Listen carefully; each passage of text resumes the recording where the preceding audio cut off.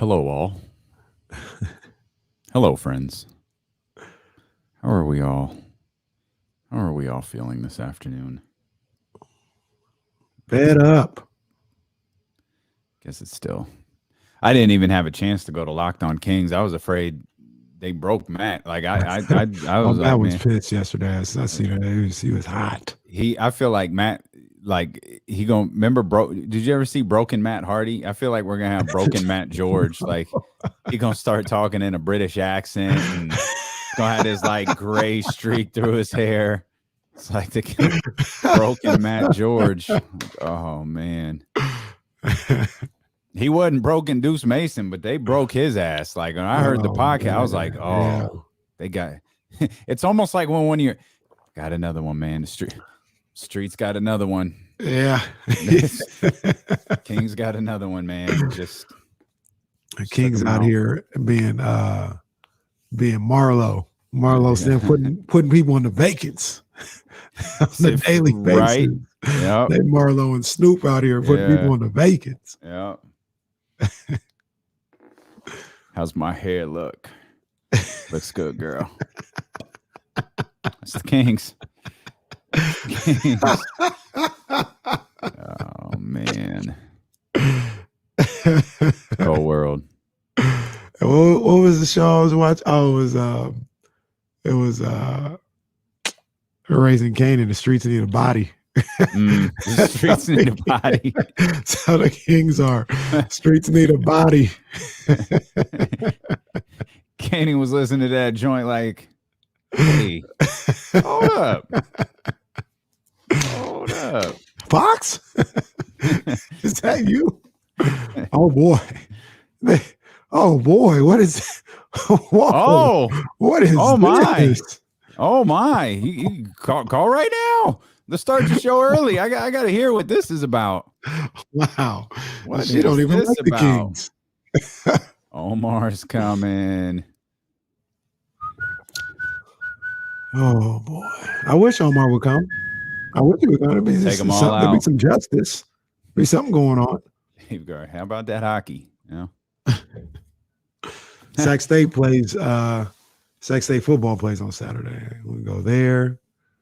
This can be a Locked On Niners live. We can talk about Niners for 4 hours. But these guys, oh man, these guys ain't it.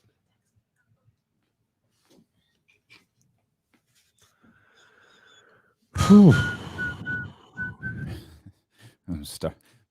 just gonna start the show whistling. Oh, I see you, LJ fighter. I see you. It's getting. You know, it's hard out here for.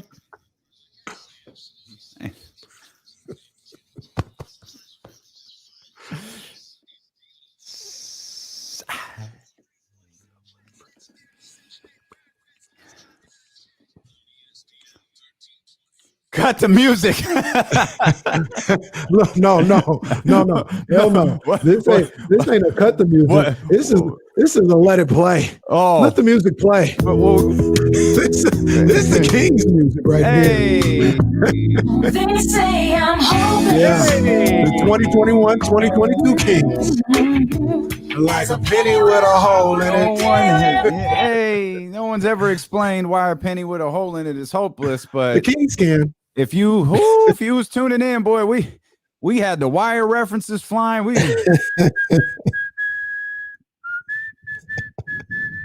If we could just get Omar in here to clear up shop, man, we be in good. We be in a good space. We had Marlo, Stanfield, Snoop references, not Snoop Dogg, Snoop from the Wire. How's my hair look? Looks good, girl. We had Raising Cain references. The streets need a body because Kings media and fans just dropping with their hope like flies. These fools broke people yesterday. Like I couldn't even tune into the Locked On Kings podcast because I was afraid of what happened to Matt. Like Matt was fired up yesterday. I was afraid of what happened to him after that game. I turned into Deuce and Mo, and Deuce was. I ain't never heard Deuce. He was gone. He's just like it was almost like you win. You win. After all that, like you got me. I'm out. You've beat me. Look, I'm gonna stay down. I'll give the streets another body. I was thinking last night on the drive home from the G1C. I was like, look, man, I love the Kings. I love my city. It's my hometown. I mean, if I went and just went more so with, say, the Knicks and said, Kings, I'll come back when you win something. Who would blame me? Like, I'm down with the whole fan police and all this other stuff. Like, you stay loyal or whatever. But at this point, I know I wouldn't blame anybody that left the Kings right now, who's a Kings fan right now, left this organization and said, you know what? When they win, I'll come back. I promise you. If anybody does that, I will not call you no kind of bandwagon, nothing like that. I'll be like, welcome back. I understand. It is absolutely warranted with this particular. These dudes are sorry. They're sorry, Damian. These dudes is weak, man. Yeah. Well, it's not often we do this, especially 3 minutes into the show, but there's a call coming from inside your house that I guess I'm so anxious to hear what this is all about. The Queen Bee, Jazz. Like the Kings. Jazz, what's happening? Hey fellas, how's it going? It's going bad. You know, I figured let me call in now and get this out the way because I'm sure there's going to be a lot of people having a lot of things to say or the chat's going to be going crazy. I have a couple of points I want to touch on if you guys would allow me to do that. Yeah, do what you do. I'm a Yankees fan and I'm a Cowboys fan, and I'm going to lead with that because people always want to come after the coach or they want to say you throw money at a situation. Yankees, we couldn't buy ourselves a championship. We're stuck at 27. Money isn't the issue. Dallas, Jerry Jones has got to be one of the worst owners in franchise history. Yet and still, we have made it to the playoffs with terrible ownership. That's I true. don't want to hear anything from anybody about the vet because that's not the primary issue with you guys. I don't watch the Kings. I barely even like basketball because it's shoved down my throat because of you guys. But what I saw last night was absolutely embarrassing for the team and for the city, and I'm calling out all Sacramento fans to hold them accountable. You have Buddy Hield laughing it up with AD like they've been kindergarten best friends after he just smacked him around and called him Susan. Buddy's inflated because he takes, first of all, he gets all these ridiculous stats that have him thinking that he's something that he's not. It doesn't translate to win. Sit down. He needs to be off the bench. Okay. But that's not the case. No. You got Richaun Holmes was the only one out there last night looking like he actually cared when they lost. He looked like somebody stole his puppy. I felt bad for the man. It was so ridiculous, you guys. I looked, it was like a 2-point difference. I came back after a phone call, and you guys are getting slapped around and called Susan like 23. Yeah. Hey, it was absolutely ridiculous. Just a quick question before I just want to. I think we knew this, but for some reason it just computed in my head. You're a Cowboy fan and a Yankees fan. Yeah, she's kind of like LeBron. So I'm gonna call you LeBron from now on, then. Okay, Queen LeBron. I got it. Okay, LeBron James. Appreciate you, boy. Jazz getting us off on the. I wasn't done, Damien. So we're not going to deflect. We're not going to deflect from what's going on with your guys' team. You guys, Kenny's fussing and huffing and puffing and talking about these people are sorry and all of this stuff, and that's not even the case. I think individually, you guys have some really solid ball players. However, there's a couple of primary issues. I don't think that they're quitters. I think that they're selfish. Everybody's out there hustling for their own stats and for their own scorecards. Nobody's making anybody better on this team. I think that the negative energy when players bring their drama to the court are spreading around like a cantankerous cancer, and it sucks the energy out of the team. And that's how you have situations like yesterday where people could walk off the court smiling. You have a leader who's not a leader. The problem is on the court. Yeah, there's other issues, but the problem is on the court. And the city needs to hold these people accountable. You guys, as Sacramento fans, have always supported your Kings players, but it's to the point now. Don't come to my turkey drive, loser. You can't hand out nothing to the public. Hey, wait a minute. Okay. All right. Okay. Don't Jazz, come to my turkey drive, loser. Okay. I'm sorry, Jazz. You can't hand out any turkey. Is it okay if we go now? Jazz, is there more? I know. It's just ridiculous. I know. Okay. We will. Thank you. Hey, that's a hell of a line. Don't come to my turkey drive, losers. No. So that's a smart move, bro. We don't want you handing out turkeys here. She said, "I'm not finished, D-Lo." Oh, all right. Okay. Now Man. that's a bit too far. We're not going to call them losers, and let the brothers hand out turkey. The shoe fits. Well, they're not winners. Yeah, I'm just saying. But they are professional ball players. So that's that's why we don't take calls in the first segment. They're professional ball players. Yes, they are. That doesn't mean they're winners. They can be losers and be professionals. I just said they're not winners. But hey, dude, I'm doing a radio show in a sweatsuit from the comfort of my own home. I'm not going to call a grown man who makes $20 million a loser. Sorry, man. And you know what? You know what the thing about it is they routinely get beat down and just laugh it off, just shrug. The worst team in the quote unquote worst team in basketball doesn't get beat down like this on a routine basis. These dudes are sorry, man. And look, I'll agree with her on that. I'm gonna tell you this, because this is always the go. It's always the go-to, Damian. Get Vlade out of here. Everything will be better. He's the problem. Get Luke Walton out of here. Everything will be better. He's the problem. Vivek Ranadive. It starts at the top. I'm not hearing Vivek today. I ain't hearing that today, bro. I'm not hearing it. Them dudes on the court was sorry last night.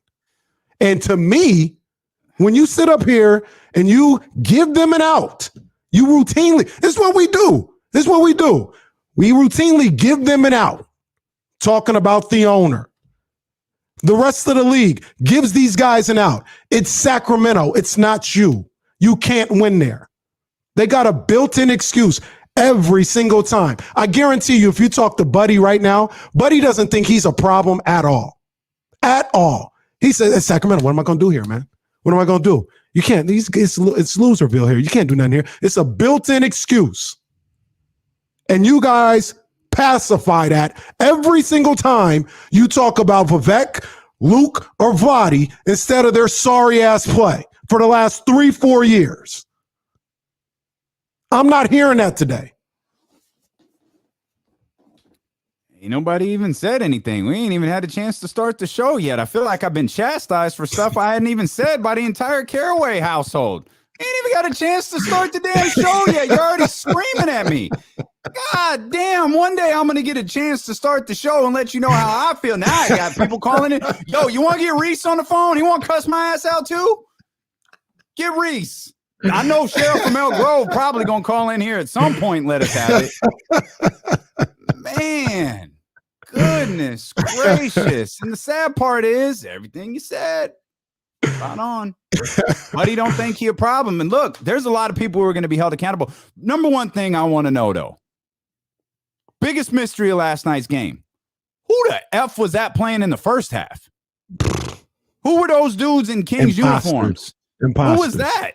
Imposters. That ain't the Kings. The only guy who played from tip to close was Richaun Holmes and Tyrese Halliburton. I said, guys, those two, they was out there working. Mm-hmm. But who were the other dudes out there? Who's the dude in the 5 jersey? Imposters. He wasn't even that nice in the first half, bro. Like I looked up. He got like 4 quick points, maybe 5 points with under a minute and a half in the second half. He had 4 points for the most of that first half. I'm not going to be. De'Aaron was fine yesterday, but the problem is fine doesn't win games. Like he had. Fam, Davion Mitchell took 14 shots yesterday. The head of the snake took 9. Yo, and I know he got to the foul line. I understand he got to the foul line. I also appreciate the fact that he fell back from taking all those 3-pointers because he didn't do that yesterday. What he was doing was effective. He just stopped doing it. It wasn't even that effective. He wasn't doing nothing out there. Richaun Holmes. I disagree. I think I'm gonna be fair to this. What was he doing? All right, what was he doing? Yo, he was playing in the first half, and that's the difficulty. I'm not going to stall this team out by talking about what they did in the first half. My issue isn't with De'Aaron Fox and the way he played. My issue is with De'Aaron Fox. He seems to like pick and choose when he plays. He was fired up in the first half. We saw him go coast to coast in the first half, and then it was gone. Then he stopped doing it. Like twice. That's not good enough. Like that is not literally good. what I just said. No, twice in the first half. That's not good enough. He didn't do good in the first half. He didn't do nothing. Like you're telling me he did good in the first half. He went coast to coast like twice in the first half. That's not good enough. Okay. All right. So it's this is where we are. For a guy that's making $150 million, and we're congratulating for going hard twice. That sucks. All right, man. It's that type of day. This is where we are with this team. We just sit here and scream at each other the entire game or the entire show. James Ham's going to join us at some point. I really don't know when. I think James is pretty fired up too. He wants to talk Kings. We'll talk more as D'Lo and Casey return here on Sacramento's #1 sports station, ESPN 1320.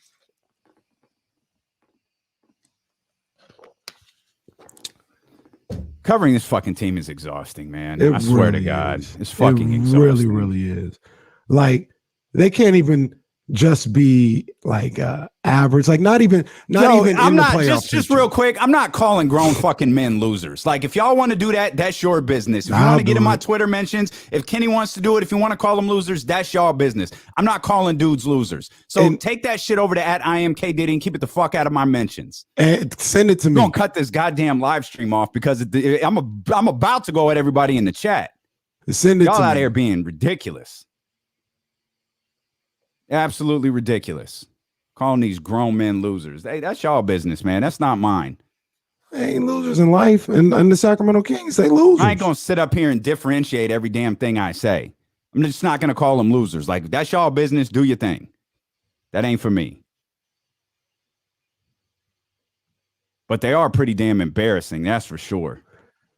That's the thing about it. They ain't just an ounce of pride in them, man. If they just lost games, that'd be one thing. That I don't even think that would be exhausting if they just lost. They get embarrassed routinely.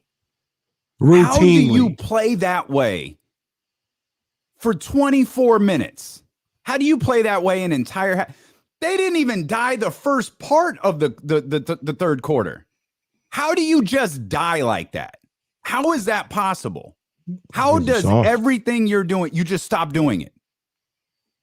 Soft, you weak mentally. You up 14, and then Deuce had the I forgot I had the second half number. Deuce had the like 9-minute on number. 65 to 26. It was a 40-8 run between 9 minutes to go in the third to like 10 minutes to go in the fourth. 40-8. When Russ wanted to rock the baby, they fell back. They soft mentally. I have no problem saying that. Mentally, they're weak. Mentally, they're fragile. This is what it is. Absolutely amazing. I got to credit, man, Richaun Holmes actually looked like he gave a damn. Oh, he gave a damn completely. I felt like, and this is obviously camera work and all of that. I swear to God, he looked back at Buddy in that clip that Tony posted. It was a TV clip. That he looked back at Buddy, did a double take, saw him laughing it up with Anthony Davis, and let's not absolve Tristan Thompson of all this, Mr. Motivational Leader, platinum record after the road trip. He out there high-fiving Anthony Davis and that whole deal. These guys do all that. I swear, go back and watch the clip. Rashawn's like, these guys do all that like AD is out there showing them like a bunch of respect. And you know what they saying about you at halftime? Like buddy, he's talking about you. He's soft. I'm gonna go right at him. Russ, stop playing. Go right at him. He weak. Individually, as a person, sure, he likes you. As a competitor, man, you can think twice about you, man. And they over there, hey, oh man, let me put my shirt up to my mouth so they can't hear me saying, the hell out of here, man. I know you don't like it. That's loser stuff, man. That's loser. Laughing and joking with somebody to smack the hell out of you, that's loser stuff. I have no problem saying that. That's fine. I do, and I won't. Like you do you. That's fine. I'm just not going to call these dudes losers. They just sure as hell ain't winners.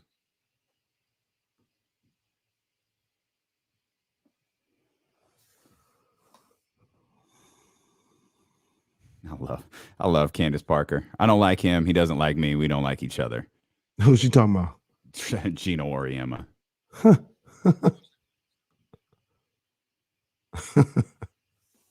It's a long. That's a long list of people.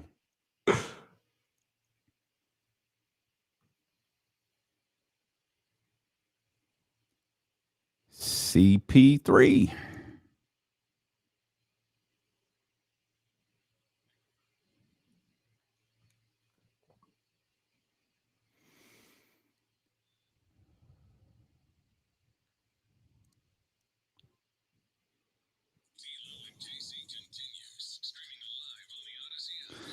All right, so after an entire commercial break where we just continue to be frustrated with this organization, let's try to dive a little bit deeper into some things that actually happened last night. And I want to start with this because, as we mentioned earlier today, no one is absolved of having their name called. And we'll start with Alvin Gentry. This is how he started his press conference last night, KC. I guess the very first thing I should do as a coach is apologize to the fans here.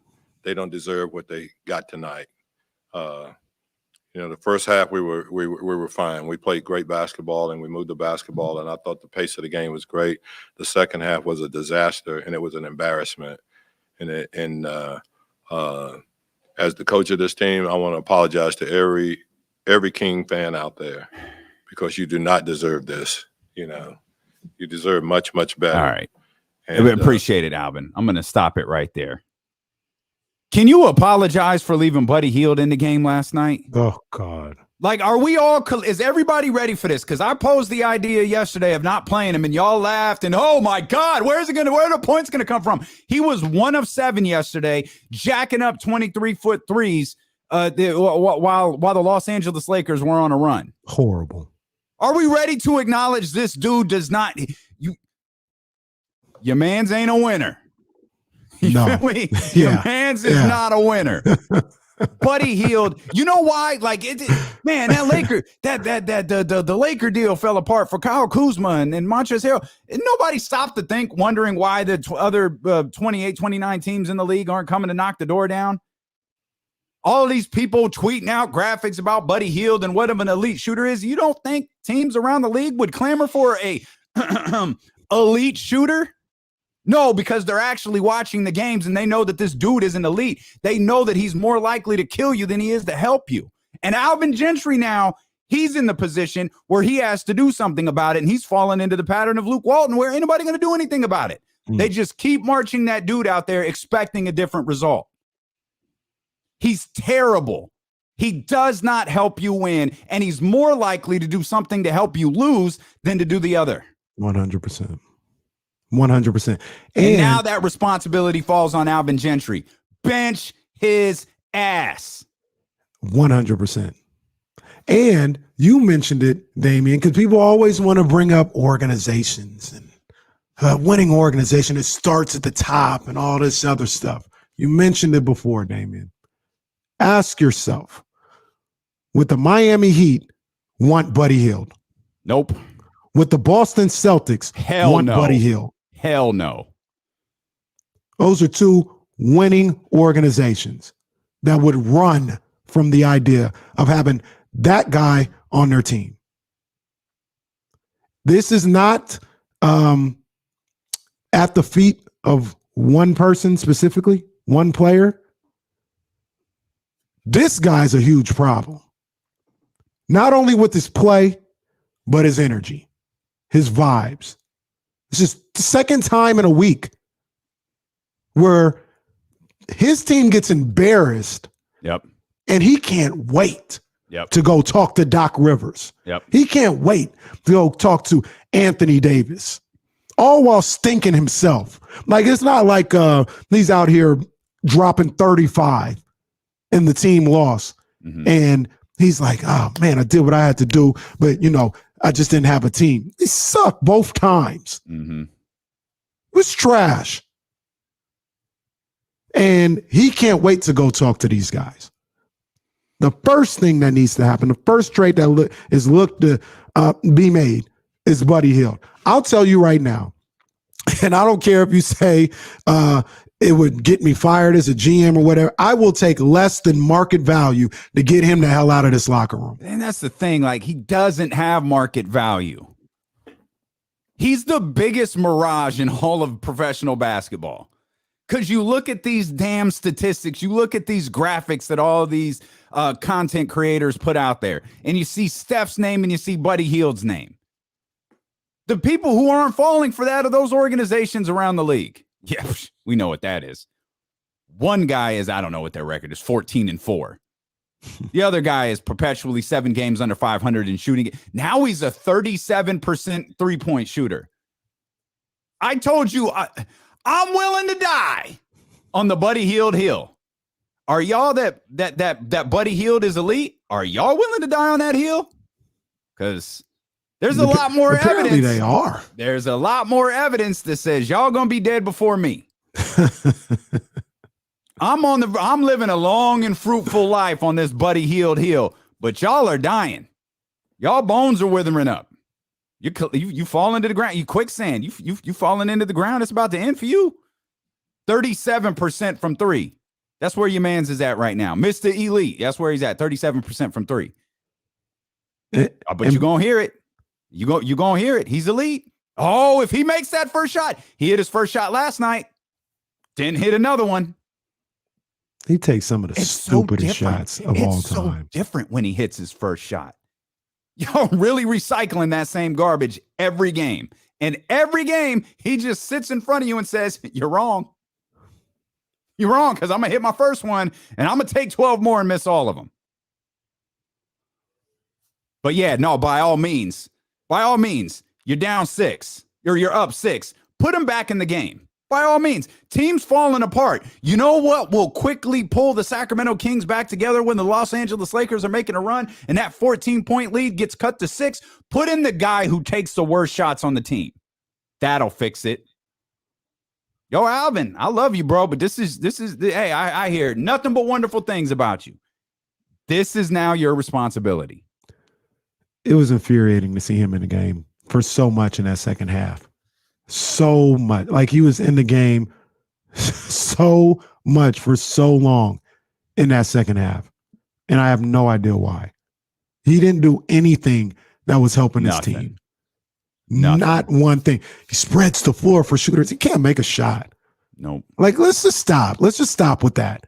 Like, he spreads the floor and he creates space so much and all this other stuff. The team has sucked since he's been here. He don't do nothing. Yep. He does not do anything to winning. And the theme, one of the themes at least, last night and going into today, is these guys don't care.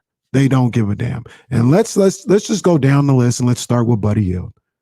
Do you think Buddy Hield gives a damn that the Kings are losing? No. What do you think Buddy Hield cares more about? His numbers or the Kings' wins-loss? His numbers. That's all that matters to him, and his bank account. He don't give a damn. Got to get that extra 500,000. He's seeing it slip away. Buddy, I'm confident in saying he don't give a damn. Sure does. Because Buddy can tell me. Oh, but he he can works tell me really hard. He works really hard, Kenny. Yeah, he works hard to get his shots off. Kenny, he's reliable. He's on the floor for 80 games a year, 81 games a year, 82 games a year. He's really reliable. Yeah, you know what? Yeah, maybe I'd pass on that. Maybe I'd pass on Buddy being available for 82 games a year. It hasn't worked. Hasn't done anything for us since he's got here. Hasn't done a damn thing. Work for him. Oh, he cashing out. That's it. Work for him. He cashing out. He works hard because he thinks he's Kobe. He's not. Oh, that reminds me. Bruh, the one thing I took great joy in last night was seeing that clip that came from the TV that Tony Zipteris put up on the King's Herald, knowing, dude, Kobe would hate your guts. Like, not Buddy Hield the person, Buddy Hield the teammate. You pull that stunt with 24 in your locker room or 8 in your locker room, oh, ain't you hearing about it that day. Bro, Kobe would walk out on your ass in practice like he did them other Lakers. You would be one of the people that he would walk out on. You don't have a Mamba mentality. You know who? Didn't DeMarcus grab, was it Isaiah? Who was trying to dap up Chris Paul? Yeah. He's like, nah, we ain't dapping up Chris Paul. Get out of here. We're going to the locker room. Yeah. Man. This guy's laughing and giggling. I took great joy in that. Oh, Buddy loves Kobe. Yeah, Kobe would hate that dude as a teammate. Kobe hate his guts. As a teammate and as a basketball player, the way he goes about basketball, Kobe will look at him like a joke. What you know what that clip, it would be the Jimmy Kimmel clip. It's exactly what it would be. That's what it'd come back to Kobe deadpan in a suit, like, you've got to be kidding me. You've got to be kidding me. 916-349-1320. We know y'all got a lot to say, man. Phone lines are open for you all day, as always. Let's start with our man, Tyler. Tyler, what's happening? Hey, thanks for taking the call, you guys. Always. Hey, maybe you guys might need to help me out. I fail to understand why everyone in the Kings organization has such a high expectation for this roster. We're going on coach number 3 with essentially the same starters that dated back to Dave Yeager. And I know that Dave Yeager coached him to 39 wins in his last year, but that's not a whole lot to hang your hat on. So, I mean, help me understand what's the deal here and why are our expectations so high? I don't know that the expectations, Tyler, were for 38 wins, 39 wins. We're talking about the 10th spot. Is that really that high? No. We're not talking about top 6 or 7. Jesus, we're not even talking about a traditional playoff lineup of the top 8. We're talking about 10th. You did the numbers on this one day. Like 10th seed is regularly what, 36, 37 wins? Mm-hmm. That's too high? Word? This group, I'll continue to say. I don't think Richaun Holmes played for Dave Yeager either, but go ahead. This group, I'll continue to say it. This core, these guys have been here 3-4 years. Good individual players, talented individual players. I'll say that. As a group, they've accomplished nothing, and they don't make each other better. They don't do anything as a team that's positive. Mm-hmm. There's no reason for these guys to continue to be together. They've gotten GMs fired. They've gotten coaches fired. They're the last thing remaining. Well, Vivek and those guys too. But as far as on-court product, they've seen 3 coaches now, and they play the same way. Like, we keep lowering the bar for these guys. Not let's be good. Then it's let's just take advantage of the play-in, or let's be competitive. Now it's like, can you stop getting blown out? Like, can you stop embarrassing yourselves in this city by getting smacked around whenever somebody pushes you one time? The whole organization should be embarrassed by what happened last night. Yes. The fact that, 1, the Golden One Center was empty. 2, the people who were there at the Golden One Center were there to see the Los Angeles Lakers. Not even LeBron James. Like, I could get it if 6 was out there doing his thing. But LeBron wasn't even there, and we knew that. We knew in advance that LeBron wasn't going to be there. But still, they was there cheering. And Alvin Gentry was asked about it. We'll get to that sound, but yeah. The whole organization should be humiliated. And you know what? Alvin Gentry said what he said about apologizing to the fans and doing that. You want to run it back again for those who hadn't seen it, what he said? Sure, I got you. Yeah. I guess the very first thing I should do as a coach is apologize to the fans here. They don't deserve what they got tonight.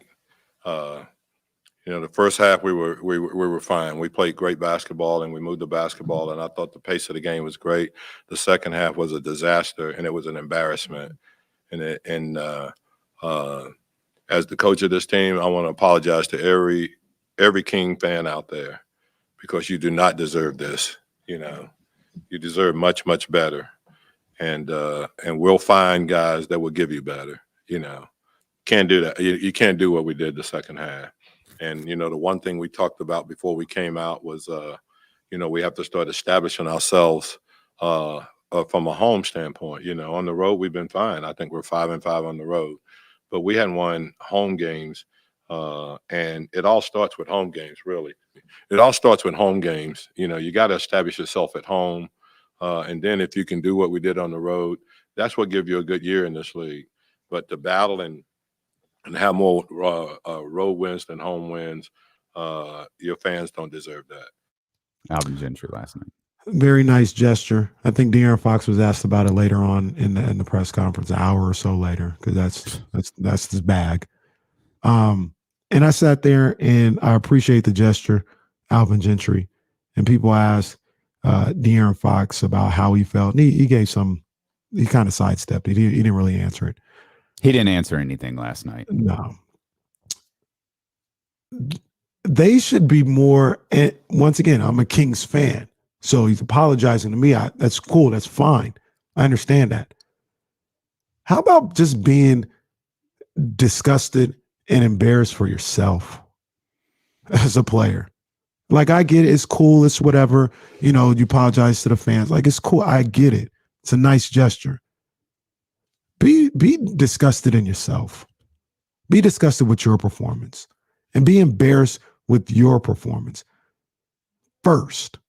Like, that says something more to me. Like, it probably wouldn't have gone over the right way with other people, but I understand if De'Aaron would have said, with all due respect to the fans, and, I do apologize for them. First things first, I'm just disgusted with myself.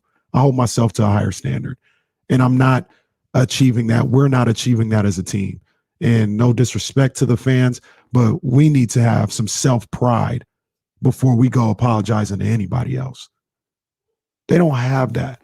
Mm-hmm. Once again, they don't care. He's got, outside of Richaun Holmes, I put Tyrese in there. I put Davion in there. Then you got your Metus, your Lou Kings, those guys. I think they obviously care. Yeah, I was going to play. But Harrison cares. He wasn't there last night. But Fox. Oh, he was there. He wasn't on the floor. He was trying to get through to him, but Harrison cares. Fox, Buddy, Bagley, they could care less. They can care less. They completely checked out of this whole thing. And here's the thing with De'Aaron Fox. We'll move on to De'Aaron Fox here. People talk about he's frustrated with his play. He's going down again here in Sacramento, and he's frustrated. There's two ways, in my opinion, that people handle frustration. One would be you get frustrated and you get like ultra aggressive, like almost out of control aggressive. You're getting really physical. You're attacking really hard. You're just overly aggressive. And that's when like people got to sub him out. No, sub him out. He needs to catch his breath and get his mind right for a second. There's that level of handling it. And then there's people who get so frustrated that they just completely check out. And they go through the motions and they give up and they say, I just can't. I'm so mad. I'm going to sit here and give him the benefit of the doubt, say he's frustrated. You know what I mean? He seems like the type that's so frustrated, he just checks out. He looks checked out. And I've been hesitating for a long time. There's certain things that you say that you don't want to say or whatever, and I respect that or whatever, and I have my thing. Damon, I've tried for a long time to sit up here and say, I'm not going to sit up here and say the guy doesn't care. Mm-hmm. I'm not going to say that. Mm-hmm. I'm not going to say. He's not giving me much ammo to say anything different at this point. You know what I hear you, and that's a discussion Kenny and I have hours before the show starts every day. I'm not willing to say it. So the fact that you finally said it, man, they broke you too. Another street's got a body. The streets got it. They got a body. They got Deuce. I'm They in the got Matt vacant. George. Dr. David put me in the vacant on a shirt. That's what it is. Headed to them vacates. How's my hair look? Man. How's my hair? That's a deep cut for the wire for those who, I don't even know that's a deep cut. That's a famous scene right there. If De'Aaron had been like not playing well, but if De'Aaron's play had been exactly the same, but from the ups and downs, the playing well and blowouts, all those, if it had been exactly the same, but his demeanor was different, I don't think you'd feel that way. I think it's his play combined with the fact talk about the streets got a body. I think they got De'Aaron. You talk about it feels like he checked out. If you're right, and De'Aaron has checked out, it's because the Kings got him. Going bear De'Aaron right next to Deuce because the Kings got him. Took their souls from them, broken them. The only problem is Kenny Caraway can't do anything about it. Deuce Mason can't do anything about it. Everybody, I assume everybody watching can't do anything about it. De'Aaron can, though. Like, I don't think maybe De'Aaron can't single-handedly change the entire fortunes of the Sacramento Kings, but I do believe De'Aaron is talented enough to, when things got out of hand last night, he talked about this last night. I don't know if as has been the case most of the season, De'Aaron's press after the game was trash. They might as well stop putting him out there because it's not even worth it. Matt George asked him a question in which he literally just said, I don't know, or I don't recall, or something like, I don't know what you're talking about. And that was his answer. Here he is talking about, I think he's talking about communication here. I think, naturally, things kind of get quiet, when another team's on the run. But we have to be better at that. We have to continue to do what, like you said, in the first half. I mean, we're talking, you hear everybody, and then the team goes on a run. You don't want to get silent. You have to, talk even more whenever a team is getting on a run, because, that's the only way to stop the bleeding. You have to do it together. You can't do it? Like, you can't initiate it? Because no one – I've watched a lot of Kings basketball in my life, as virtually everybody watching or listening to this. Has anybody ever watched a Kings game and go, man, De'Aaron's really lighting him up today? Not talking about his play. I'm talking about his teammates. Oh, man, De'Aaron's really into guys. Has anybody ever seen that? Can anybody give me one example in which that's ever happened? I'll give you one example. Okay, good. Friday night, when he let the clock dribble out, he got mad at Alex Lynn. And then Lindsey Harding said, no, that was your fault, De'Aaron. That's okay. He wanted to the pass only the time I saw Alex that. Lynn, and then, okay. Yeah. I got you.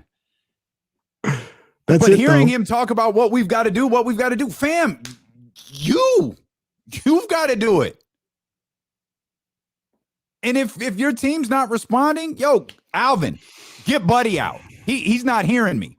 Put Louis the freaking King in. At least he's got some heart. Put Louis the King out there. Put Louis King was Shemezi battling out there. Give It's me overmatched. anything. He was battling. Anything. Man. But no, he you talk about this dude's not a leader. He's a follower. He needs someone to lead him. Yes. And that player doesn't exist on this roster. I mean, Harrison is, I believe Harrison is a leader, but not that type of leader. They need sorry, partner. I'm really sorry. You could cuss me out for this during the commercial break. They need a Draymond Green person. Sure. They need they need DeMarcus. They need DeMarcus. Somebody to grab them by the throat and say, we're not doing this. No, you know what though, Damien? No, they don't need anything. They don't need anything because they're hopeless. This group is hopeless. Penny with a hole in it. Like a penny with a hole in it. They're hopeless. What they need is they need to break this thing up, because this group together, you could bring in whatever the best leader in the world is to be with these guys. They're going to get that guy fired. This group is hopeless. I have zero hope. They don't have it. What they need to do is break these guys up and then bring in the parts, whether it's a Draymond or anything else like that. Look, you got a guy last night. All respect, Damien, all respect. I promise you I'm not poking you here. Russell Westbrook looked horrible. He looked horrible in that first half. Mm-hmm.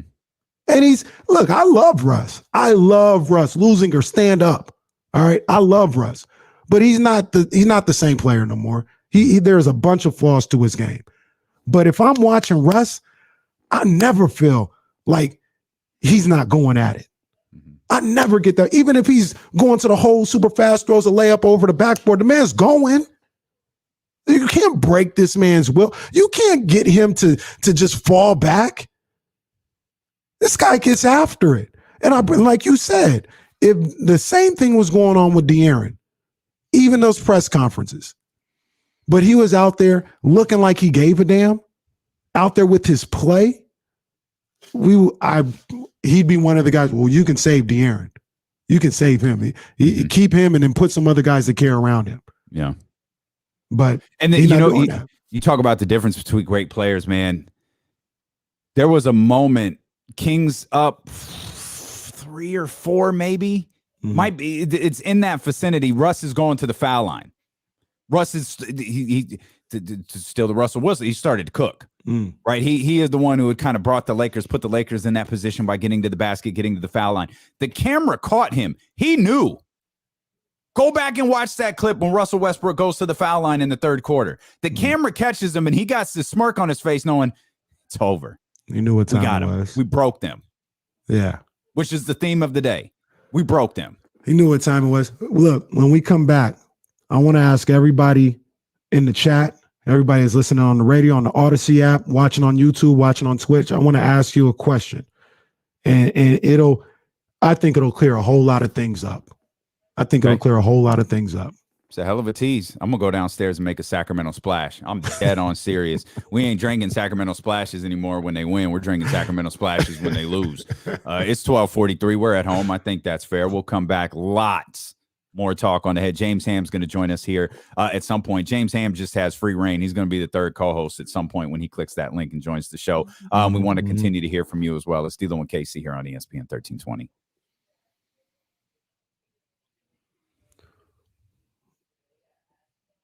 I don't want to crack my blueberry lemonade yet though. Gotta save that. I love that blueberry lemonade. Bought 3 bottles of it. I love that stuff. Yeah, man. 3 bottles of it. Yeah, I agree, Dr. David. Good call. That's stupid. That's dumb. Yeah, I mean, I don't know. Sometimes I wonder if he tried. Like, did he really? Because it doesn't feel like that. It feels like, and that's the danger of all this. It feels like he's been off since the start of the season. Mm-hmm. You know what I mean? And so, I don't know. Yeah, we'll get man. Daniel right. I don't know if Daniel's watching. We'll get Daniel right after the break. I don't know. I got a problem with that. And I understand the situation when people talk about did somebody break them. Like, I've been there, been frustrated. I've been in bad places or whatever the case may be. But you still got a job to do. You know, I know you've been in situations where, it's hopeless. We're not going to win here, right? Mm-hmm. But when the lights came on at 12 o'clock, you had a job to do. You had to perform. Yep. You couldn't just sit there and be silent. You just couldn't sit there and be like, well, it's whatever. Here, you talk, Ken. You had a job to do. And that's, I understand. I can empathize with that. You know, it's just feels hopeless in Sacramento, but I can't condone it, man. You got a job to do, man. Hey, there's 276 on YouTube right now. Could y'all hit the thumbs up, please? If you like the show. If you don't, sorry, but if you do like the show, could you hit the thumbs up, please? Whenever we have an audience like this, we love to take advantage of it. So if y'all who are watching on YouTube could hit the thumbs up, man, we really appreciate it. That's huge for us. And if you're not a subscriber yet, become one, man. We're We're fun. Normally we're fun. Maybe not necessarily today, but normally we're a lot of fun. Shida man, where you been? I was in here yesterday. Oh, was he? Okay. Yeah.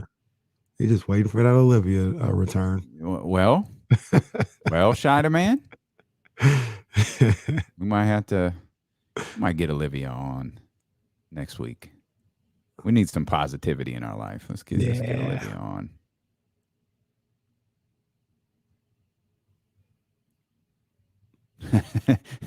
Appreciate it. Thanks, man. Yeah, do it for us. Like, come on, we're here talking about do it. Even if it's a pity, a pity like. We'll take it. We're not above begging for likes. I'm not gonna tell you the day or time, man. You just got to tune in. Oh man, yeah, Drake Bars, R.I.P. Yeah, I don't know when that's coming back. And you know what the funny part is? You know, I could play tonight. like, I don't even know that we could possibly go through this again tomorrow. But, oh yeah, Terrence Mann gonna give them problems. We should mention this Bam Adebayo story when we get back. Paul George gonna go to work. Paul George, is that right? He played the other night. They starting to treat the Kings like the Pistons. For real. You want to connect with the show, you can. 916-349-1320. You hit us with a tease there just a moment ago, partner. I want you to be able to pay that off, but we got Daniel on the line. I don't want to keep him waiting too much longer. He was sitting through that commercial break. 916-349-1320. Daniel, what's happening, man? Thanks a lot, fellas. Appreciate that. You bet. Hey, I just want to ask you guys, especially with KC, you said that you cannot get it done with this core, so it's time to just get rid of it. Mm-hmm. Do you think the fans, with the state that they're in right now, especially after seeing the Laker game, there were a lot of seats that were not full there. Do you think the fans would kind of accept that, or do you think that they would buck that trend even harder? I'm not sure, David. I can only speak for myself. If they wanted to trade these guys and they wanted to stink, like say tank, whatever, it's fine. I'm so sick of watching these guys, though. Mm-hmm. I know that much. I am sick of watching these guys play night in and night out for the last 3 years. Fox, and once again, this doesn't mean individually they're bad players or nothing like that. But the combination of Fox, Barnes, Holmes, Buddy, and Bagley, I'm sick of seeing those guys. I am. I don't want to see those guys anymore because we already know where that's going to go. Nowhere. So if it means getting rid of 2 of them, get rid of them. If it means getting rid of 4 of them and leaving 1, do that. Do whatever you got to do. But that combination of players, no more. No more. And if that means we stink, I'll still go to the games. I don't care. If we got to be bad and we're looking at a top 5 pick, once again, I can only speak for me. I'll go to the games. It's better than watching this crap. I can honestly say, if this was an Oklahoma City situation, it's better than watching this trash I watched multiple times this year and for the last 3 years. Because OKC don't really have they got a young guy in SGA. They got Lou Dort. They got Giddey. Now, all these young dudes, they're not going anywhere. They're not winning any games right now. 47 million draft picks over the next right. 6 years or something. I'd be fine. If it was Tyrese in the SGA mode or something like that, fine, whatever. You know what the crazy thing about this franchise is, and it's something that the people who run this organization and have for a long time just can't seem to grasp. Of course, Kings fans want to win. There's no, it's dumb to think otherwise. Of course, we all want to win. But putting out a team that's likable isn't the worst thing in the world. Mm-mm. And I know we're far, far removed from guys like Wayman Tisdale and Dwayne Caldwell and Lionel Simmons and all of those guys. And those dudes were loved. that arena was sold out. Now things shifted a little bit when you're knocking on the door of an NBA championship. I understand that.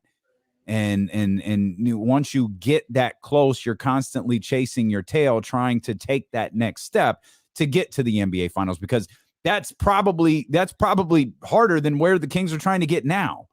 Kings are just trying to get to the playoffs now. You're trying to go from great to the absolute best. And then that's where things start to get a little murky, and that's where things to this organization started to change. And then, all of the other circumstances that caused this organization to change as well. But the fact that you've got a team that doesn't come across as very likable right now, with De'Aaron Fox, with Buddy Hield, with Marvin Bagley, that's a big problem for this fan base. This fan base has dealt with a lot of losing. This fan base has dealt with a lot more losing, particularly older members of this fan base. They've dealt with a lot more losing than they have winning. But Isaiah was likable.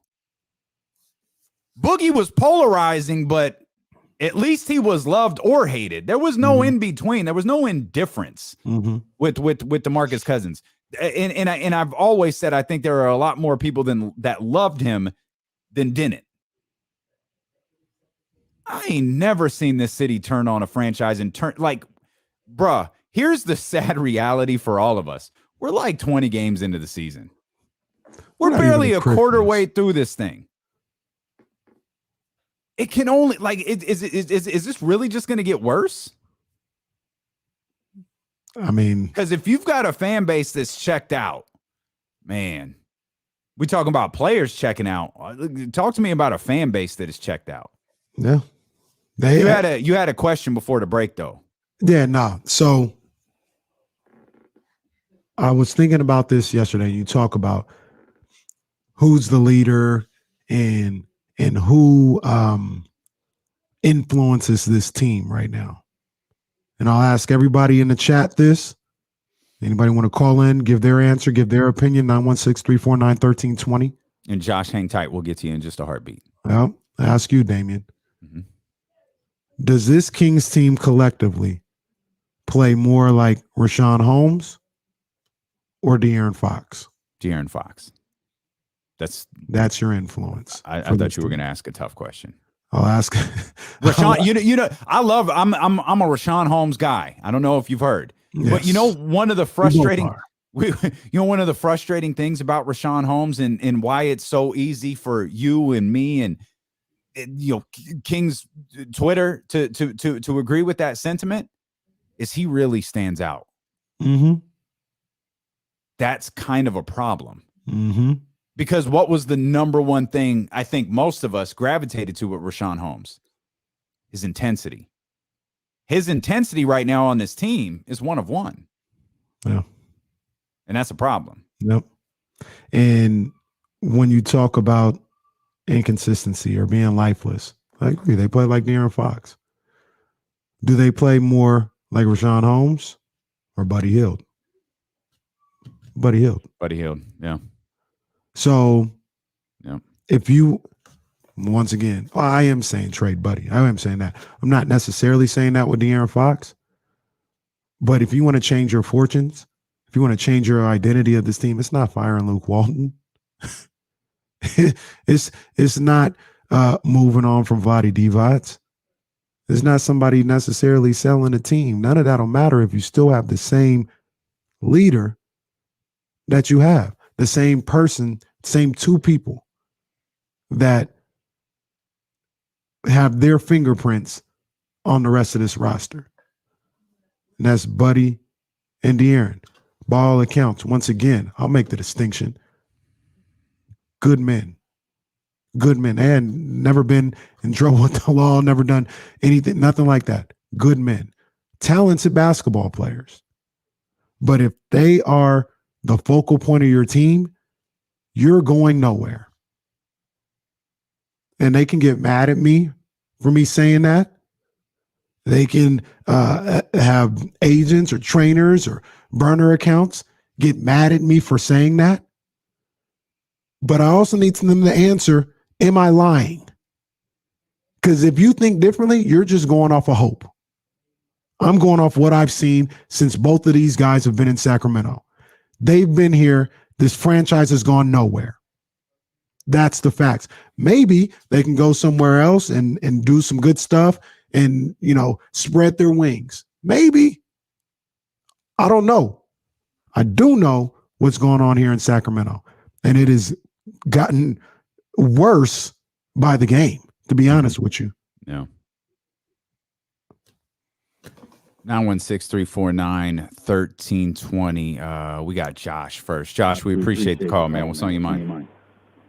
Hey, man, I'm just giving a call because, when the season started, there was a whole lot of realistic talk about this Kings team is a 8, 9, 10 play-in kind of a seed. Mm-hmm. And that's with everybody healthy. You're looking at a mediocre at best team. And this team is missing key players. And, looking at it from just an overall perspective, if you've got guys like Metu who need to play meaningful minutes, the expectation needs to drop dramatically. So, I mean, I don't see the team as being anything more than mediocre, even if everybody is healthy. But they're not mediocre. But they're not mediocre, Josh. They're just bad.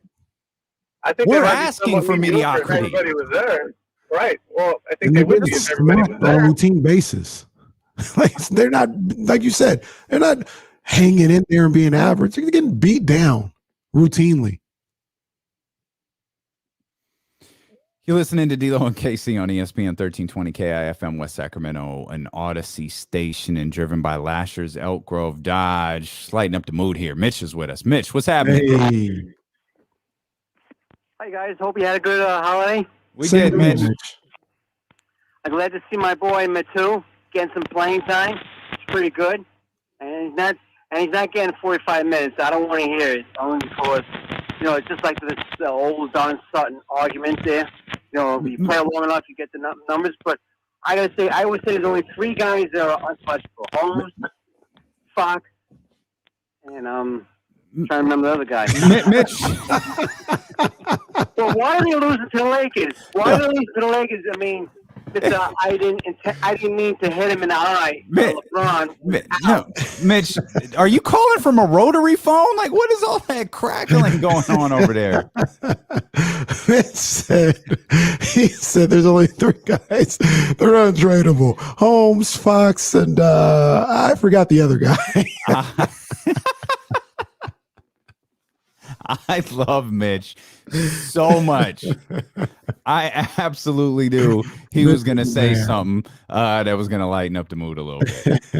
I love that dude. He is the man. Shout out to Mitch. 916-349-1320. If you want to get in on these phone lines, Alvin Gentry was asked about overcoming bad habits and the Laker chants that were very prominent at the end of yesterday's game. Well, number one, they chant that because they're here and the way we played, the way you shut people's mouth and keep them from cheering in your arena is that you kick their ass. And we didn't do that. And it was vice versa. So yeah, they were chanting that. You should be livid that anyone would come in and have their audacity to do that in your arena. But when we played the way we played, the second half, I don't know how you combat it. The way you combat it is that you got to compete at a high level and you got to get things done and you got to win games on your home court. So those kind of things doesn't happen. I don't see anyone cheering "Let's go Warriors" when they play in LA, and or anything like that. So, if you're going to have a lot of fans in the stands, then the way you shut them up is that you got to play and you got to win games on your home court. Alvin Gentry. Yeah. I'm still thinking about Mitch. Oh man, good stuff there. We got Joe here. You know what? I bet I know what the Kings need. They need Mac Jones. Ooh, Joe, what's happening, buddy? What's happening? No, you know what the Kings need? They need just a bunch of energy and effort guys. If I went out and saw them play hard every night, win or lose doesn't matter. Yeah. But they got no dogs on that team. None. From the owner down, there's not a dog in that organization. No, Yeah, you're right. And Joe, you know what's frustrating about that, man? And you know we appreciate you as always. Joe, become a big part of the show here. We thought we fixed that. We thought we addressed that in the offseason. Like, I know people weren't thrilled with Terrence Davis signings or Mo Harkless signings, or everybody was kind of baffled by the Tristan Thompson thing, but we thought at the time, if nothing else, if absolutely nothing else, it was changing the mindset of the team. All right, this team isn't going to get pushed around anymore. Remember when Chemezi like punched someone in the Olympics or something? No, in the summer league. Summer league. Oh, yo, you ain't gonna push around the Kings no more. It turns out that is fabrication. Yeah, Kings are every bit as soft as they were at the beginning of last year. Let Russ look at you a certain way, and they'll fold like a deck of cards. Shoot, Russ didn't have to look at you no way other than I got this. Y'all are done. I can see it in your. I'm telling you, I should have done the old videotape. Jesus, like I'm 40, like it's 1980 or something. I should have recorded the clip off of the TV right in that moment because I saw it and I was like, oh, that's where we are. All right, let's see how they close this out. And they closed it out exactly as Russell Westbrook knew they would in their mind. And the cold piece in all of this all happened in the third quarter. You get to the fourth quarter, the second and third, and what is it? The Rancho Cucamonga Summer League squad comes in and they're shooting threes and alley-oops and let's go Lakers. The second and third string is humiliating the starters. Bruh. They don't care, man. It happened so quick. It happened. The Kings were up, and then the Kings were up, and the game was over. The Kings were up 14, and the game was figuratively over, all in a span of 9 minutes. That's incredible. Absolutely incredible. And they want to sit up there and laugh with the dudes afterwards. What's funny? What the hell is funny? What is funny? I have no idea what is funny. And then like, I don't know, man. I'm just cut different. I guess a lot of us are.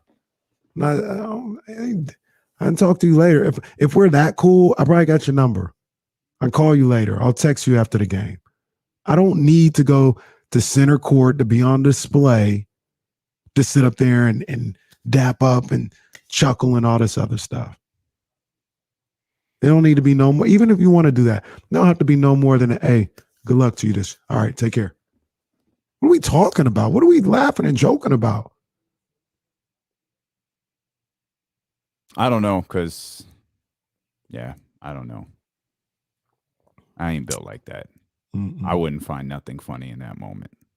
But that's me. Maybe, and maybe that's the difference. We actually care about what we do for a living. He doesn't. No. And people know when someone doesn't care and they mail it in every day. Jacob, what's happening? 916-349-1320. What's happening, Jacob? Hey, guys.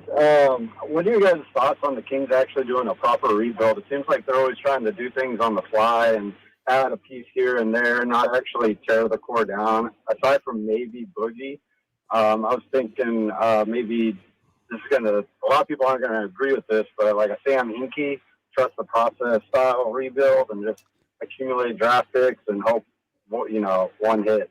Just want to know what your thoughts were on that. Yeah, and I'll tell you, like right out the gate, I hate that line of thinking, but I'll point out that line of thinking is going to start getting talked about a lot here because it feels like this is going nowhere. Hey, man, I'm with you.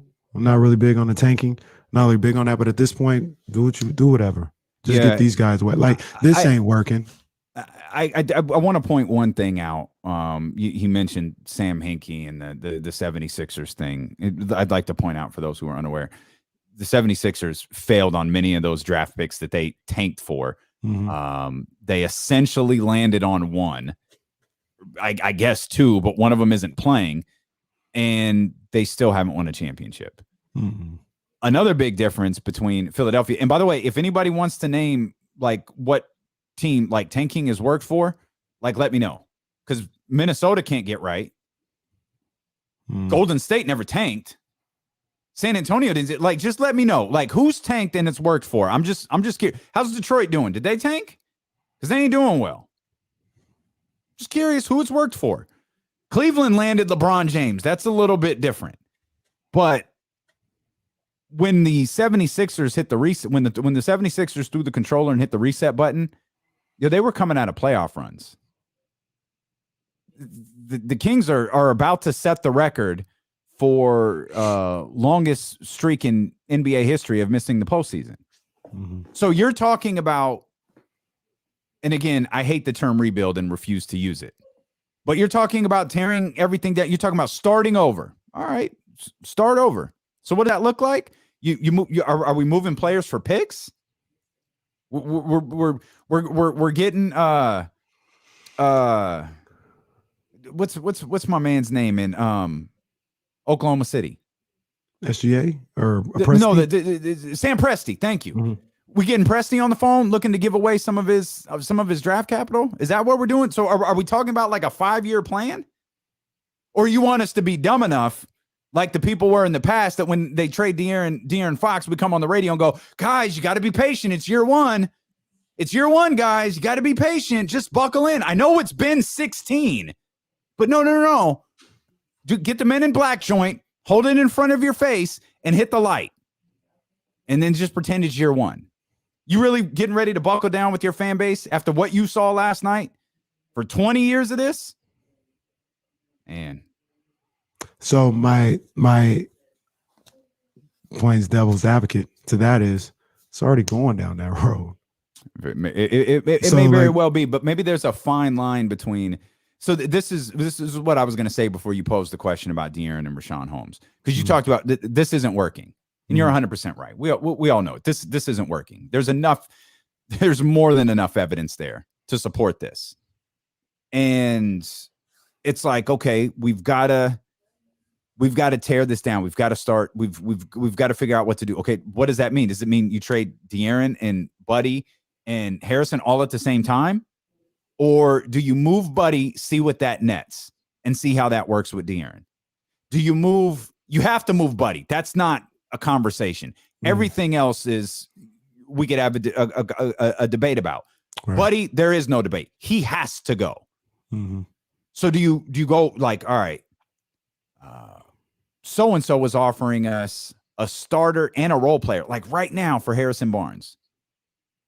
Do you got De'Aaron? Do you bring that back and go, okay, let's see if we can get this to work? We've moved on from Buddy because you have to. You netted whatever you're going to net back for him. Do you try to make it work with De'Aaron, or do you move De'Aaron first and then try to make it work with whoever comes back there? Because and to your question, sorry about that.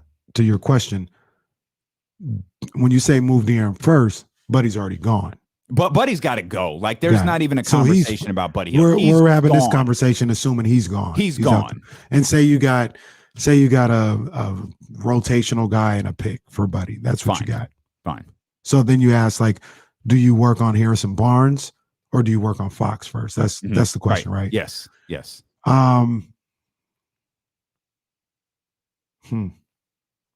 Part of me says you work on De'Aaron Fox. Oh. Part of me says that. I'm not sold on that, but like you move Harrison Barnes, like you don't have any type of as evidenced by last night. Yeah. Fox. Like if you move Harrison, if you move De'Aaron, you may get a wing in return, like a 2-guard. Tyrese goes to your point guard, and maybe that balances out a little bit better. Do we do the scenario? And I can't remember. You used a team, and I can't remember who it was. I don't remember if it was Boston, Denver. If it was. Maybe it was Denver, but like you call the GM, hey, what would it take to land? We were talking about Jaylen Brown. Yeah, we were talking about Jaylen Brown. Yeah.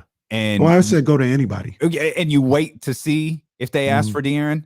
and then you pursue the conversation rather than floating it out there to Woj or Shams or whoever you're working with here that you're interested in moving De'Aaron Fox. Yep. That's what I'd be doing today. And that's the thing for Monty. Like nothing in when you've got a team that is this bad, nothing's off the table. There is no, we're building around. Nope, it ain't there. There ain't no centerpiece anymore.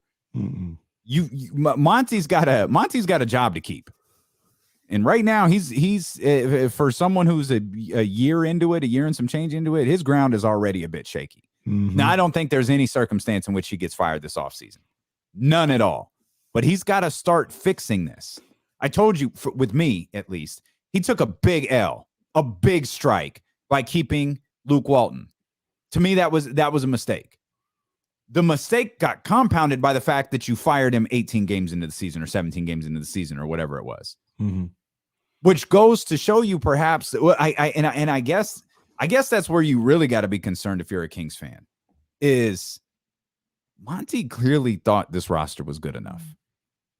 Because the only time I think Monty's done a handful of press conferences in his time as the general manager, the only time he really ever spoke with his chest was when he decided to bring back Luke Walton and said that Luke is going to be the guy who leads us to the postseason. He's going to be the guy who break. They said that was the only time I feel like Monty has ever said, okay, that's what we need to hear. Expectations are clear. That means, at least to me, Monty thought he did his job. I think he did too. With Mo Harkless and Terrence Davis and those guys, like he thought he did his part. Now it was up to Luke to do his. And look, I'll take the L with him because I thought he did too. When his job was to get into the to the play-in, to not be one of the worst five teams in the Western Conference. Like the bar was on the ground. That was a broom laying on the ground. Like that wasn't anything unicornish. Yeah. Right. I just looked at the clock, partner. Sorry. We're going to step out. We're going to come back. Jay, I see you on hold. We're going to get right to you. If you want to get in on the phone lines, you definitely can. 916-349-1320. James Ham's going to join us. James has got a lot to say. He'll be with us as well as Stilo and KC here on Sacramento's #1 sports station, ESPN 1320. My bad, partner. I just glanced over and saw, it's 113. Shoot, we gotta. You're all good. Gotta step out. So we got Dame out 10 days. Nasir Little's out at least a week. Damian Lillard's out 10 days? Yeah. Yeah, he has an abdominal strain. I don't even know. Tendinopathy? Lower abdominal tendinopathy? Oh, my. That's a new one for me. I took kinesiology classes. I ain't heard of that one before.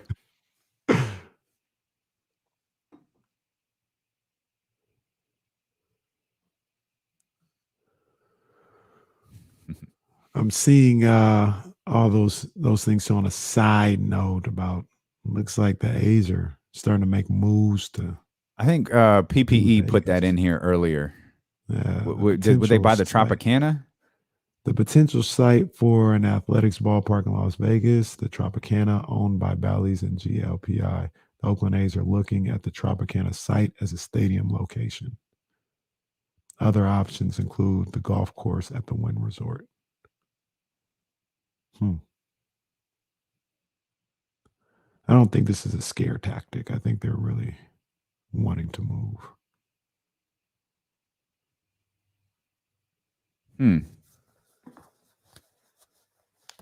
Someone pointed out LeBron's last tweet. He said something real, and then he tweeted a bunch of fish emojis. I assume the tweet is supposed to mean something real fishy is going on.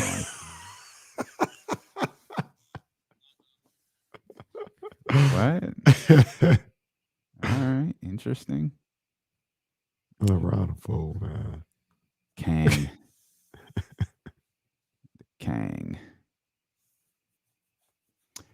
Jay then Dwayne. Okay.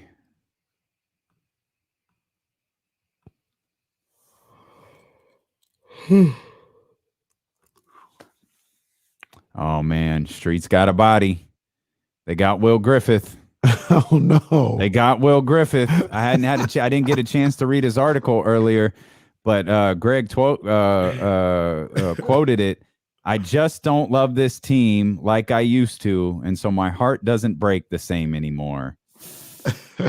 Will, if I didn't want to waste this wonderful beverage behind me, I'd pour out a little. Streets got a body. Got another one. Sacktown Anthony on Twitter says, "Oh my OMG, the Kings have broken so many people. They have made at IMK Diddy pro tank." Not wrong. I don't think that's exactly what you said, but yeah, I'm not pro tank, but I'm not against it. Not against it. That's kind of like me saying they're not losers. They ain't winners. They're not losers.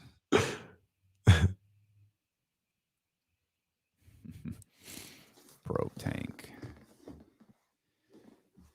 All right, hit this other NBA news. Oh, shoot. Did I just erase all of those from my phone? Damn it. Did you see a player recorded Brian Kelly's speech? It was 4 minutes. As generic could be. I was about to say a bunch of I don't care energy. And like, yo, what if something crazy happens and they get in the 4? Like would the college football playoff committee even put them in the 4? Like, yeah, they might be. What's part of the criteria? I would think you have to. Yeah. Like they can't be in the college football playoff. Yeah. Yeah.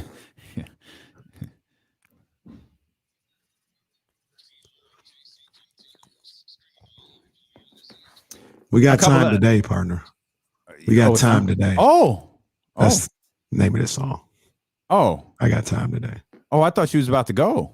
No, we just got time. We talking about it all today. We got time today. We got it. We got all the time in the world. We want to hear from you, Jay Dwayne. We're going to get to you in just a heartbeat. I want to mention 2 things here real quick, partner. And again, I'm sorry I cut you off there before the break. Right. You good, man. Bam Adebayo is out 4 to, well, they're guessing it's 4 to 6 weeks. Some have said 4 to 8 weeks. Miami has said timeline will be determined after the surgery. But he has a surgery he's having. Dame Lillard is out with an abdominal issue. I pronounced it perfectly during the commercial break. Am not confident enough to say it again. But Bam has a torn UCL. That's Bam Adebayo. He has the torn UCL. Dame Lillard has an abdominal issue. Nasir Little is out a month. So, and LeBron thinks there's something fishy going on. At least I'm assuming that that's what his tweet meant. He just tweeted a bunch of fish.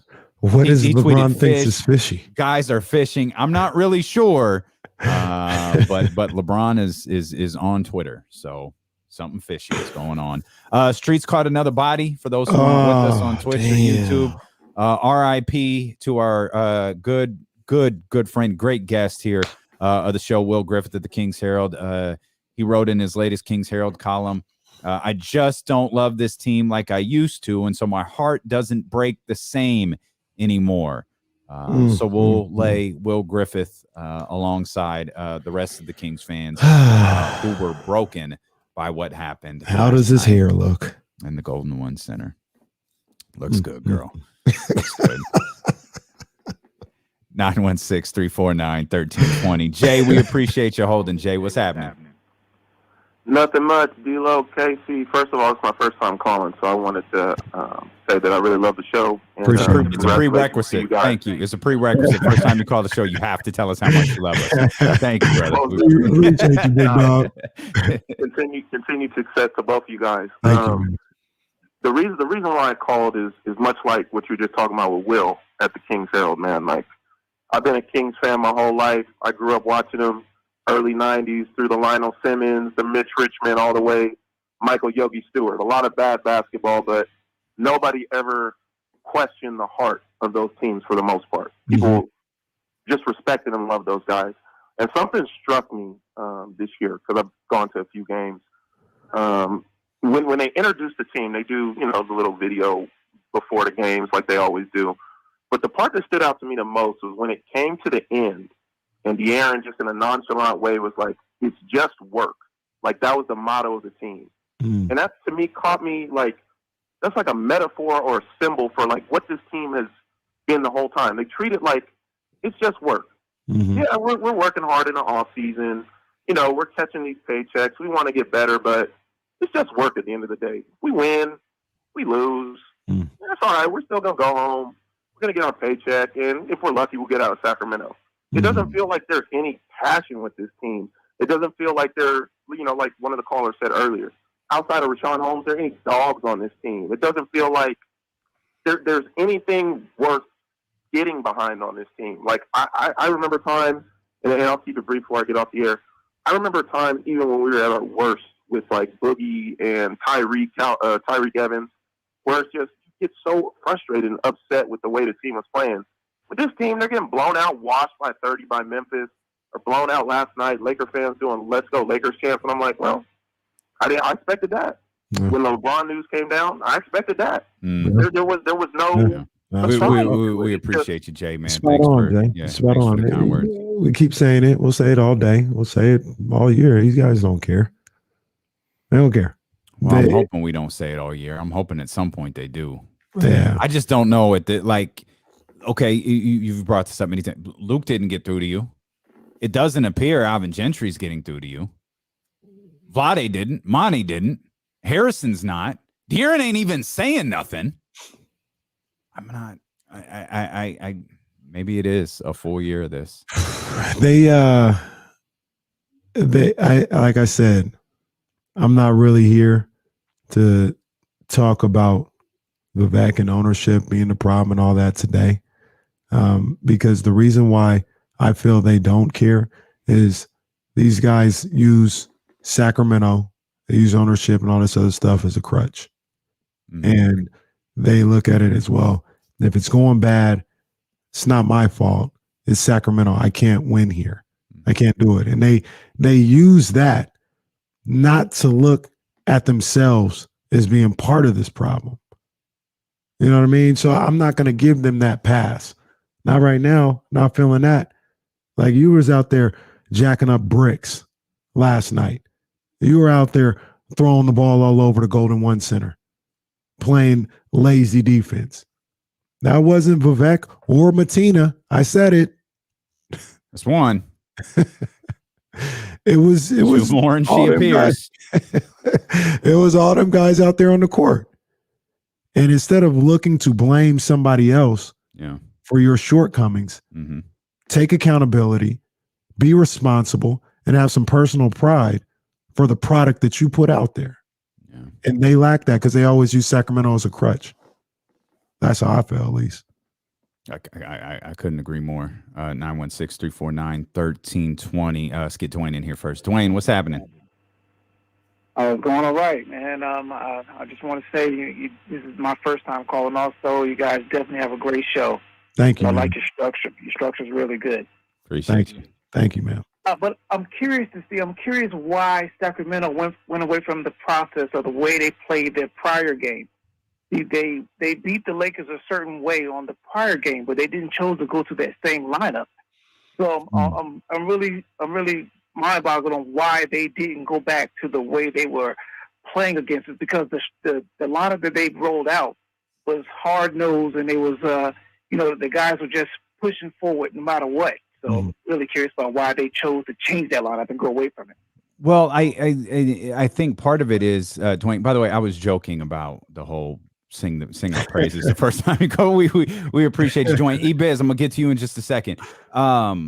It really was just Richaun, right? Richaun in for Alex Len because Richaun was out the Laker game. I think I could be wrong. I think he might have been talking about the first half. I think. Oh, I thought he was talking about Friday. I thought he was talking about Friday too, but he just said, why did they go away from it? So it made me think the first half. And it also made me think, once again, it's not like the guy was playing great. It's not like he was out there doing, these immaculate things. But why didn't he go back to Terrence Davis, and why did he play Buddy Hield so much? Terrence Davis was out there trying to get after it on the defensive end, attacking the basket, things of that nature. He had a better game than he's had most of the season. That doesn't mean he had a great game, but he was a whole hell of a lot better than what we saw from 24 last night. And 24 played most of the second half for what? I don't know. You ain't going to get that answer out of me. I have no idea. I thought it was a Luke thing. Now it appears to be an Alvin thing. This dude has y'all fooled. Not all of you, but some of y'all. This dude is the epitome of trash stats. And most of the time his stats are trash. Yeah. Dude was 1 of 7 last night. And it's not just so that's the other thing is shout out to Morgan Reagan. Y'all some stat hoes. Because if you're out here talking about this dude being elite, you're not watching the game. You're not watching him regularly kill the Sacramento Kings with his ill-advised shots. You ain't gonna get me to say anything positive about that. I'm gonna tell you this, man. They probably still would have lost anyway, but the Lakers had gone on a run. It took like a 7-point lead or something like that, maybe 9. I don't know. Kings had gotten like a 3 or gotten some kind of bucket to cut it to 5 or 6. They then got to stop. And it was like, all right, damn it, let's go. They get to stop, pass it to Buddy. He shoots from the goddamn Golden One center left side. Yep. And at that point, everybody's like, it's what? Yeah, I know I gave up. I was like, but just real quick though, real quick. Were you surprised? Oh no. Okay. Oh no, not at all. And that's the problem. Nobody was, except maybe Ivan Gentry. Maybe Ivan Gentry was legitimately standing on the sideline going, can't believe he did that. Guy takes some shots all the time and bricks them all the time and keeps taking them. Let's get back to these phones, KC. We're gonna get it out today. We're just gonna let it all out. Let it out. 916-349-13. Let's go with E-Biz. Biz, appreciate the call, man. What's going on? Man, what's up with it, family, man? How you guys doing today? We hanging in there, E-Biz. We all right, though. You know, we healthy, we breathing, we good. All right, for sure, man. So this is what's up, all right? I just got to say this. If you guys notice with Buddy, whenever he drives in, he shocks a lot of people because he's used to shooting. So he just needs to start driving in, and he needs to – you guys know Vivek. He's the one that got Buddy shooting a lot because how he tried to compare him to Steph. So, like, that's what's up because if you guys think about it, as the years come on, like, Buddy's shots are getting, like, more and more terrible. When Buddy played the best when we had Jaeger. That's so true. I love that. Yeah, as the year goes on, his shots are just getting worse and worse. That is absolutely accurate. You're 100% correct. Let's get Dan in here. Dan, we appreciate you listening, man. What's up? Yeah, unfortunately, I've been a Kings fan my whole life. I'm 43. And it's weirdly, like, being a Kings fan is a state of learned helplessness. Like, I like your show, but I don't listen to you guys when they win because I don't want to hear anything positive about this team. They're garbage. So it's like, I only tune in, and I usually just listen to the podcast. I listen when they lose because it's just, I'm so used to hearing everyone bitch and commiserate. It's like if they hit a winning streak or something, I don't want to hear that. Yeah. You know, so it's just a state of learned helplessness as a Kings fan. They're just so disappointing. I remember last year they go on a win streak, then they lose to Charlotte, and it's constant disappointment. And the great thing about Dan not listening to us when they win is it just doesn't happen that often. Every day. Dan listens damn near. Usually they win on the weekends or on a Friday. That's facts. we've had Drake bars once, and it was actually after a blowout loss. Them Drake bars don't flow very often. No, we didn't put that on the poll, but I think I asked it in the chat. I said, we got 2 games. We did Drake bars on Monday. We got 2 games. Will we get 2 Drake bars, 1 or 0? We're going to get Drake bars I tomorrow. One. And that's the funny thing about all this. They play again tomorrow, or they play again tonight. We'll be doing this all again tomorrow. Hey, we can have Drake bars. I can diss them in Drake bars. It's okay. We got to figure out. It can't be Drake though. We got to figure out. You got to be Meek Mill or. I'm not going to break the hit 'em up rule, but maybe we find a diss track and rap over that. Drake has some diss records. I get it. We do that. We can go back to back. JK? Who is it? 916-349-1320. GK, my bad. G, what's happening? Hey, how are you guys doing? Yeah. Good show. I've been listening to you guys for a long time. I'm a season ticket holder for 20 years, man. Mm-hmm. It blows. It blows. Hang in there, I'm man. probably going to give up my season tickets after this year. I'm a lower ball, got good seats. I'm a small business owner. I want to say something. If it is me, I would trade De'Aaron Fox because it starts with leadership. On the floor, in the team, there is no leader. There's no leader. Harrison Barnes and Richaun Holmes are the only two people who play professionally. The rest are just going through the motions. You need a leader. They don't have a leader on the floor. Somebody I agree with everything you said, man. I agree with everything you said. G will lay your season tickets next to the rest of the bodies. We got another body. The streets got another body. Yo, today's like the end of The Godfather. Just everybody. Everybody. No, you know what it is? The end of The Departed. Everybody's dying. Everybody's getting taken out. A man had his season tickets for 20 years. He said, I'm done. And it's not even because like, oh, it's too, I can't afford it. It's too expensive. It's just like, I don't want to watch this trash anymore. Gee, we should have had you shout out your business, man. Call Jesse back. Tell him what your business is, man. We'll show you some love. Absolutely. Everybody feel better? How do we feel? Do a temperature check. Anybody get that Sacramento splash yet? How are we feeling? I knew it, you know, like Memphis, like the Sunday sucked. Like Sunday was just terrible. But last night felt different. We talked all of this team's different. This team is different. Well, last night's game was different. I knew as that game finished up, they might have broke some people today. Yeah. And it turns out they've broken a lot more than I expected. It was so depressing, you know what I mean, being in the Golden One Center, because you know we've got people. You mentioned it before. The Kings routinely are no good, you know, since they've been here, and for a lot of people, that doesn't matter. You want to go out, see a Kings game, see some NBA basketball, root for the home team. You know, maybe they give them some effort. Maybe they give them a win that night. You know, and that's really all they're looking for. And the feeling last night going through the Golden One Center was, oh, we stink. Yeah. Like it was just, maybe we stink. Is that what's the word I'm looking for? Is that the ramifications of having expectations?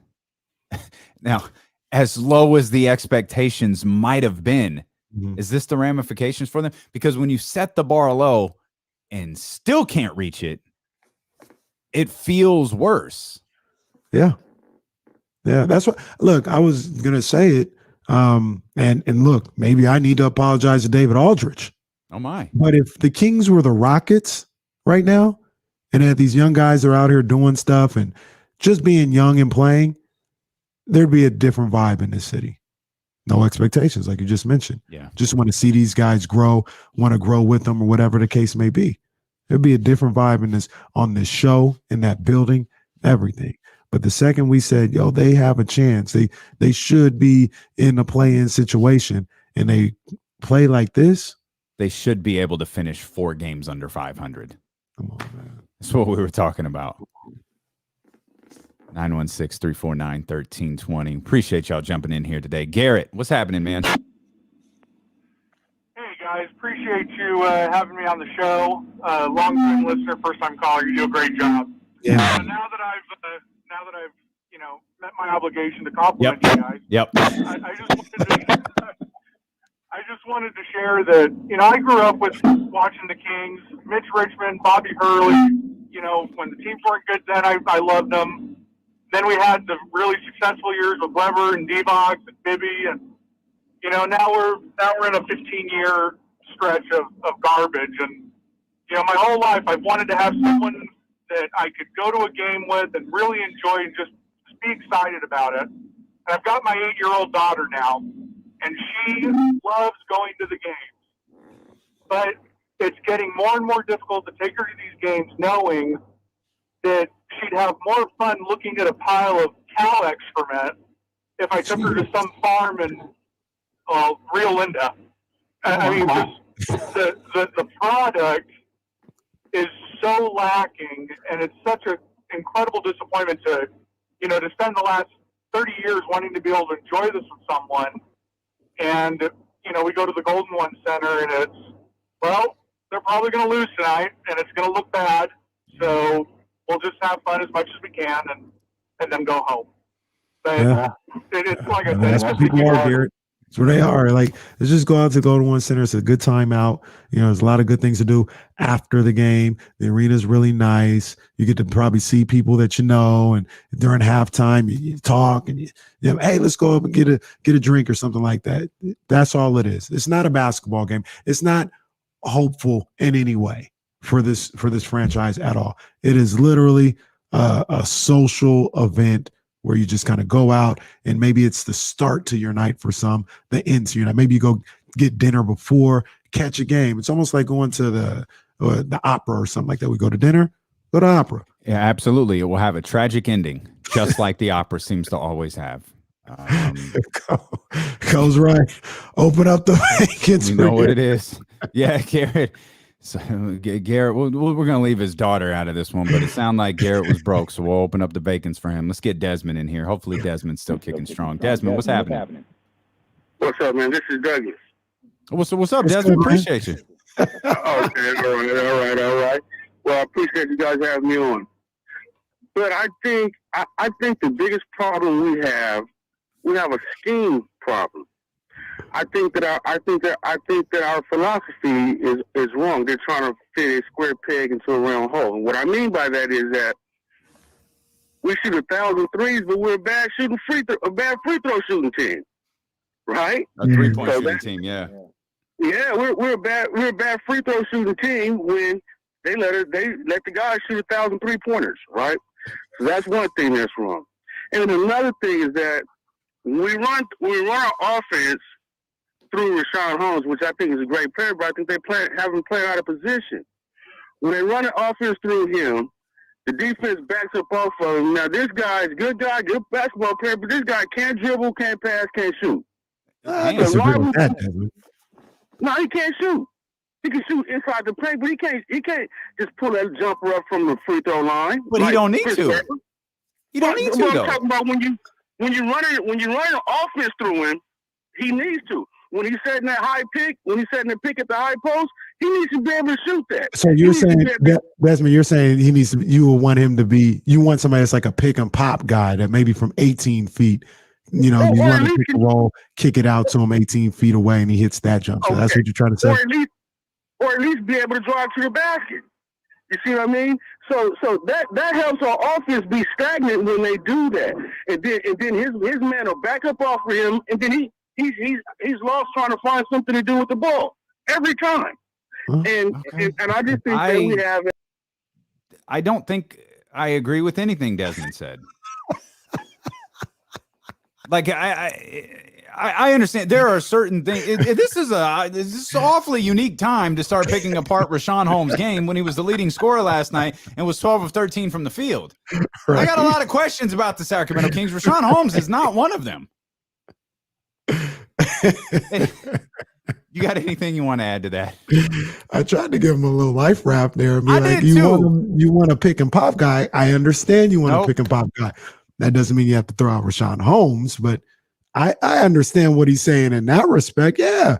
You get a guy that you can run a pick and pop action with, but not in. I don't think Desmond complimented us, so that's why it went so bad. That's what happens. Desmond, call back anytime. Oh, he already know that. You know that. Big out calls all the time. What's happening, big fella? All right, I got a few things. That last call was great, though. I'll have to say this: good sticking up because Richaun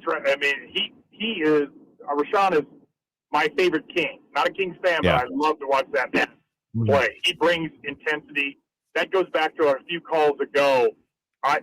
They're coming for a paycheck more so necessarily than saying, do we have a burning passion?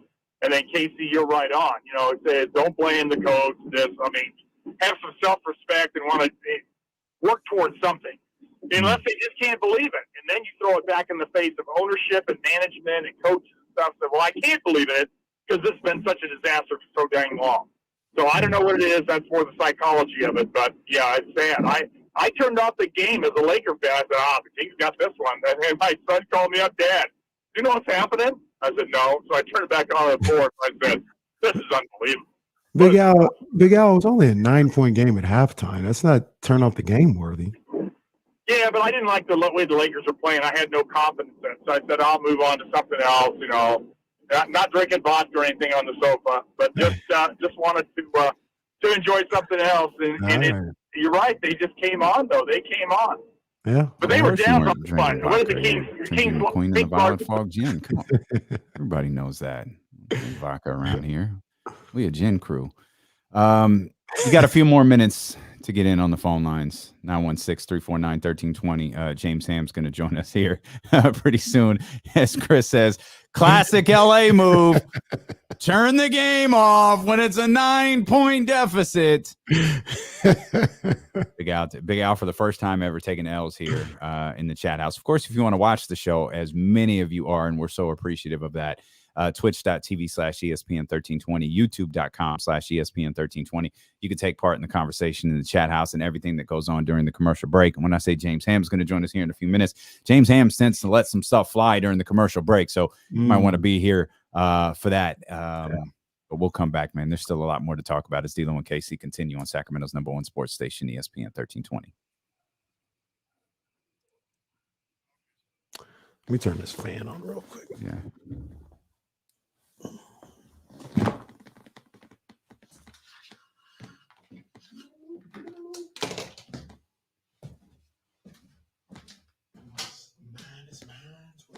Yours is mine. Give me the loot. Give me the loot. Give me the loot. Give me the loot. I'm a bad man. Turn himself in. He had to do a bid. A 1-3. He be home at hand of 93. I'm ready to get this paper. G, you with me?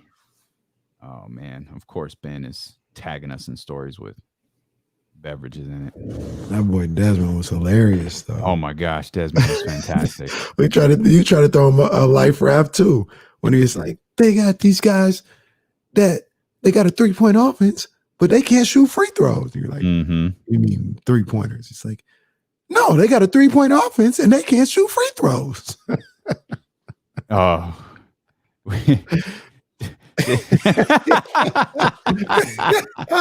I feel like we need to do a thing too where everyone who calls, we tell them, hey, we're fine. You don't have to ask. I promise we're fine. To do that, like almost to the point where he would hang up on you. He's like, do not call me and say, how's it going? Like, it's like it's an icebreaker. And it's like, no, like the last 3 people asked, like, hey, how's it going? Hey, how are you guys?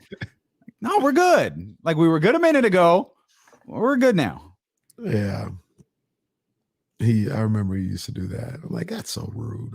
Let the people do what they got to do. But what he says makes sense. I get it. You don't have to ask me. But like you said, it's an icebreaker, and it's like the way to ease yourself into a call if you're nervous. Yeah, for sure. For sure. Oh man! And then he didn't talk about Richaun Holmes. You went at the one guy. Hey, fam, you can't. We ain't going at Richaun Holmes. You literally could have picked anybody on the roster. I don't know. Desmond might have him. Des and Mitch are battling it out for. They set the bar high. Oh man, if Stanley calls. That's not true. That's not true. Just Jazz threw me off. Jazz was yelling at me. I didn't even say nothing yet. Don't you bail this organization out? All I said was, hey, welcome to D'Lo and KC. He just started the show. When Jazz is hitting you up, when can I call? I was like, oh, Jazz must got something good here. Like, She has been ready for that since last night. She said, "Don't be passing turkeys out to me." I don't want no turkeys from you.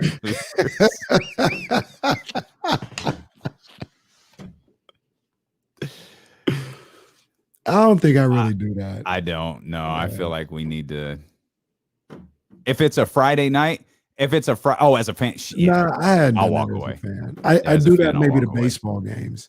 I'll leave it on, but I'll walk away. Yeah, that's more so. I mean, I'll do something, or I won't really be paying attention. I'll come back in. Yeah, that was Racker. That was hilarious. That was harsh, but it was hilarious. Where was what was the other one-liner? What did she say? Well, when she said, "David, I'm not done." Oh, that was like. Yeah. All right. Dang. Hey, 916-349-1320. 916-349. Yeah, it's been a Hall of Fame day. That's for sure. A Hall of Fame day on the phone lines. And we're not done, man. James Ham's going to join us here in just a couple of minutes. And we've actually got, we've got Kings tickets. Oh, boy. We've got Kings tickets. Oh, boy. So the good news is you don't have to pay to go see him. We'll send you to go see him. That's coming up here in 13 minutes. And like I continue to say, at least for me, you know what I mean? And this is somebody that, I almost live and die with the Kings. I want them to win and all this other stuff. I have a good time going out to the Golden. I'll give that little group that created that whole thing and continues to build up. You go out there and you see people, you have a good time.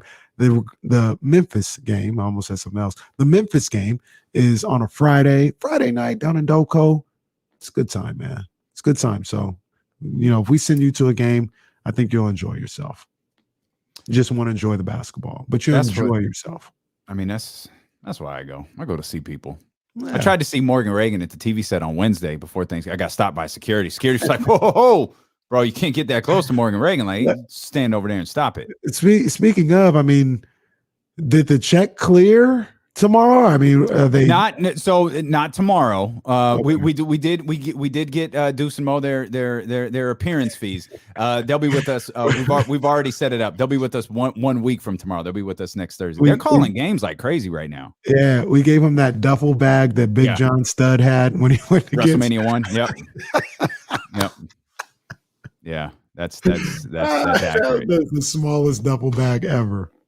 Had $10,000 in it, Kenny. What are you talking about? Andre the Giant threw it out to the crowd, and then Bobby Heenan came to take it away. 916-349-1320. Start with Nate. Nate, what's happening? Hello. What's up, Nate? Yeah, man. What's going on, y'all? I listen to y'all every day. I say it's a great show. I hope that the Kings ineptitude doesn't get y'all taken off the air, because I don't know what I do for 4 hours. Let me just say that. But I do have just a couple things I want to touch on. First thing I want to talk about is the other caller was talking about Buddy Hield potentially driving in and kind of catching defenders off guard. The thing is, whenever Buddy takes a dribble, his shot percentage goes down by like 75%. So he perhaps should just probably catch and shoot. You know what I'm saying? But I do have two questions. My first question was, if we do get rid of some of our core players, what player do you guys think would, be able to come in and kind of instill a culture? Oh. And secondly, what is a Sacramento splash? Thanks, guys. Oh, man, we got you. I got you on both. Go ahead, take over. Number one, it's a pipe dream. Like, we talk about it. I don't think this is happening. I think Jaylen Brown could come in here and change. And like, I only say this because this is the guy that probably have to be involved. Fox will be gone. Yeah. And I think Jaylen Brown and Tyrese Halliburton could do some really good things as a backcourt. So I think Jaylen Brown could be that guy. And a Sacramento splash, that is blueberry lemonade and McQueen and the Violet Falls gin. And typically we only have that when Kings win, but I like a Sacramento splash. I don't know if I want to wait 2 weeks or once every 2 weeks to have a Sacramento Splash, I might change the rules on that. So Yeah, D'Lo's about to make one at 2:13. So believe that. As we welcome in our good buddy James Ham, who's hanging out with us the rest of the way in his beautiful Blue Bottle Boys hoodie that he got going on there. James, we've been using this phrase called catching a body. And that means a lot of Kings fans have, they've gone RIP. They were broken last night by that game versus the Los Angeles Lakers. You've had the privilege, I guess, of covering a lot of bad Kings basketball. Where does last night's game rank for you? I mean, it's not the worst thing I've ever seen, but that's because I've seen some really, really bad things. But it is, as far as what happened inside the arena, that's a first. And I think it was probably one of the saddest things that I've seen. So to hear the Laker chants and there was no response at all from the Kings fans. And to be honest with you, I went back and looked at the attendance numbers from last night, and that was stunning. I mean, that building was 8,000, 9,000 Lakers fans. The attendance was under 12,500 for a Lakers game. Behind the hoop was empty. Yeah, I don't know what to say. Like, I mean, I don't blame fans for not coming out to support the team. There are all the other stuff that we've talked about, the COVID stuff and all that, but that's not what this is about at this point. I mean, it's the Lakers. I think this is strictly about basketball and about a team that is letting you down. And so I think that's understandable. Yeah. James, I mentioned it maybe a week or so ago or whatever. And I just, you mentioned something right there talking about a team that's letting you down, letting the fans down. I think this has to be one of, if not the most disappointing Kings team of all time, considering the expectations for many, not all. Some people maybe saw this coming a mile away or whatever the case may be, but there was real belief coming into the season that this could be a team that could contend for a play-in spot. And to not only be a few games out of that right now, but just get slapped around the way they've been slapped around a number of different times. It's deflating to this fan base right now. I think it's one of the more disappointing teams, if not the most disappointing team we've had since this drought started. Yeah, I don't disagree. I think this is probably, in my 12 years so far, I mean, we're always going to have to preface it with so far. We are still really young in the season, and there is, like, the rest of the Western Conference isn't great either. I think we have started to see the shift where the East is better. And so you're looking at a lot of teams that are around the Kings that haven't been able to pull away from the Kings, regardless of how bad they are. So I think just on a grand scale, yeah, there's no way around it. This team should be better. They've got better talent than they're playing. The pieces are just much better than the sum of the whole. And, they just can't figure out how to play together. They can't figure out how to find success. I talked to Tyrese Halliburton at Shoot Around yesterday and asked him about, needing to shoot more. Tyrese Halliburton is like a tremendous young player. He's a talent that every team in the league would like to have on their roster. And 7 of the last 10 games now, he's scored in single digits. That's just not acceptable. He's playing 30 minutes a night. That's just more than 30 on most nights. That's just not the way that this thing can work. And he's not the only one. And I just, destroyed Buddy Hield in a piece on the Kings Beat. I don't think you can play Buddy. If Alvin Gentry is doing right by this team right now, I do not believe he can let Buddy Hield step on the court anymore, at least for 5 games until he gets it. I went back and looked at every play leading up to the worst shot attempt that I have ever seen in Sacramento Kings history. A 27-footer when the game is slipping away from you with 20 seconds on the shot clock. The worst shot, the worst decision I think I have ever seen in 12 years of covering this team. And it came on the heels of 2 plays earlier.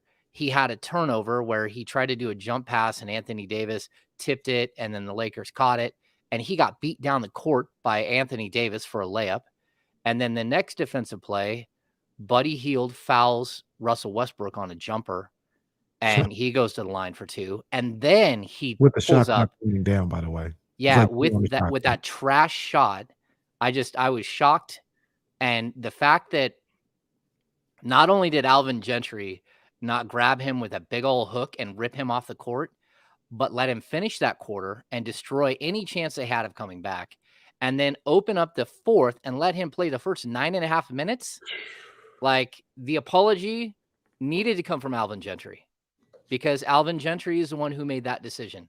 And so we talk about poor coaching decisions along the way. That was one where you just stood out like, who in the building? I mean, Lakers fans are cheering that Buddy Hield's on the court. Who isn't cheering? The Kings fans certainly aren't, because they know what's happening. They can watch what's happening. But for some reason, the coach didn't see it. And I think Alvin Gentry is a very good coach. And I hope that he makes changes. And I hope that he watches the same film that I watch, because I was appalled going back and watching it again today. And just watching the Lakers get the switch on to Buddy Hield almost every single time. And the times they didn't, they back cut him to death. It's always his guy hitting the corner 3 ball. I watched one play. I pulled my wife over. She was walking by. I'm like, watch this. Buddy Hield just wandered away from Wayne Ellington in the corner. The only thing Wayne Ellington can do on the court is shoot a 3. He wandered away from him for no reason. Wide open 3 ball game. And that's just the culture of my bad. It's got to stop.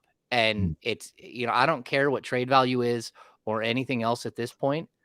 This team is like, you're losing it. The whole thing is slipping out. And you're in danger of becoming the next Tyrone Corbin. And that's not what you want. That's what you need to avoid if you're Alvin Gentry. And I get him apologizing, but man, I've never seen anything like that. As a person who's covered this team, someone who's grown up in Sacramento, someone who knows the lineage between the Lakers and the Kings, to have the Lakers fans just own the building, just own it, was just so sad. And there, again, Vivek Ranadive sitting at center court watching it all. At least he shows up every day and watches, because I think a lot of owners in this situation that have been in this situation for 8 consecutive seasons and have played a huge part in what's happening here, they wouldn't show up. So I'll at least give him props for that. He's showing up, he's standing there, and he's taking his lumps. Casey, a couple of quick things before you jump in here. One, you're listening to D-Lo Casey along with James Ham here on ESPN 1320 KIFM West Sacramento and Odyssey Station, and driven by Lashers, Elk Grove, Dodge. Proper introduction, 1320 Kings Insider, James Ham, and the creator of the Kings Beat as well. Well, with all that said, we've got tickets to see the Sacramento Kings for you. We're going to be taking on Memphis on December 17th. These are free, so we're sending you to see them for free. You can even cheer on the Grizzlies if you feel the need to. 916-349-1320. Again, that's caller number 3 right now, 916-349-1320. My bad, Casey. Go ahead, get in there. No, I was just going to agree with everything James said. Kenny had brought that 3 up like 10 minutes ago. I mean, it was that 3, James, would the Kings probably still have lost? Probably so. Probably so. But I think if I remember correctly, they might have been down 9 or 8, 7. 7. They were down 7. They score. They get the stop, right? So now you're 5 with the stop and the ball. And he comes down and he jacks up to what you said accurately, maybe the worst shot we've seen in the last 12 to 15 years.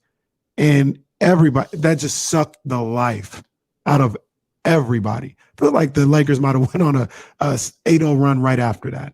Because I know I threw my hands up. I try to be professional in the media area or whatever. I don't really say too much or anything like that. I threw my hands up when he shot. I said, what is that?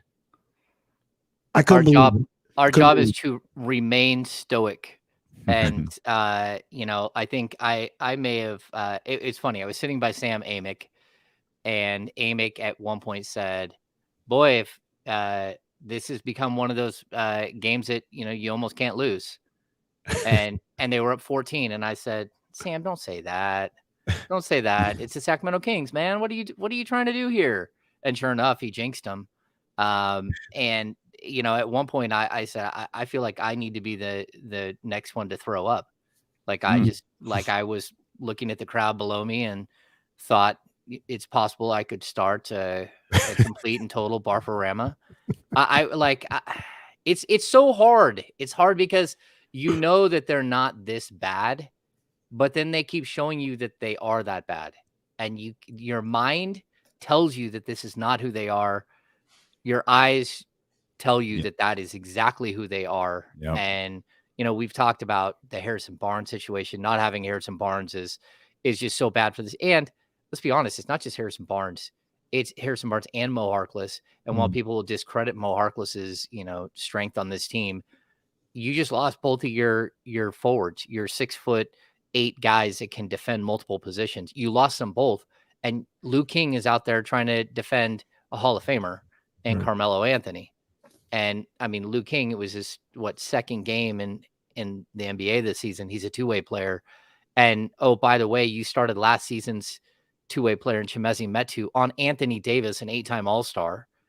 Like, that's where we're at this point. So everyone is culpable in this. Like, this team did not have the guys to put in those forward positions. They did not have the backups. I said it in the beginning of the season. It was almost like you had a 9-man roster and you had 2 guys sitting there waiting to get traded and never got traded. And so if they make a trade now, it's like, okay, well, where was this trade a month ago? Where was this trade 2 months ago? Where was this trade 3 months ago? Like, you knew what this team looked like. You knew the hole that was there. And now you're faced with the reality that, 2 guys go down and it's the 2 guys you can't have go down at the same exact time. Well, that's basketball. Guys get hurt. I don't think anyone is wanting to get hurt on this team. But at the same time, like, that's the lack of depth on this team. And let's be honest, the other thing the Kings just did, they just wiped out their opportunity to trade a first-round pick. Because I sure as heck am not trading a first-round pick at this point, because this team is bad. And if this team is this bad, well, maybe they're a top 3 pick. So now you can't trade your first-round pick either. So it does put you in like a bad situation unless you just think it's gold and you can go get a great player and a package because everyone knows that your team is going to be a high lottery team again. So I think that's where we're at. I think, do you trust the guys that built the roster the last 2 seasons to make a trade to potentially change the face of this franchise moving forward? Do you trust that? They've made 2 nice draft picks, I think, at least one really good one, I think. But at the same time, we're at a position where, like, we can't talk about, the Bogdanovich, Dante DiVincenzo trade because it didn't happen. And we can't talk about the Buddy Hield for Kyle Kuzma and Montrezl Harrell trade because it didn't happen. So the reality is you have no trades. You have so little, like, background to speak on. And where do we put the trust in what's happened so far and believe that this is the decision makers that need to make the next one? And so I think you put yourself in a really bad position by being this bad so early in the season. It takes away a lot. We can't even get to December 15th when trades officially, can happen with players that were added during the summer. We haven't even got to that point, and you're already looking at this team and going, okay, do I have am I going to be counting lottery balls now? And where does this go? Are we going to spend 45, 50 games of Neemias Queta, Lou King, Damian Jones, Chimezi Metu, Davion Mitchell, Jemias Ramsey, Robert Woodard? Is that what we're going to see for the final 40, 45 games of the season? And that's pretty disappointing because I don't think that's where anyone thought this team was heading at the beginning of the year. No, it definitely is not. You spoke about all of the flaws that Buddy has on the floor, and to me, he's complete. Like, I don't know what organization looks at him and goes, "Yeah, we want that guy. Yeah, he's going to make us a winner. He's going to be better for us." But what about the scene at the end of the game that has really pissed off a lot of Kings fans, and that's Buddy and Tristan Thompson being at center court with Anthony Davis hosting an episode of Def Comedy Jam. Yeah. I think at least Tristan Thompson left his mask on for most of it. And you know, those are longtime friends. So you're okay with them at least having a conversation. But at the same time, Buddy just looked so much more excited to go talk to Anthony Davis than he did in defending anyone on the court. And that's a problem. I mean, it almost feels like he thinks he's still going there. That's what it's looked like. That's what it looked like the last time they played too, that he just was trying to show them how good he was. I don't know. I mean, he goes 1 of 7 from the field and he just shot them out of the game. And he's done that so many times already this season that this isn't like a new trend. This is like, we're not talking about small sample sizes at this point. There's too many times he's done it. So how many times do you have this same exact issue play out again and again? And again, he's not the only one that, like, I wrote about it. There are plenty of people that need to take blame for what's happening here. And it's all the way to the top and all the way down to the bottom. I mean, there are so many things that have to get better at this point. And I just don't know that you can get better in the middle of the season when things unfold like this so quickly. I want to stay on Buddy Hield situation real quick because, like you talked about weeks ago, James, let me just preference it. I always want to do because people always get it twisted. Seems like a great guy. I've met him on a couple different occasions, nothing too long, but he was very pleasant. Good man. This has nothing to do with him personally. Talented basketball player. I think he has talent. But when it comes to team basketball and winning, James, you said it perfectly. He sucks the life out of this team. He absolutely sucks the life out of this team. And there's no way, Damian mentioned, there's no way Miami or Boston would touch a player like Buddy Hield. And I got to ask the question, and I have my own feelings. You don't have to answer it. I'll say it myself, though. Guy doesn't care about winning. He cares about being a good basketball player and scoring buckets. But when it comes to winning, you can't get smacked around by the Lakers in the second half, get picked on, and sit up there and laugh and joke and everything. You can't blow a game against the Scranton 52ers and then at the end of that game want to go over there and talk to Doc Rivers like it's all good. There's nothing about him that says, I care about winning. I agree with you. It's less of a question and more of a statement. I agree with you and Damian. You can't play this guy anymore. He doesn't need to be here, but obviously if you want to wait till December 15, do whatever you want to do. But you can't play this guy if you're Alvin Gentry. Yeah, and I'll point out too, James isn't a guest on this show anymore. He's just the third co-host when he's here. So he's like he's with us the rest of the day. Like it's D'Lo, KC, and James the rest of the way. Yeah. Okay. So look, I know Buddy cares. Like I've had so many conversations with him. I know he cares. About what? Clarify it. Well, at this point, I see a lot of stat hunting. I see it, and that's not okay. You know, and I think when Vlade signed him to his contract, his big extension, which was a 4-year, $86 million extension that everyone wanted to call $100 million, and everyone wanted to say, oh, it's $94 million because all of his incentives are easy to obtain. Well, we're watching that unfold. He's trying to obtain the incentives. And so he gets incentive money for hitting a certain amount of 3-point shots. He gets incentive money for playing, I think it's over 70 games in a season. He gets incentive money for shooting over 85% from the free throw line. So we're looking at this as part of the problem. When they're getting thumped and he's already gone 1 for 10 from the field, well, he's saying, hey, leave me in the game, leave me in the game. And so he can get an extra 3-pointers up and score 14 points, even though they got lambasted. And the reason they got lambasted is because he went 1 for 10 from the field in the first half. So it's like this never ending cycle. So I know he does care. And this is the other thing I'll say. I don't think the Kings have the culture in place to deal with this type of player. We talk about like the negative, the angry, the, cantankerous guy that you don't want to take a risk on if you're the Sacramento Kings because you don't have the culture for people to keep him in check. Well, I think we're seeing that is the problem. Like the players, they keep passing it to him. Like I'm not passing it to him. Yeah. A lot of people say, well, I watched De'Aaron Fox just go stand in the corner. Those were play sets run for Davion Mitchell to go and do his thing. The one thing I'll say about Davion, I mean, he was nice in the first half and he goes 3 of 14 from the field. He shot the most shots out of anybody in the game for the Kings, which I was stunned by. 14 was the most shots taken, but also 14 were taken by Davion Mitchell. I went back and watched. He's ready to shoot. No one else is ready. Everyone is standing there, needs a dribble, needs to think about it. Davion's ready. Now, whether it goes in or not, that's a whole nother question. But the fact that he's ready, that tells me a lot about him and the fact that he's listening and the fact that you can see that there is coaching going on and he's very coachable and some people aren't. He's ready and he's just waiting. His hands are in the right position. He's catching, he's firing. Does he need work on some things? Sure. Does he need to understand that you do not go up against Dwight Howard and Anthony Davis in the post? You're just going to get blocked? Sure.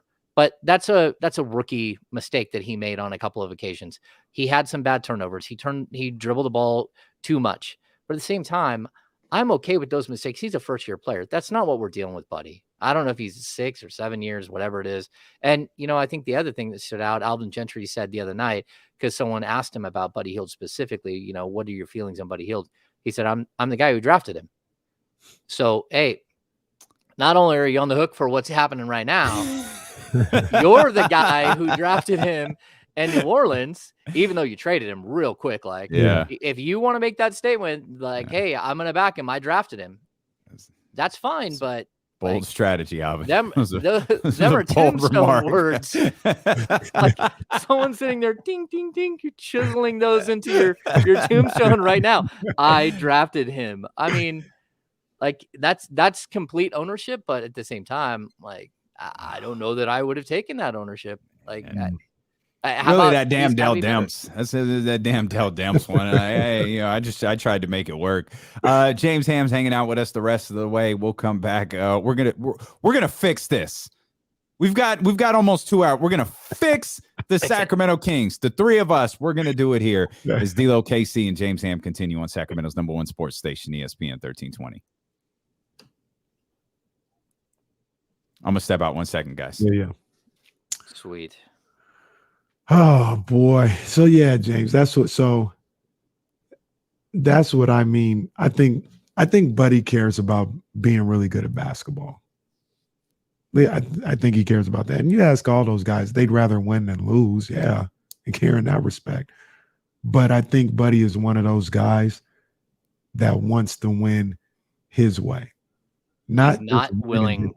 Yeah, he's not willing to do what it takes to win.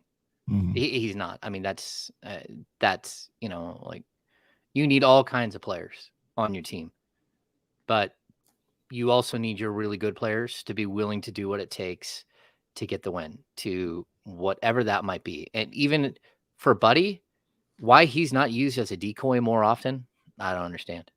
Wow. Like the fear of Buddy is much greater than the reality of Buddy at this point. I mean, that's just. And I don't think I don't want to just say this is all on Buddy, but there are so many times this year where it has been him either disappearing in the first half or him disappearing in the second half. Or even we'll go back to the Philadelphia game where he had 16 points in the first half and ran -8 because he left his man open every single time. And maybe he would respond, well, they're all bad shooters, so I was trying to help. It's like, well, no, that's not. It was like it's mental lapses on the court. Like be in the moment and calm down. So, we talk a little bit like you're doing too much, you're doing too little thing. That's what a lot of it is. Like I'd even talk to former coaches who say, you love his spirit.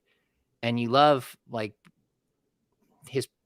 what he brings, his energy and everything, and how hard he works and how hard he hustles. But at the same time, like he just can't stop talking in the middle of a huddle when you're trying to run a play, and then you send your team out onto the court, and he's hyping his team in the wrong way. Like, we can't mess this up. We can't mess this up. We got to do it right. We can't mess it up. And then they mess it up. He adds like an additional layer of pressure. And to be honest, like what I was saying there are teams in the league that their culture can handle that. They'll hammer him until he does not do what he's doing. But that's not the culture of the Kings. And like to me, it's a bummer, because I really do think that, that things could have worked out differently here. But again, I like it. Yeah. You're telling me you would still give up Buddy Hield, Marvin Bagley, and 2 first-round picks for Ben Simmons when you know that this team could win the lottery, and 2 there's some first-round studs? Picks. Hey, you little Sacramento! I thought I was playing on this depressing Wednesday. I thought I was playing. We got to get these for the James Ham Bar, the McQueen and Violet Fog cups. Ooh, man. Oh, I need some liquor in here too. I mean, I've got a lot of liquor, but yeah, just turn the camera around, James. It's all over there. Yeah. I do have a lot of liquor hiding over there. Yeah, but you got something that was like perfect too. So the lead is growing by the Lakers, right? You're down, you lost the lead, and they run the play for Buddy. What? The Aaron's out there. I think Richaun is still out there. And you're like running that little sorry screen up top at the top of the 3-point line, trying to get him open. And I'm like, what are you guys doing? You know what part of it is too? That that you basically have this weird situation where you only run pick and rolls with De'Aaron Fox with Harrison Barnes. And then Harrison Barnes isn't there, and you don't have a way to run it. So they're running pick and rolls with Davion and Chimezie Metu. They're running Hang on pick one and rolls. second, guys. We're coming back. Sorry.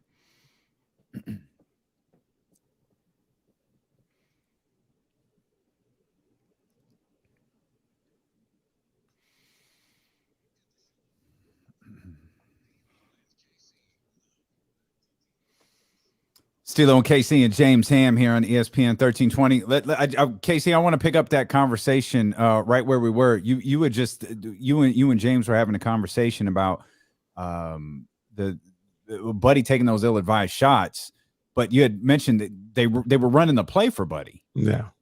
And James, you started to dive into that a little bit. Yeah, I think with this team, it's very interesting what we've seen so far. They pair off with their pick and roll partners. So each player, each guard has like a pick and roll partner. And so we've seen it with Buddy and Alex Len, which has been really good. Alex Len has a way of clearing space at the top of the key to get Buddy Hield an open look. We've seen the Tyrese Halliburton and Richaun Holmes connection, which I think is why we saw Alvin Gentry go with at the 5-minute mark of the first quarter and the 5-minute mark of the third quarter. He pulled both Halliburton and Holmes so he can come back with them as this huge lob threat that they love to go to. And then the other is De'Aaron Fox and Harrison Barnes. Unfortunately for Fox, Harrison Barnes isn't there. And so it looks like A, he doesn't have his partner, and B, no one else stepped up to be that partner. And so you're having some issues with Fox not getting screens, with Fox getting screens on the wrong side, because some of the younger guys who are stepping in and playing minutes don't realize that he's left-handed and he likes to go left every time. That's like an old Willie Cauley-Stein thing that would happen, where Willie would accidentally set the pick on the wrong side every single time. So there are things that happen on the court, but at the same time, you almost watch like this team is taking turns having their moments. And then when Buddy does come in, it's his time, and it doesn't matter who's on the court with him. He's just doing whatever he's going to do, trying to get up his shots. And sometimes, that works, but a lot of times it just doesn't. And that's why we keep seeing these huge swings. And it's deflating for your team when like 5 shots in a row don't go. Like or deflating for your team when 5 possessions in a row, you don't touch the ball. It's one pass shot. Yeah. I mean, we've seen that with Richaun Holmes, where Richaun Holmes, he got really angry. You could tell the one game where I think he was up to 19 at the end of the third quarter. He was incredible. It was against Drummond, where he went 8 minutes in the fourth quarter, didn't touch the ball once, and didn't have a rebound. And again, they lose to Philadelphia because you had something that was working and then you went away from what was working. And again, teams make adjustments. So it's not always, I mean, what did he shoot last night? 12 of 13 from the field, 27 points for Richaun Holmes. Yep. There's a reason why he didn't score 100. It's because that wasn't open 100 times, it wasn't open 50 times for him to score every single time. So this team just has to be smarter. And I think that's one of the biggest things that we'll keep coming back to again and again all season, that the IQ of this team still isn't there, and just the overall IQ. And a lot of players play into that. It's not just Buddy Hield. But, they also, when things go bad, they have a, oh no, here we go again thing that happens almost every single time. And, you see it, you feel it coming. It's like, oh boy, here we go. And until they figure out how to get out of that, or somebody keeps calling timeouts again, like they could have been more proactive there in the third quarter and started yelling and screaming to get that team going. And maybe it would have worked. Maybe it wouldn't have, but no one on this team yells and screams. Mm-hmm. Yeah. I mean, Richaun Holmes does when he has a dunk, yeah, but again, it's got to be outside of that. It's got to be yelling and screaming all the time. And, again, they're shorthanded, but I'm not going to make that as an excuse. LeBron James wasn't there. And so there is no more excuses at this point. You need to win basketball games. And if you can't figure out how to win, then like what Alvin said, then he's got to try someone else, because at least then you're losing with players that you should be losing with, and not losing with players that should be better than this. Let's go to the business of basketball. The business of basketball. I'm so sick and tired of seeing this group play, and I've always been anti-tank and all this other stuff. Part of that came from, I felt like, no, you can't tank with De'Aaron Fox on the roster. That doesn't make any sense. So that's where I get the idea of like not winning so you can get a high draft pick. And it's not a crazy thought, but I've typically been all anti-tank. I'm just so tired of seeing this group. I wouldn't, if they traded these guys away and bottomed out for a high pick or took a bunch of picks, took the Presti route, I wouldn't be against it. Damian asked the question, and I'm not sure. You're going to be asking the fan base to wait another 5 years. Are there more people like me that just don't want to see this group together anymore, that they'll take the 5 years? Or are there people, in your opinion, who are like, well, no, you can't do that. I'm not waiting another 5 years. Where do you kind of feel like this fan base is at this point? Well, I think the attendance numbers tells you where they are. I mean, if the Lakers fans weren't there, how many fans showed up last night?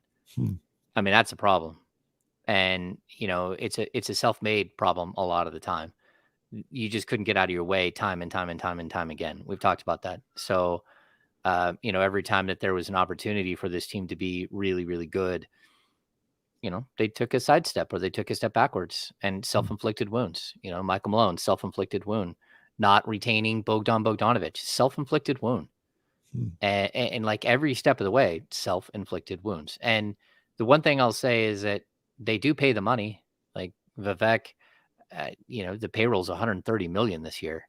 And that's a problem when this team is this bad, and almost every single player on your team outside of like Chimezie Metu and Damian Jones is under contract next year. Maybe Robert Woodard and Jemias Ramsey. Everyone else is under contract next year. So what do you do when this is your core and your core is not good enough?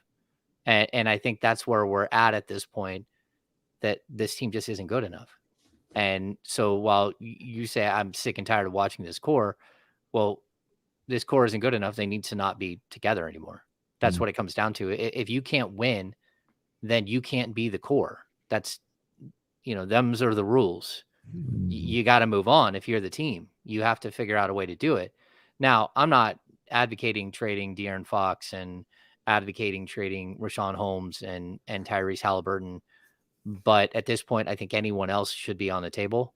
Like it's an unfortunate situation, but if you need to take a half step back, not do a full blown up thing, but take a step back and start collecting first round picks for guys like Harrison Barnes, then I think that's probably the best move.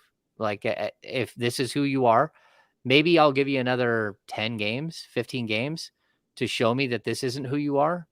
But as of right now, I mean, you just keep showing us this is who you are. And someone asked in the chat, it's a good question. Is there something going on behind the scenes that we don't know about? No, not that I've heard at all. And I'll tell you this, like Richaun Holmes was very, very upset last night and very passionate. And he said, behind here, we are all confident. We are all confident that we can win. We're all confident that we're in this together.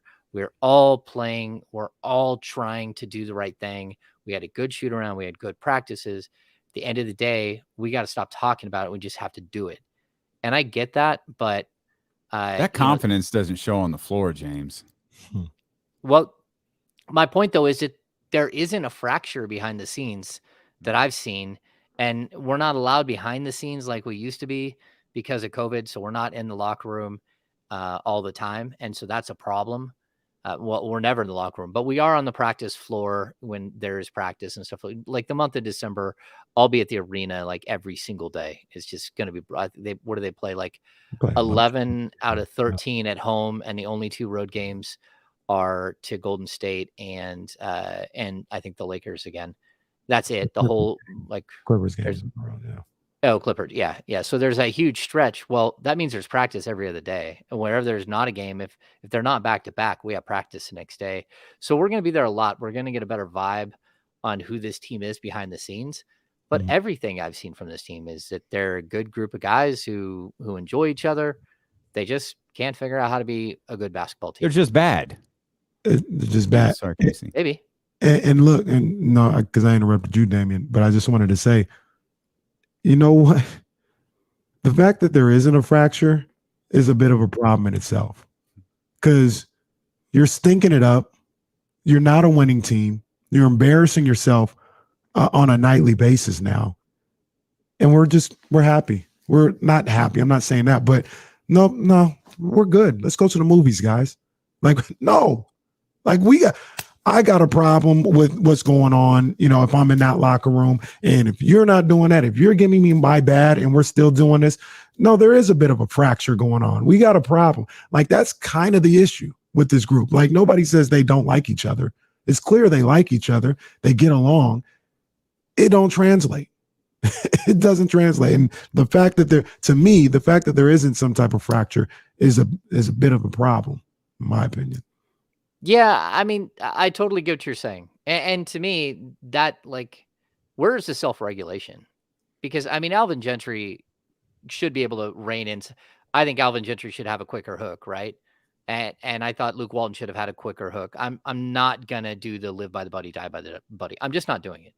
So, I mean, it's too many years of the same exact thing.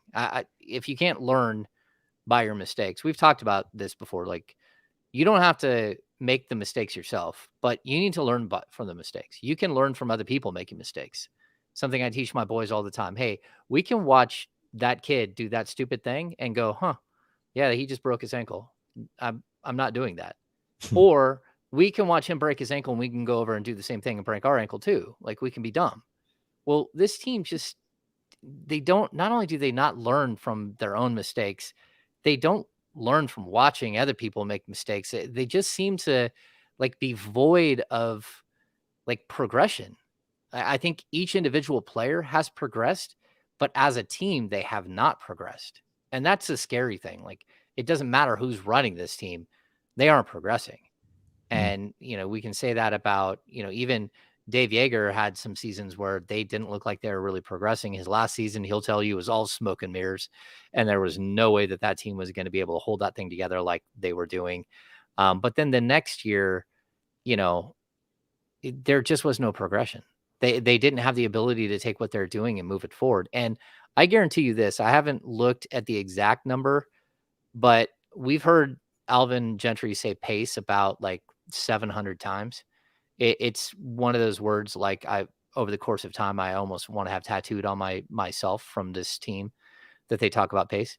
I think their pace is gone down since he took over as head coach, and it certainly hasn't skyrocketed. It might look like they're moving faster. The numbers don't tell the same story. The pace has not gotten better. So again, they're not practicing what they're saying.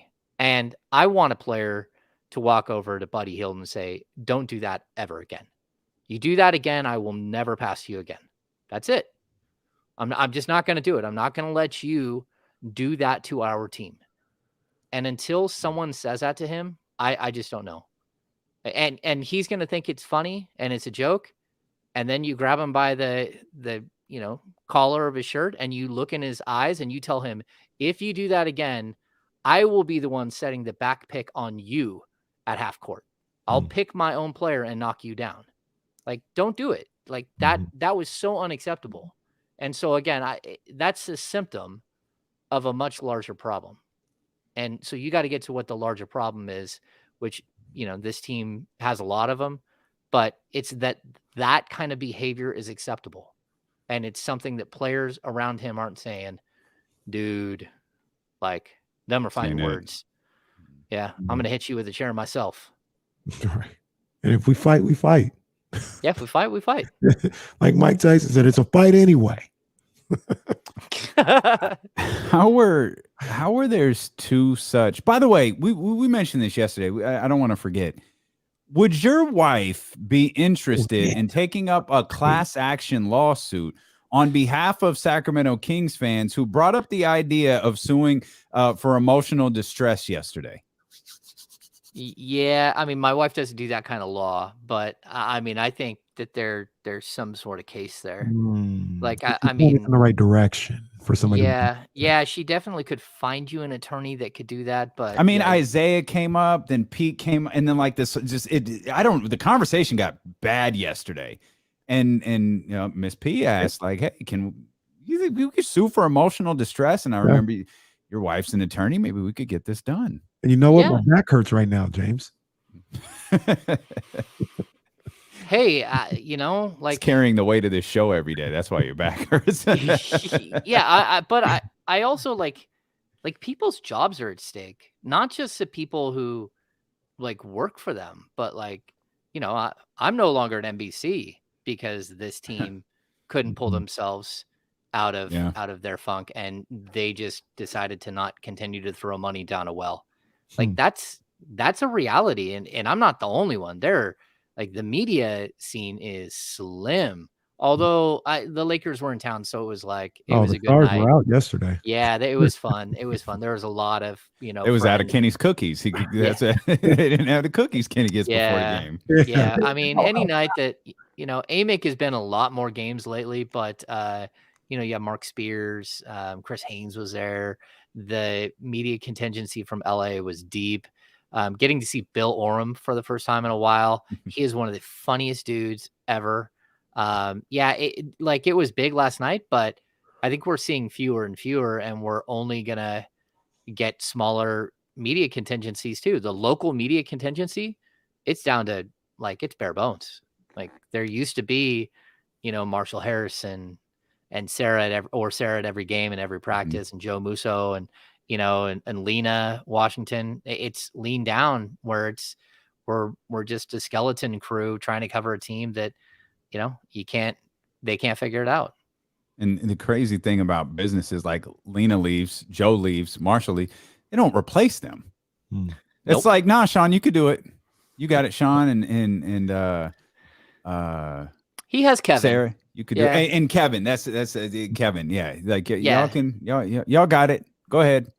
Yeah, get to all yeah. those practices and all those games and shoot all the footage. And Jason Jones, we're going to move you over to cover the entire league and the culture aspect for the Athletic. And it's tough. Meanwhile, we're here, we're kicking, doing our thing. The Kings Herald are doing their thing. Matt George got broken. They destroyed Matt George over on the Locked On Network, and it's it's amazing. It's amazing that this fan base just like they're gonna hurt you, but year after year, here they are. Yeah, I'm waiting for the Matt George's. I was wrong. We need Luka. Yeah. Oh, yeah. He's turned heel on Marvin Bagley. My bad. We need Luka. I don't know what song to put it to, but he's talented. He's got some pipes, But let's not get carried away. Let's not blow up Matt George's head too much, because then he's already threatened to come on here and drop Drake bars with Kenny, and that could get a little dicey. Bars. Wow. That could get a little dicey. Awesome. How did we see? Sorry, Casey. Go ahead. Go ahead. How did we see two such dramatically different halves yesterday? Like I don't remember if you used the exact phrase, but it was beautiful in the first half. Ball was moving. Guys were. I think I saw defense being played. Like there was some wild things happening there in the first half, and it didn't go to hell coming straight out of halftime. It took a couple of minutes before it went to hell. I think with 8 minutes left in the second quarter, they had 7 steals, and I'm not sure what they finished with, but it wasn't much more than that. Yeah, they finished with 11. So in the final, 30 something minutes, they stopped with the steals. They stopped being active. And then the Lakers, the Lakers are a veteran team. The Kings were overplaying. They were jumping the passing lanes. And then when you do that, a veteran team tends to, take care of your over aggression by punishing you with, little back cuts and harder screens and just quicker ball movement. And so I think that was part of it. Overall, even most of the players, I thought there was a bunch of times where I thought, why are you not running a double team at Anthony Davis? Like run the double team earlier. And they were kind of hedging, and then they would somewhat run a double team at him. But then it's like, man, Chimezie Metu, he looked like he was jumping off a trampoline on the offensive end, and on the defensive end, Anthony Davis is a great player. I mean, he's on his way to a Hall of Fame career, and you're going to run him out there against Chimezie Metu one-on-one. That's not fair to Chimezie. That's not on him. So I don't know. It's just, you feel like these moments where everything's going well and they don't embrace success at all, and they're waiting for the failure to start happening. And when they see the failure, then their heads go down, and it's some, Charlie Brown kicking the can stuff. And that's a perfect segue to what I wanted to ask you as well. We talk about somebody like De'Aaron Fox, and I said this earlier, James, and I want to know what you think about it. I said, typically, I could be wrong, there's two type of people when they get frustrated or they get upset with losing or things going wrong, whatever. The one person kind of goes overboard with the aggression and tries to will the change, and they get super aggressive physically and on the basketball court and all this other stuff, super aggressive. The other person just checks out. It becomes overwhelming, and they just do the exact opposite. They just kind of stop and just say, I can't do this. I've checked out. I feel like De'Aaron Fox, if he's frustrated, if that's what the issue is, I think he's the latter. And it feels like, it could be wrong, not in these guys' heads, haven't had a conversation with them, but he looks like in those moments when it's like, here we go again, he doesn't get more aggressive. He just, here it goes again. I'm checked out. And that's what I saw yesterday. And do you see the same thing from De'Aaron Fox in those moments? Okay, first up, you missed the third one. I'm just going to go laugh at the team that kicked my behind. You missed. There's that guy too. There's that guy who's like, hey, that happened. Woo! Yeah, you missed that one. So I think there's 3. I think there's at least 3 types, with the third being that. Look, I don't think De'Aaron Fox knows how to or wants to learn how to deal with losing. And I am not on the this is all De'Aaron Fox fault, bandwagon. I'm just not. I know he cares. I know he wants to be there. I know he wants to be great. He is so frustrated that it's not happening and that it's taking this long for him to get going. And so when I see him on the sidelines and he's angry and he looks, it's not disinterest. I think that it can look like disinterest. It's someone who doesn't know how to express himself in that situation. Like he wants to punch something. He's so frustrated, but it's just he doesn't know how. But but not to cut you off, but that's what I'm talking about. I'm not saying he's not frustrated. There's the two people. The one person that's frustrated and punched something, and the other person that's frustrated and just deadpans. And But he's deadpan. In that situation, though, I don't think if you go back and watch the game, he tried to pick it up a bunch of times and he turned the ball over. He made mistakes, which made it worse on himself. And he started to feel like part of it was his fault. And he was on the court when the big swing happened, he was on the court the whole time. Halliburton and Richaun Holmes had gone to the bench. It was him and Davion and Alex Lynn and Buddy Hield and Shemezi. It was that group. And so Fox is on the court when it's happening, but then the play sets ran the other way. And so it was almost like he wasn't able to take over and like put his stamp on it. And maybe he needs to be more direct and say, look, give me the ball. I want it now. But at the same time, he's also the guy that already knew that he turned the ball over 7 times. So he knew that he'd had his chance and he had screwed up and he wanted it again. But I thought he was engaged defensively. People can say, oh, Russell Westbrook did this or that. He did a lot of that against Buddy Hield in switches. I can guarantee you that. And he also had moments where he got screened by big old Dwight Howard and Chimezie Metu or whoever was playing the 4 or the 5 just weren't sliding over and helping him on the pick and roll. And I think that that's been a problem with this team all season long. The bigs are not sliding and they're not helping out the guards nearly enough. And it's leaving the guards on an island and then having the opposing guard running downhill at a big man with a center or a power forward running alongside him. Now you got a 2-on-1 situation. The guard's is peeling himself off the ground over on the sidelines. So I think that there is like some scheme issues that we still haven't worked out with the new defensive coordinator and stuff. But like, I don't want to put it all on Fox. Like, again, I live in a house with 2 introverts.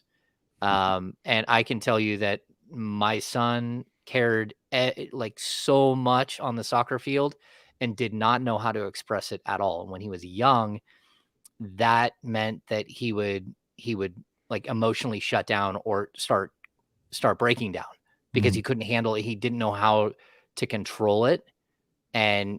But he's also super quiet, so he doesn't know how to vocalize it. And I think a lot of it is that Fox does not know how to vocalize it properly. He does not know how to hide it. He does not know how to take 5 seconds before he walks into the media session, take a deep breath, not put a smile on your face because you just got your butt kicked, but understand that our job and your job are, my job is to ask you a question. Your job is to answer those questions the best you can. And all you're doing is making yourself look bad if you don't take that extra little bit of time to take a deep breath and understand that what's about to happen, isn't going to be comfortable for anybody, but it's part of the experience. And he's an engaging young guy. He should be better in those media sessions when things have gone bad. And, so Richaun Holmes had one game where he lost it. He was not good in post game. It lasted like 45 seconds and he was angry and bitter. Last night we saw him go, okay, I can't do that again. I've got to be better with the media and I have to, stand up for my team, but also take ownership of what's happened. And I think that there are just some players that they can't do it. That's not who they are. And it's not that they don't want to take accountability. It's that they can't, that's just not their personality, if that makes sense. Like me, I can go and talk to anybody anytime. You guys see it. Everyone in the chat sees it. Everyone on the radio hears it. Like, I don't have any problems walking to any room and talking to everybody. And I've got one of those in my house too. My 14-year-old's just like me. He literally looks like a little mini me, and I could just bring him anywhere, and his vocabulary is nuts, and everything that comes out of his mouth is crazy. But that's not what my 18-year-old is like, and that's certainly not what my wife is like. So we have to respect that a little bit, and we can want more, but you also have to know that, like, not every great player has always been a great interview. That's just not the way it works. Some guys are. I mean, again, I've talked about it a million times. The Spurs, every single guy that came out was just like, this is just the greatest thing I've ever heard. But there are other teams that you just, man, I just waited all that time for James Harden and got nothing. You know, there are some guys that just are good at it. Is it less their communication with like you or us or the media, and isn't De'Aaron's communication with his teammates more important? Because it feels like that's lacking too. I don't think that's lacking. I think his teammates know and respect and like him.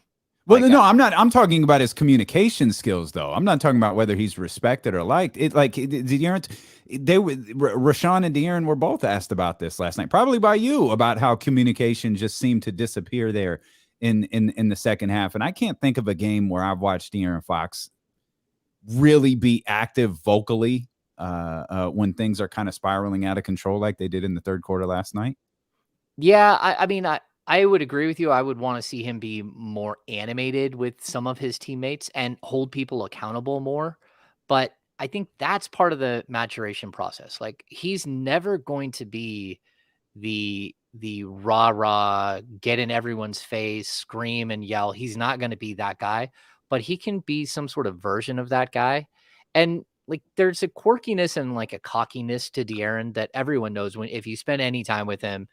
Like, he's fun to be around, and his teammates do like him, and, you know, they will listen to him, and they know that when he does talk, it's usually meaningful. But that doesn't change the fact that he's more of an introvert than he is an extrovert, where Buddy, you know, is a total extrovert, and, you know, Tristan Thompson is a total extrovert. Like, those guys, they have an ability to just go out and talk, and that sometimes that does play out on the court. But I see him coaching his teammates. I see him listening. And so I don't think it's that he's just non-vocal. And especially on the court, the big guys are the ones who are running the defense from behind. So you'll see a little bit of a guard yelling, like, call the screen or whatever, or, switch and stuff like that. But the big guys are directing traffic. Like, Richaun Holmes mans the defense, and Alex Len and Tristan Thompson, they're calling the defensive sets and everything else from behind. Yeah. You just got to be better. And I understand all the psychological stuff and dealing with things differently. But even aside from all that, the interviews and the communication, like if this thing is spiraling out of control, I don't want you running a play for Buddy Hield. You know what I'm saying? Like, I want you to say, like you just talked about, like, I can't have him getting in the way of, I turned the ball over 3 times, so now I'm not going to shoot or I'm not going to be aggressive. No. No, the answer is not to fall back and let Buddy take over. Like, I'd rather live by the fox and die by the fox, which I think is essentially kind of what they do right now. Because I asked the question earlier, you asked me this, James, does this team take on, and you would know better than maybe both of us because you're around them, this team take on the personality of Richaun Holmes or De'Aaron Fox? Well, I mean, Fox is your best player. Richaun Holmes is your heart and soul. I think each of them have like a different hat that they wear. And I think that's the way it is with a lot of teams. Like, your most versatile player it's Halliburton, but it's also Harrison Barnes. He's the guy that can defend multiple positions. Like, I don't know. I can't, it's certainly not Richaun Holmes's team, but he's literally the heart and soul of it. So when he's gone, there's that horrible void that's missing. And you have some of the guys who have that type of personality that can be sort of a heart and soul type of player here and there. But, I think when you look at most teams are set up where you have like your spokesman, which with this team is either Tristan or it's Harrison sometimes, or when things are going well, it's Tyrese Halliburton because he's so engaging. But like each of those personalities are different. And I think they really do have, there's a good blend. There's just not that. I still don't think there's that dog, that guy who pushes buttons and, the Draymond Green type. And I don't know that every team has that. You would hope that, most teams would, and you can see Russell them in Westbrook type. Yeah. Yeah. I mean, but Hey, more who like took over in the second half yesterday? LeBron. Shout out to Miss P, by the way, who sent the clip that we were talking about earlier. James, I'm sure you saw this. There was a point like where the Lakers were making that run. Russ is going to the foul line. The camera catches Russ. He knew the Kings were done. You could see him talking to Anthony Davis going to the foul line. He knew game was over at that point. And Russ is what I'm talking about. Russ was not good in the first half last night. Russ hasn't been good. Sorry, Damian. A lot of times this year. Okay, we get it. I'm just saying. But you're never going to see. I don't see typically Russ lose his aggression. Like he's just going to keep coming. And if I go 2 of 22, then that's just what it is. But I'm not gonna take 9 shots tonight. I know that. You know what I'm saying? We just gonna keep going. And that's like all the talking and everything. That would be great. I accept that's not who he is. I'm just going to the basketball court now. And I can't have him taking 9 shots in a game. I can't have him losing his aggression because he's frustrated or whatever the case may be. Yeah, I get some of that. And the physicality of Russ is something that everyone wants De'Aaron to get to. I just don't know if he's ever going to be that guy, because they're so different. Like I've always said that if you look at their career trajectories, De'Aaron Fox, Russell Westbrook are almost identical through the first like 4 or 5 years of their career. And actually Fox was even a little ahead, but the personality difference is huge. And Russ can't be like the number one. He can be your best player. He can't be the number one personality on your team either. Mm-hmm. That's not like the complete package that you're looking for. But how forceful he plays with, I think it's something that his teammates feed off of, and that De'Aaron could use a lot more of. And like you're not going to get a perfect player at 23. And I think so. Some of this is patience, and I'm like a lot of people. I've seen it. A lot of people are, oh, let's give up on De'Aaron. I'm not willing to even. I'm not even remotely close to. It's time to move on from De'Aaron Fox mode. And a lot of people are, oh, let's just trade De'Aaron for Ben Simmons. like I would take Ben Simmons on the Kings, but I'm certainly not trading. Like that's just rolling a very like that's rolling the dice in a way that as a Kings franchise, I don't think you can do. You just have De'Aaron to get better, and you have to put the pieces around him to help him succeed. And right now, when your whole entire team isn't hitting 3-pointers, it really makes things difficult for De'Aaron. It makes it difficult for, guys even like Harrison Barnes and guys like Richaun Holmes that, count on that spacing for pick and rolls. But everybody has to be better. And I think that's something that Halliburton said, I just got to be better. And that's something I look at him and I'm, okay, you got to get better, but then don't go out that night and go 2 for 10 and be timid. But the fact that he shot one more shot than Fox, but we're also, I think Fox went to the line a bunch as well. He did. Yeah. He was 8 of 9.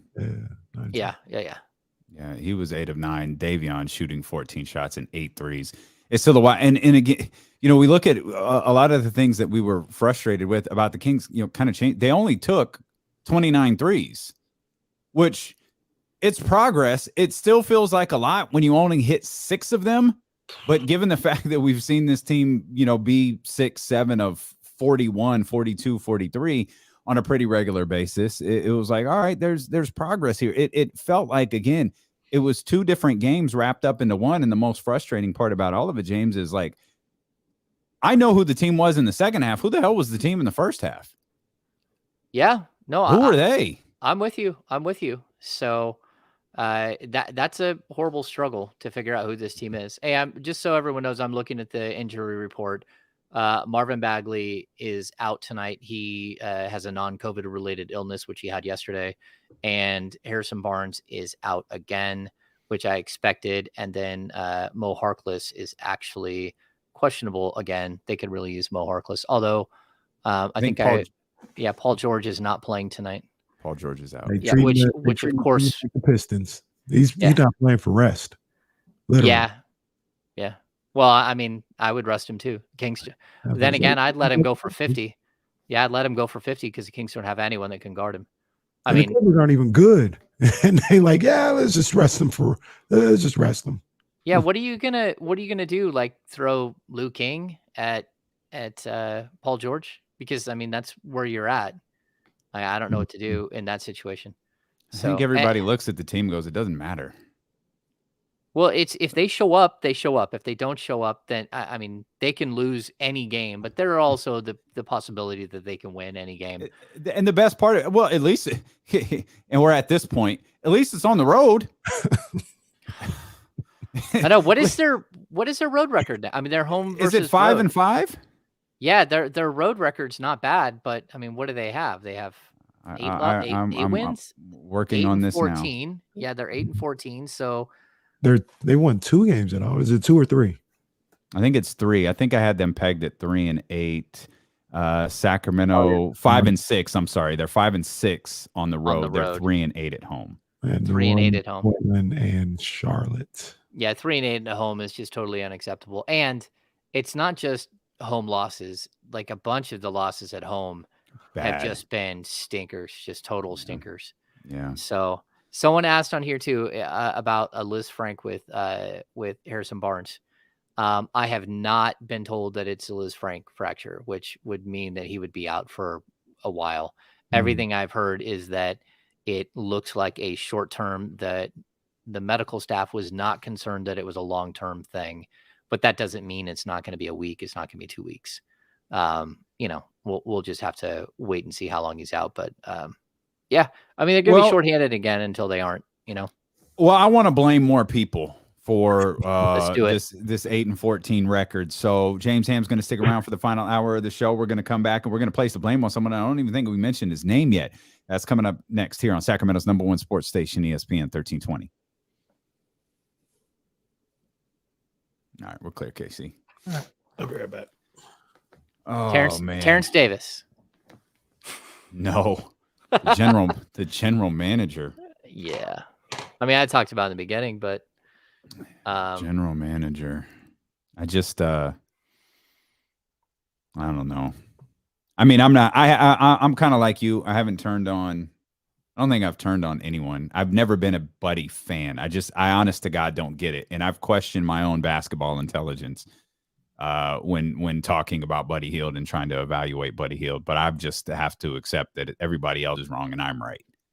Because we putting out graphics about his percentage with people guarding him and all of these different things, and you see Steph and you see Buddy, and I think Grayson Allen. I can't remember who's third in terms of made threes, and it's like, y'all, I'm not falling for this. I watch this dude play every night, or figuratively every freaking night. Y'all aren't going to fool me into believing he's in the same category as Steph Curry, the greatest shooter of all time. Yeah, no, that's not the case at all. He is a very good 3-point shooter, but I would say this year feels more streaky than any other. He's 37% right now. Yeah, but look at his shooting from the field. His shooting from the field is non-existent, isn't it? His shooting from the field, he's 39%. Yeah, that's what I mean. I mean, that's unacceptable. Like, I mean, 14 field goals per game, 10.5 of them are threes. That trend started. I mean, those are pretty close to the same numbers as last year. Pretty close. Look at James multitasking. Yeah. Getting that tweet out. Sorry. No, don't be sorry. That's your work. I was multitasking earlier because I put the Kings beat in front of me. I was trying to. You had referenced it. I wanted to get it in front of me. So. Oh, I wasn't nice. No, you weren't. No, at this point, you didn't need to be. Yeah, need to be. I don't need Yeah, it's not that I've ever needed to be, but at this point, like, Well, there's nothing to be nice about. Like, it yeah. just And, I think that there's something like someone asked, because I put out there, we have the Kings beat happy hour tomorrow night. Mhm. And there are some people who I said, hey, go ahead and send in questions. Some great questions from people. And one of the questions, man, is it slipping my mind? Um, oh, it was like one of the feedback comments was, hey, I'd like more like long form on like player profile type stuff, like people. And that is where we're really like in this time, we're losing that connection where we don't have the ability to go and sit with someone for 20 minutes and do like an in-depth for a long form piece and then go to 2 or 3 of his teammates and a coach and get more on that player from those people. Yeah. That's what's missing right now. And so I think that it actually plays into a bigger thing that it makes it more difficult for us to humanize people. And so that's a problem. But there's just there's no way to do it. Like without me doing a podcast and getting someone on a podcast, maybe. But it's very different this like the COVID times, and everything that we get, someone's already live streamed. So it's hard to write something that's creative. Sorry about that. Yeah. Oh, it's okay. Hang on, guys. Yep.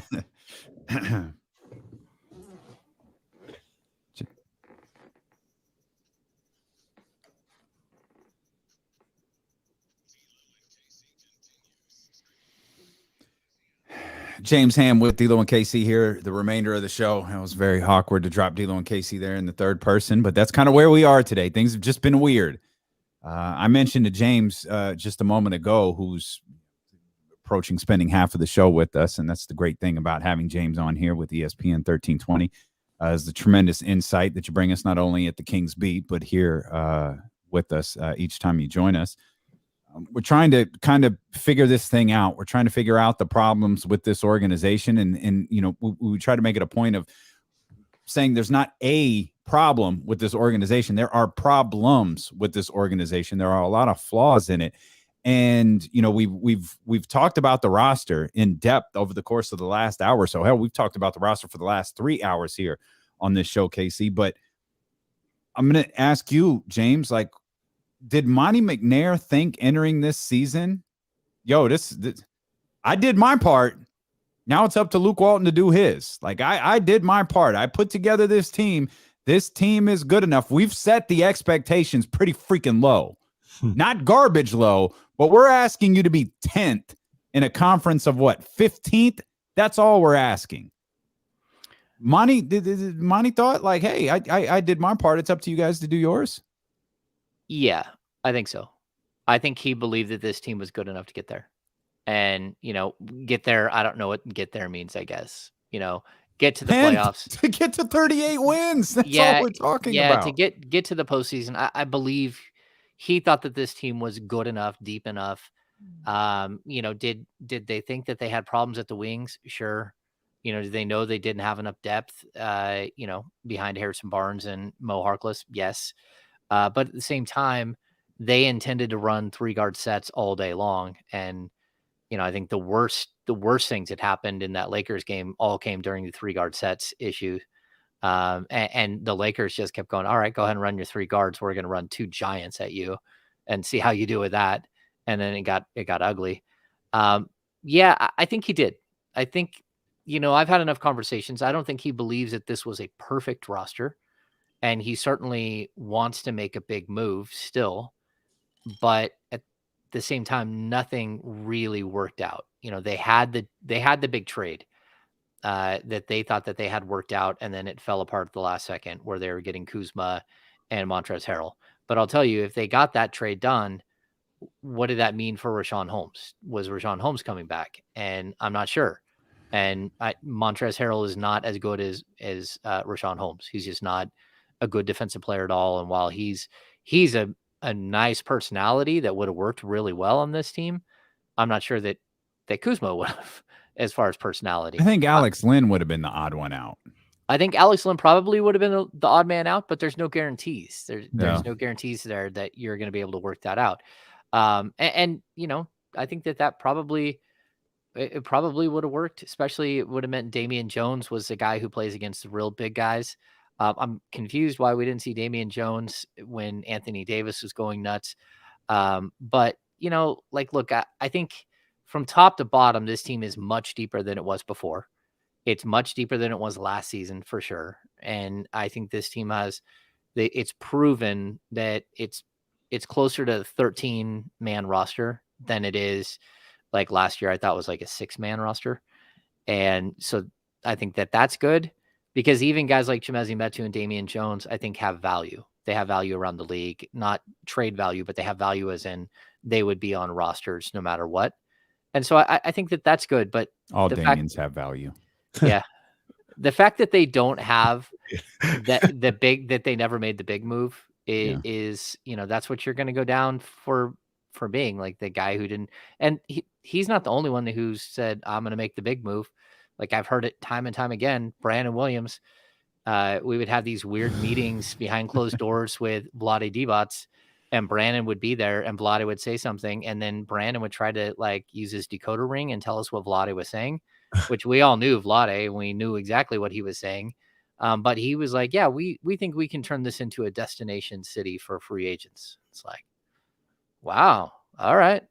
Like, well, you going to put Disneyland here? Like I don't know. What do you got coming in? Like, is there some gigantic theme park or something that you're going to like change the whole, like, this is not a destination place for free agents. You have to be smart with your free agents. You've got to be smart with your draft picks.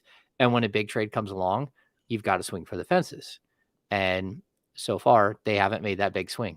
I mean, Tristan Thompson is the big swing so far, right? That's the biggest, Mo Harkless trade or Terrence Davis trade. I mean, they're all relatively small trades. And I'll also say this. I was talking with Akis from the King's Herald, who's always been amazing. Ran Sacktown Royalty for a decade. And basically, just look what this team would look like if A, they would have just signed Bogdanovich, or B, the DiVincenzo trade would have happened. And then on top of that, if the Montrezl Harrell and Kyle Kuzma trade happened, because those are two separate deals that could have happened, and you could have all of those players right now. And this team would look completely different. It would be much deeper, much longer, more athletic, better defensively. And as of right now, it didn't work out. So, but at the end of the day, you're judged on what you do as a free agent, not what you don't do. And what you almost do. Yeah. We can't say, well, he almost pulled off this trade, so let's give him more time. Mm-hmm. Like, no, I mean, the time is now. You need to make trades. You need to have something lined up for December 15th. If that's what you need to wait for. I mean, that's a very specific deadline that only fits like certain amount of players. So the Kings can't trade Alex Lynn. They can't trade Mo Harkless. And I think that's it. Oh, Terrence Davis. They can't trade those three guys before December 15th because they're guys that they signed during the offseason. And other teams around the league have that same issue. But there are tons and tons of players who are already available to be traded, and the Kings haven't, shaken things up. I think they need to do. That's one thing I have to remind myself when Kenny and I are talking. They've got to get Buddy out of here, whether they're going to bench him or do whatever. And I have to remind myself, he tried. It's not like Monty doesn't know. Like, he tried. Yeah. I think the downside to the way this, or another downside, if you've been with us through the last couple hours, is general managers are watching this like, he ain't gonna help us. This dude ain't gonna help us over here. Like, we looking around. Oh, a contender's gonna want Buddy. What contender? No contender gonna want Buddy. The dude ain't gonna help you win. Plus, they're looking at a young GM who has not pulled off the big trade, and they've got him. It's that old adage: if you don't know who the sucker in the room is, then it's you. Yeah. And I think that's what another concern is. Like there are teams that are coming out and lowballing, It's like the guy in fantasy football that sends you all the bad trade offers, and you just like, man, do you think I like got hit in the head or something? Like, why would I make this trade? And I think that's what you're still getting a lot of it. So we'll have to see. I mean, he has to be aggressive at this point, but again, I'm not giving up my draft picks. Those are off the table. If I'm talking to him, it's like, hey man, if I'm ownership, like we got to a point where our draft picks are worth too much. So at least this season, like you can go ahead and trade the 2023 first rounder and 2025, but you got a better chance of being in the top 5 than you do making a play in at this point. So, they're off limits now. They're being locked up in the cupboard because you proved that your team wasn't good enough already. James, what would you do if you were in charge of this team? What's your plan of action? If you're making a move, what's the first move you look to make? What would James Ham do if he was general manager James Ham here on D-Lo and KC? Yeah, my first move would be to walk into the locker room and have like the most honest conversation I've ever had, and just tell the team that you got 10 games. You got 10 games to show me that you can pull yourself out of this. I'm tired of the excuses. I'm tired of the nonsense. Fix it on the court. And if you can't do that, then none of you in this room should be comfortable. Do not sign an extended lease, because all of you are going to be talked about over the next couple of weeks. And if that's what you want, that's fine. And if you don't want to be here, you can have a conversation with me, and it may not be that I listen. If someone wants to come and say, hey, I want out of here, and it's someone that you have no interest in trading, you can tell them, hey, you're not going anywhere. You're under team control for too long. We're building around you. You need to be quiet and go sit back down and go send in the next guy, because I'm talking to the next guy and the next guy and the next guy. But I would give them 10 more games and then give Alvin a chance, especially with all the home games coming up, and say, how do we fix this? Then if that doesn't happen and we get close to December 15th, or we're past December 15th at that point, then it's no holds barred. I've got, again, I circled 3 guys on my roster that I'm not going to trade right now, unless I got the Godfather deal, which I don't think the Godfather deal is out there for this team. De'Aaron, Richaun, and Ty.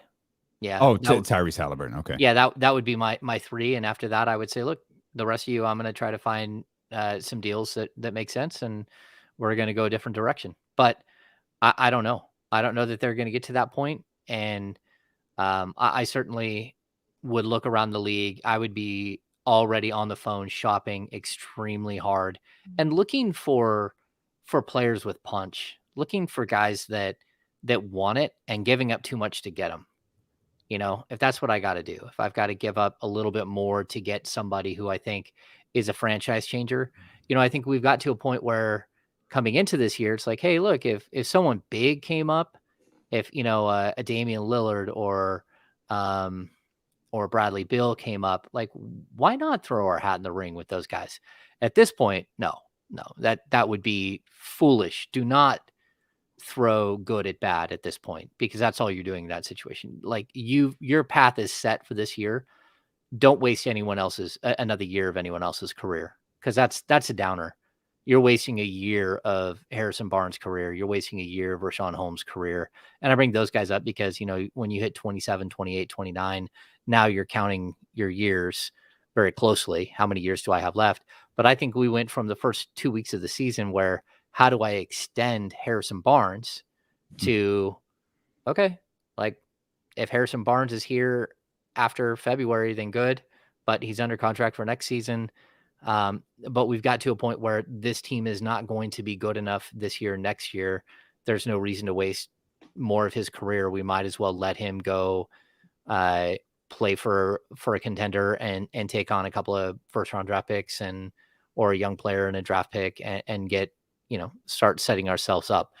I think by playing the way that they have so far, they've put themselves in this situation as players, that this is what happens when you're not when you're not good enough as a team. When you're not good enough as a team, changes have to be made.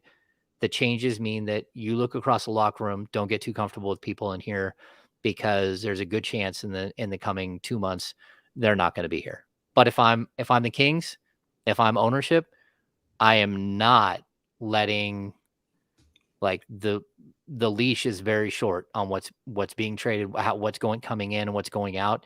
I want to know at that point, because I need to make sure that I'm not letting somebody like trade away the franchise for the next couple of years when they may not be here and they're doing something to save their job, because that's when you start making the bad mistakes, when you allow people to sign George Karl to 3 or 4 year contracts to try to save his job when he's got a month and a half left and you're already letting him go. You can't do that.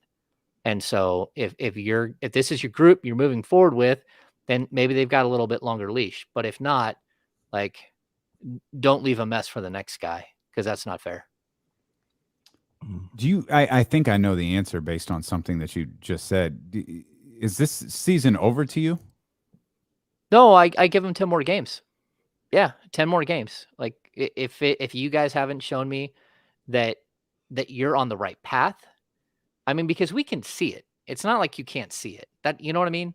Like, it's not even wins and losses.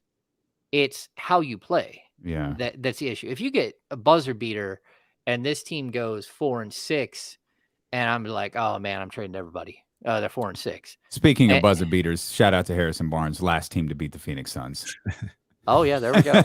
Yeah, we got one thing going for it. We're the answer to an odd trivia question in the NBA right now.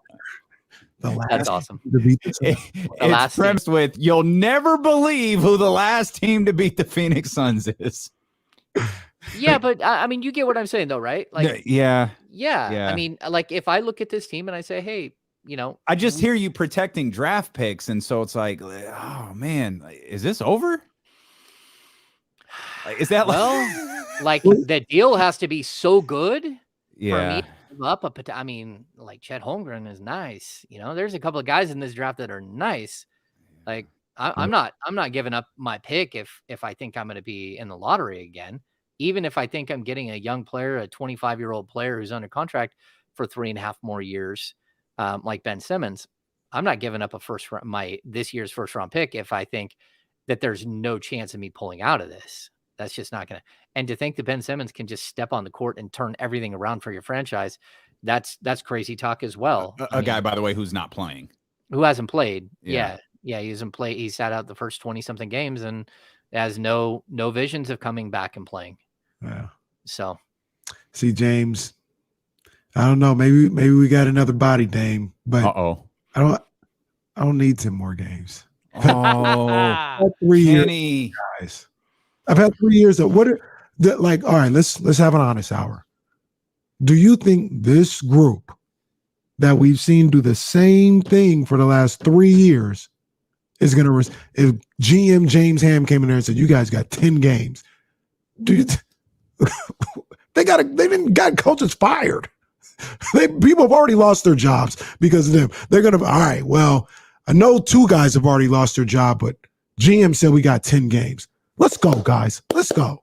No, this is who this group is, and I'm fielding calls today. They don't need a speech from me. They know what it is. They listen to D-Lo and KC. They can read the Kings beat. All right, they know what time it is. Everybody should be looking at what the cost is to get out of their lease.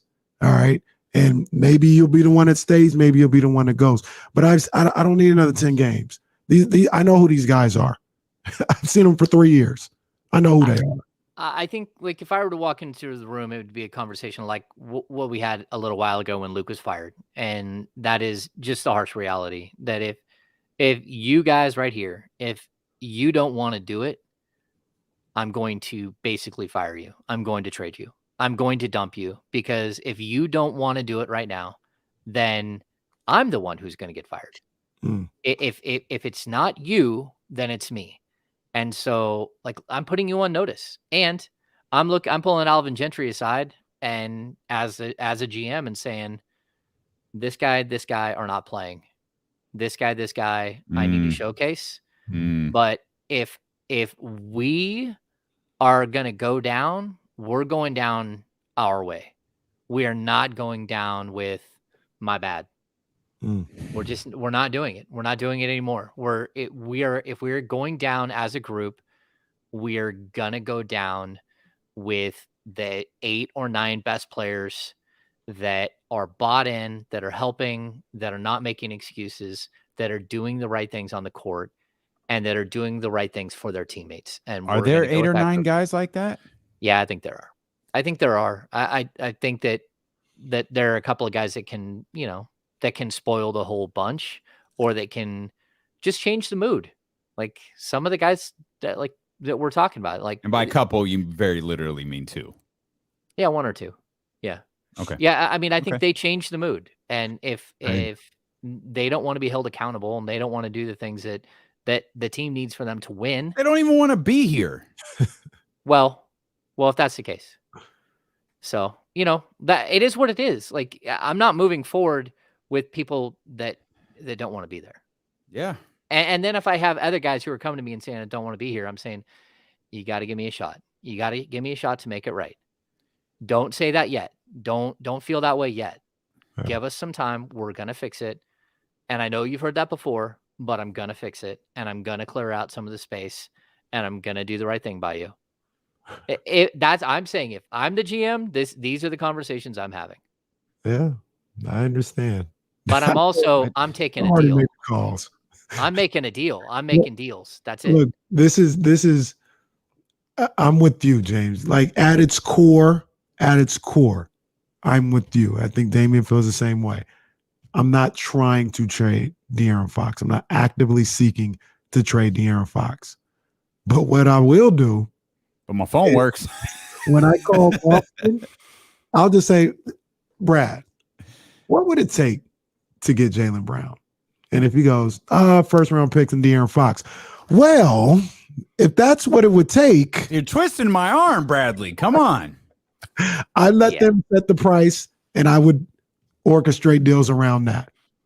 Because I really feel, and like I said, I want De'Aaron Fox here. But I do want him here. I don't think he's a bad player. I don't think everything is his fault. I don't feel that way.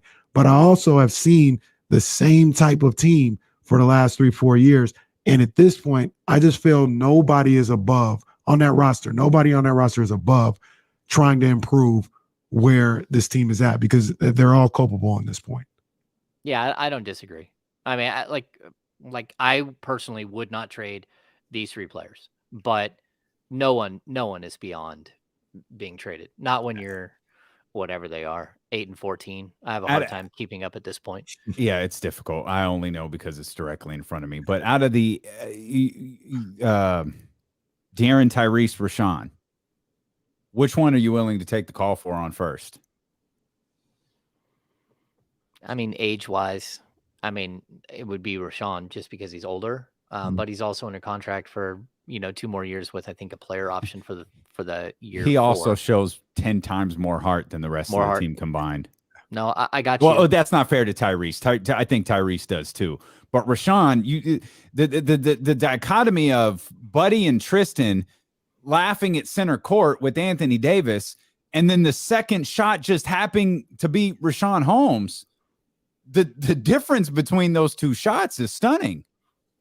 I get what you're saying, but people also want to look at the shot of De'Aaron Fox and then heap a bunch of negativity on it. He's pissed. That's what his look is.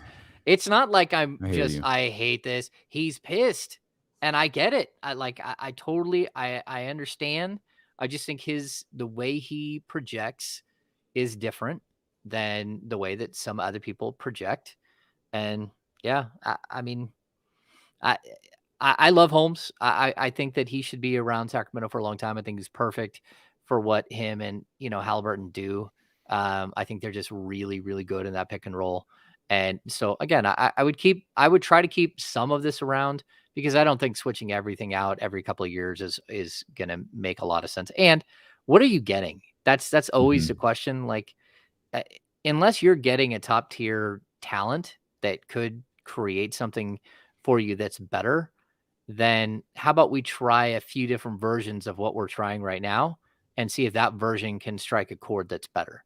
With Buddy gone, Marvin gone, with the acquisitions coming back from those 2 deals with Yeah, Richaun, and I Tyrese, mean, and De'Aaron. and if you got to get deeper, if you got to cut deeper, then you got to cut deeper. I don't think anyone's beyond reproach. But I'll even say this: You're talking about Harrison Barnes, and that upsets me. yeah, well, no, I get me it. No, I too. get it. No, He's attractive. No, he's I yeah, get it. I get yeah, it. and me too. And I'll even say this: we've been talking about Buddy's personality. We've been talking about De'Aaron's personality, but let's not like Tyrese Halliburton just draws you in. He draws you in, and you're just so engaged. Well, he also went 2 of 10 from the field, and he also has scored in single digits in 7 of the last 10 games, like I said earlier. So, like, we can't get fooled by somebody is angry or someone doesn't give you the post-game interview that you want. You have to look at, like, it's more than that. It has to be more than that. You can't just say, he looks pissed. He looks disengaged. He looks like he doesn't want to be here. It's like, well, yeah, but would you rather have a guy who's like wants to be here and is happy-go-lucky and just threw up another rough game?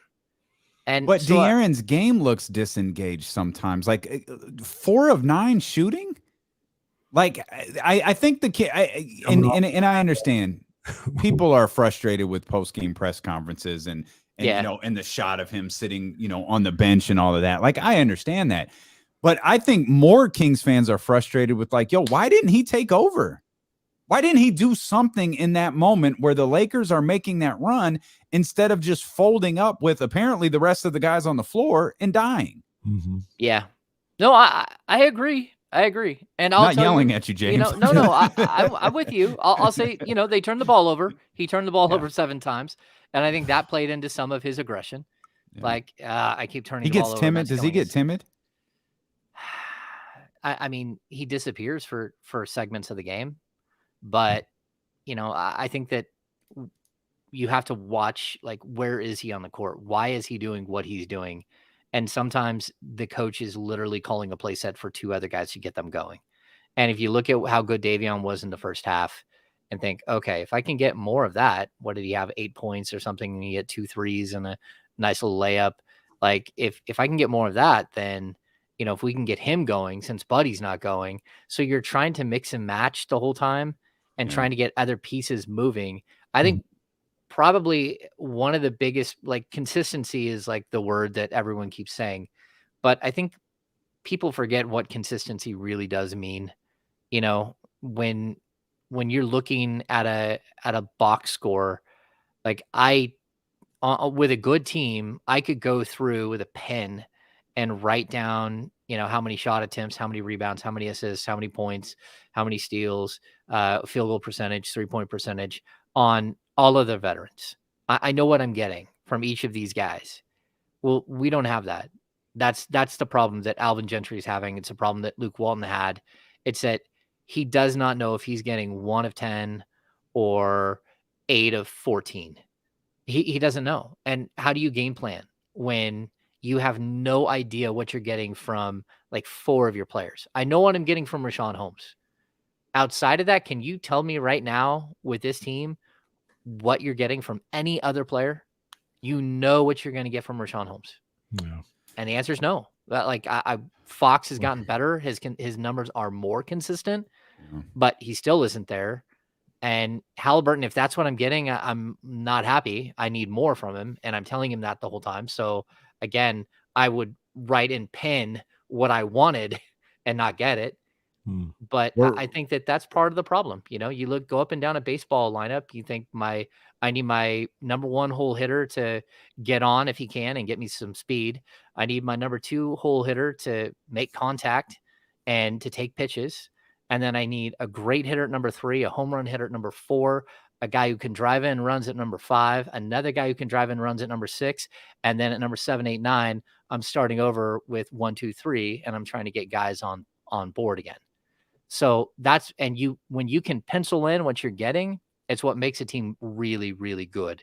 When you can't, and you have no idea what you're getting from one player to the next, one night to the next, one quarter to the next, then that's where like coaching this team is just nearly impossible. I said we were going to fix this thing by 4:00. We are quickly running out of time. So when we come back, we're going to have this thing fixed. And oh, by the way, there's a game tonight. So we'll talk about that as well. And we're going to do this all again tomorrow as D'Lo and Casey continue here on Sacramento's #1 sports station, ESPN 1320. All right. Oh, man. Sorry if I'm going too long. No, you're good. You are good, man. The Twitch and YouTube y'all are popping today. I love this fan base so much, man. I do too. I want more for them, you know, like I finished that. If you got to the end of that piece that I wrote on the Kings beat today, like, you're right, Kings fan. Like, Alvin Gentry's right. You deserve better. Like, you deserve better. Like, you've been a great fan base, and I don't blame you for not coming out. I don't. Yeah. Like, this team put themselves in this situation. No one else. Yeah. On the plus side, I keep hearing like really, really good things about Nemi, Keita. Yeah, we haven't been able to talk to our Stockton Kings insiders in almost a month, so I'm anxious to get their takeaways. Yeah. Yeah. They're I've with been us next Thursday. watching the games, and then he's got such soft hands. He's such a huge body. They're really, really working to tighten up his core so he's not dragging himself around, because that's what I saw during Summer League. He's really good around the basket. He's stretching the floor. He's got really nice court vision. They're thinking they can run offense through him. Just someone who's totally different than what they have right now. Just like, they don't have that guy that can do a bunch of different, that can be used as an offensive hub. James, let me ask you a question. Let me ask the people in the chat a question. Damien, you can answer it too. I think we talked about this, but one of the issues with trading Buddy is his money. You got to get money to match up. If Denver called and said Michael Porter Jr. for Buddy Hield, would you do that? Yep. See you next year, Michael. Yeah, but that's his fourth back surgery. Yeah, it's a hell of a risk. Yeah. But I was told during the draft process that the Kings were so high on him and would have drafted him at number 2 over Marvin. And then they got his medicals and literally said, we would never even consider him in the second round. So talent, they love the talent, but his career is going to always be limited. I don't even know. Like, we're talking Ralph Sampson limited.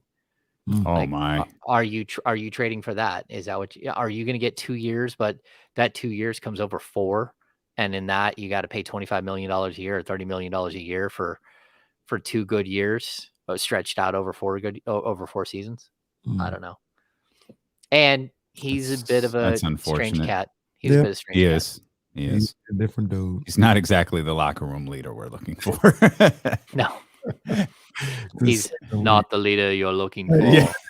I don't know what that's a reference to, but you were really into it. So. Is that about it though as well, though, James? What is that? That's Obi-Wan Kenobi for Star Wars. These are not the droids you're looking for. No. What? I've never seen Star Wars. Oh my gosh. But James, look, is that James just quit? When you talk about trading Buddy Hield, it's not. What's that? $20-something million you got to find. It's declining though. He's got he came into the 22, season 2018. It was $66 million left. He came into this season, I believe. He makes 23 this year, 21 next year. Oh, okay. And 18.5, 19 the next year. Yeah, it might be for something ugly. Like to trade him, and you do better with John Wall.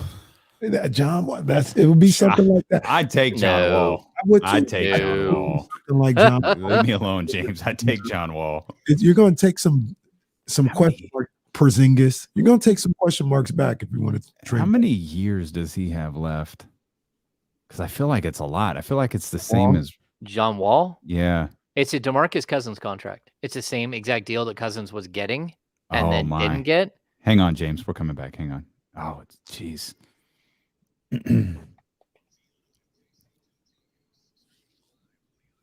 Hang on, everyone. We're working out a deal for John Wall right now. And by we, I think I just mean me and Kenny, because if James wants to throw something at us right now. But look, because I got another question for James as well. 2022. So next year. Yeah, it's 90 over 2. John Wall is owed $47.3 million next year.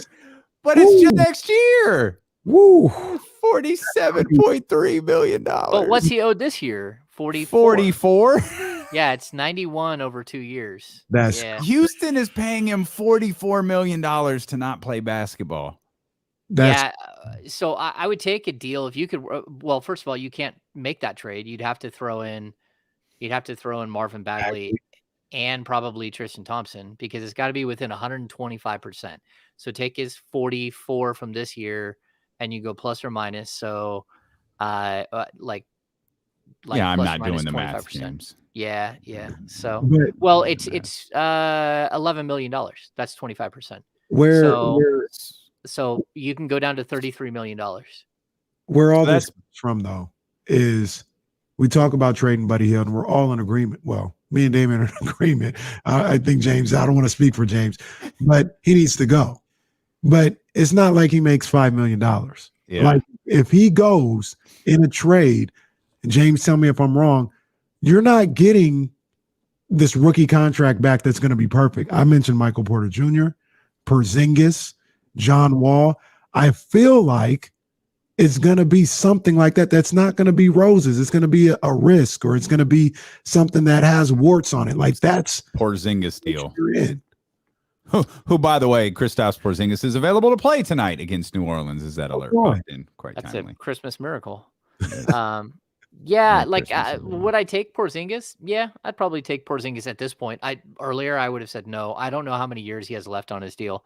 Like, when I go through these and really break them down, like when I look at trade options, I want to know that I'm not getting stuck. So even like the John Wall deal, you're paying $47 million next year for John Wall. But that's real cap space for you, because Buddy would be declining.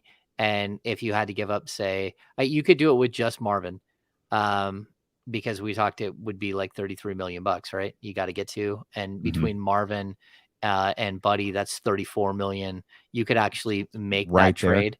Yeah, but then next year when Buddy's goes down and Marvin's no longer there, now you're paying $47 million. So your salary cap is done for next season completely. But hey, I think John Wall and De'Aaron Fox could play in a backcourt, and I think that John Wall does still have some left in the tank, but I don't think that I would. He's not he's not the leader that you want either. Exactly. Porzingis 31.6 this year, 33 next year, and then 36 the year following that. Nope. Well, look. Nope. Well, but I agree. In a vacuum, no, I wouldn't do it. He's about to say, but if you want Buddy Hield out of here, you're going to have to take something nasty back. I'm just telling, am I wrong, James? Like, you're going to have to take something where, like, it's like, under normal circumstances, I would not do this. Yeah, I mean, I haven't gone through it and, like, looked at different deals around the league. And even, like, Kemba Walker, he's now out of the lineup he's out of the rotation in New York. And you're looking at a small guard. And that's why Thibodeau said, hey, we can't run 3 small guards. Well, would they take 2 years of Buddy Hield in exchange? And I think Kemba's just this year, right? I might be wrong. So, I haven't looked at Kemba's deal. Out of the contract, right? Yeah, he got a buyout, so I think that's right. Oh, so he's a low level deal. Well, I mean, I'd have to look at the contract, but like the other thing about it though, James, is everybody else got league pass too. So not only are you selling the salary, but these people are watching him play too.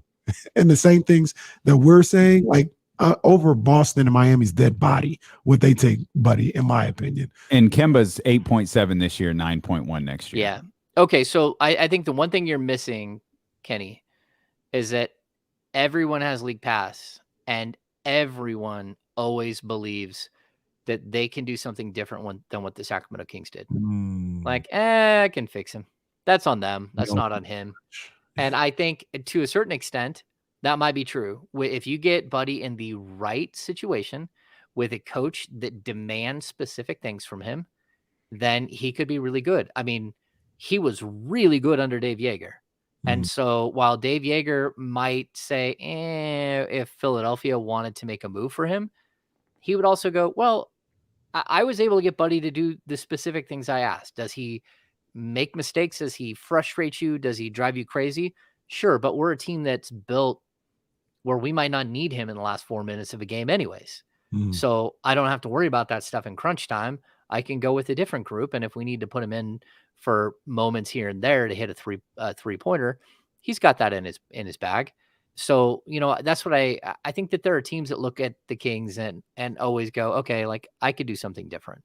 I could fix what's going on there. And like you brought up, like Denver, I think that I'd have to look at Denver's roster, but I think that there's, potential there of players that would make sense for Buddy to go there, because they clearly need more 3-point shooting. And there's a couple of teams around the league that need more 3-point shooting. You could always just go to 3-point shooting. What's that? The Kings need 3-point. Yeah, but I mean, if you truly just wanted to dump Buddy, like maybe who's second in the league in 3-point makes? Let's go get that guy. Yeah. Sorry, James. Is it still Buddy? Yeah, it's still Buddy. Unfortunately, it's still Buddy. Yeah. I think it's Buddy by a lot. I swear I think Grayson Allen is number 3, but I'm not 100% positive. Good pickup. Yeah, I'm not sure. No, but I think there are teams out there that look and say, okay, in our system, if we limited what he did, this is what we can get out of him. Like, again, like at Brooklyn, Brooklyn's got tons, but they just lost Joe Harrison. And Kyrie hasn't played all year, and so they have like specific things. Blake Griffin, I see you over there. You're not getting Kyrie. I just mentioning what happened. Trade him for Kyrie. Tell Kyrie you don't have to show up. You get the money off the books. Kyrie gets to go where he wants to go. I'm just saying that might be the best deal out there. I don't think they're trading him, because I think they believe something's going to change and that they're going to be able to play him eventually.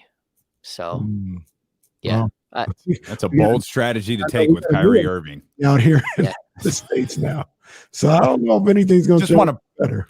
Point out they're 15-6 without him, and COVID's not exactly going away. It may be mutating into new forms, so that's I not would good. be careful before talking about Brooklyn.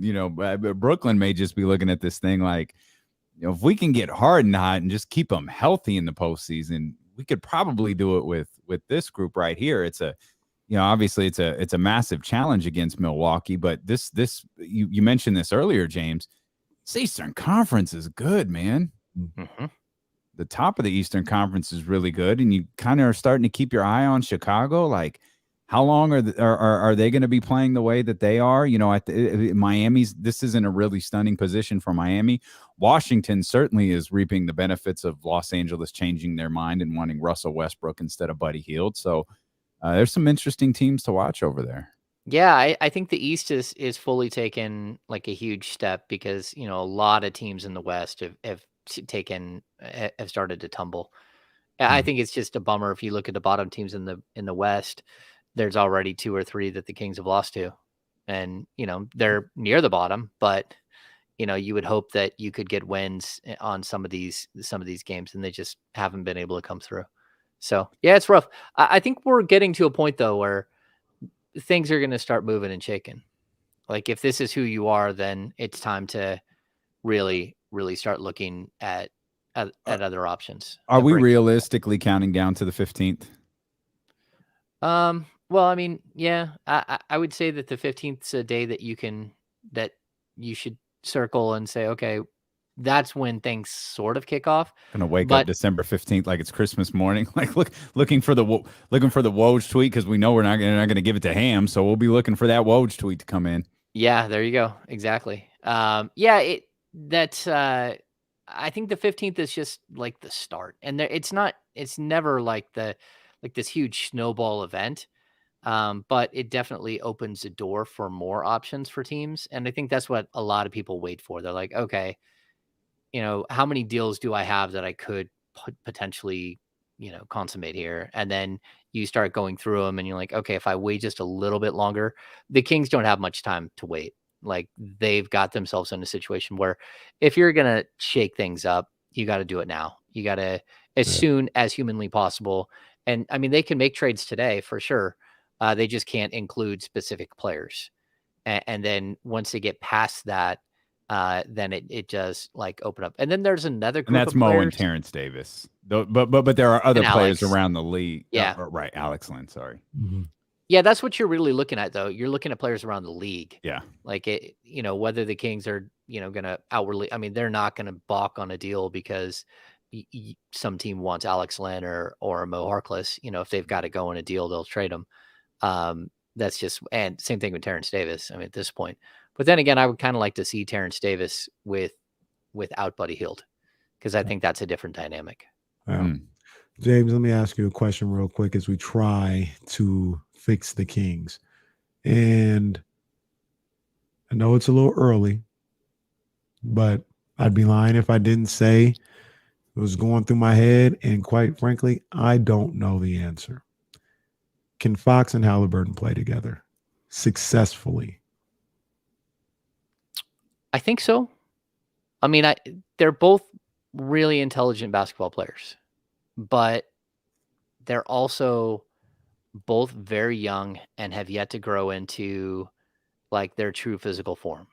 And so I think it's difficult at times right now because while we don't want to think of Halliburton as a second-year player who's all of a sudden playing a lot of minutes for a second-year player, we don't want to think of him that way because he's so smart and because he comes off so well.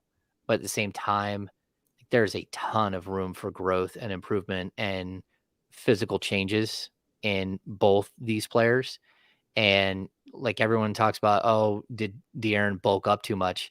Well, I'll tell you, at that age, you can add a bunch of muscle and then your body takes it and it morphs it into what it really wants. And it just takes a little bit of time for it to happen. And so his adjustments, I think Halliburton can be strong. For as much as people want to trash De'Aaron for, not playing stellar defense all the time, Halliburton gets around all the time on defense. And while he's great in the passing lanes and he's averaging, right around 2 steals a game, I think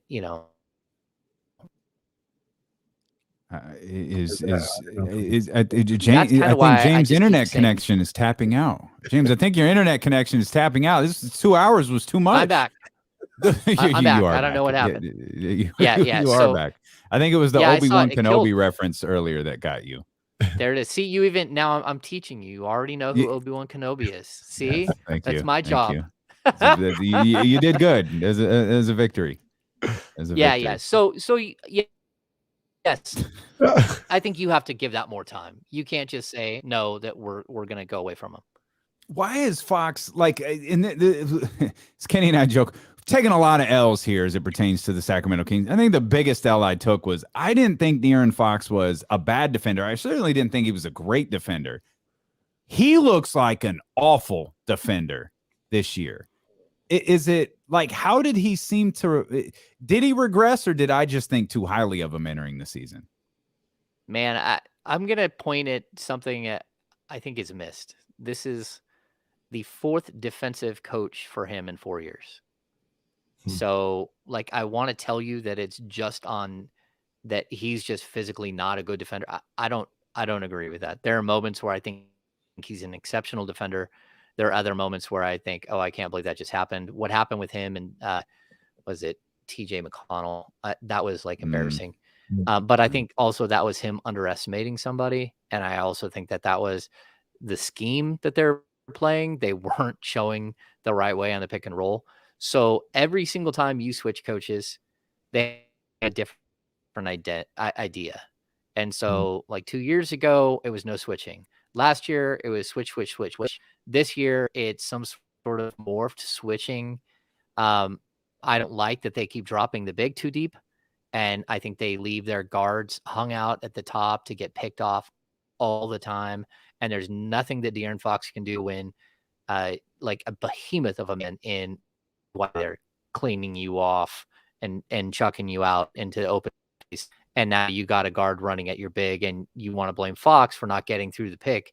How's he supposed to get through the pick? The big's not stepping up and sealing. And so Fox has a chance to recover. And that, to me, like, there are schematic issues, and I don't think it's just schematics. I think it's also that the players just aren't adjusting yet, or they haven't fully.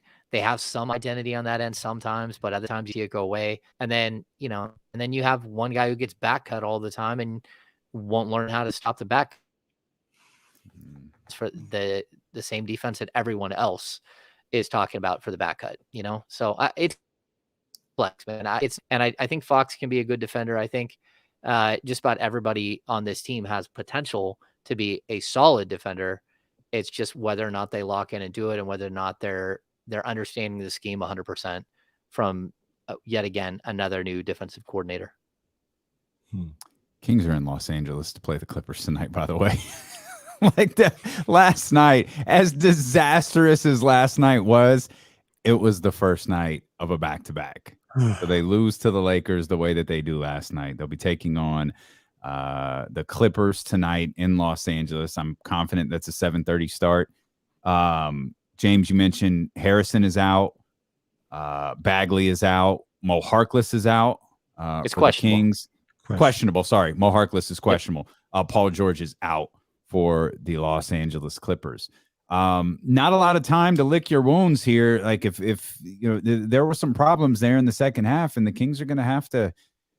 I mean, I know it feels like after losses like that last night that the season is over. But the fact is, we go with the James Ham philosophy. You got 10 games to kind of figure this thing out before it really has slipped away.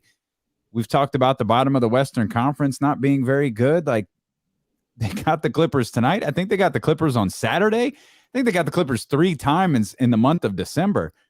They're going to, if they got to start figuring some things out, man, before this season really, really does just slip completely out of their grasp.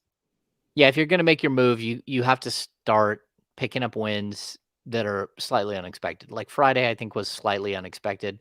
And then it set up some weird expectations for yesterday's game.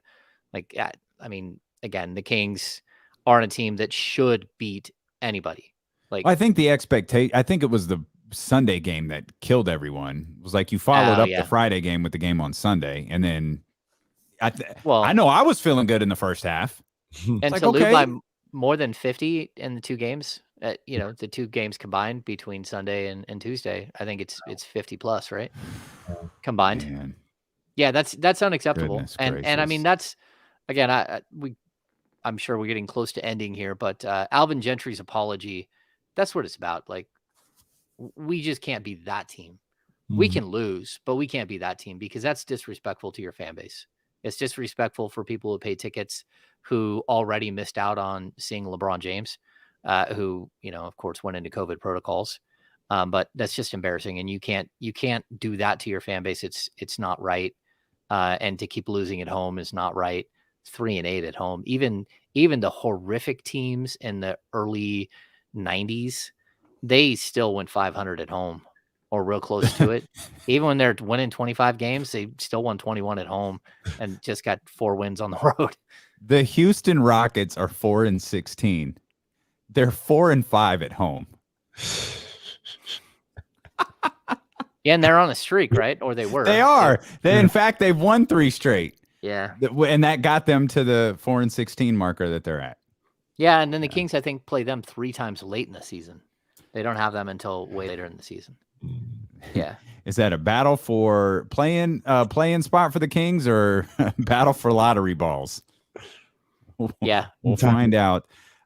James, thanks for spending so much time with us. It was a frustrating day following the Laker game, and your insight into this team is always appreciated. Make sure you subscribe to the Kings Beat. Happy hour for those at the Kings Beat is tomorrow. Subscribe to the Kings Beat podcast as well. It's as good of Kings talk as you're going to get with our man James Ham and Sean Cunningham as well. So, James, we appreciate you. We appreciate everybody who tuned in today on twitch.tv/ESPN1320, youtube.com/ESPN1320. We appreciate those who locked in on the Odyssey app and on 1320 a.m. Kings and Clippers tonight. And, well, no matter what happens, we'll be here tomorrow. We'll be here tomorrow at noon on Sacramento's #1 sports station, ESPN 1320. I'd still go Kings. Boy. Hey, James. Y'all talk for a second. I'll be right back. Well, I got you here. There's a discussion that comes up once every, 4 or 5 months about Seattle or whatever. So another one came up in the chat today. Our guy Manny says that the NBA definitely wanted to move the Kings out of Sacramento. I say this is the way I've always believed it.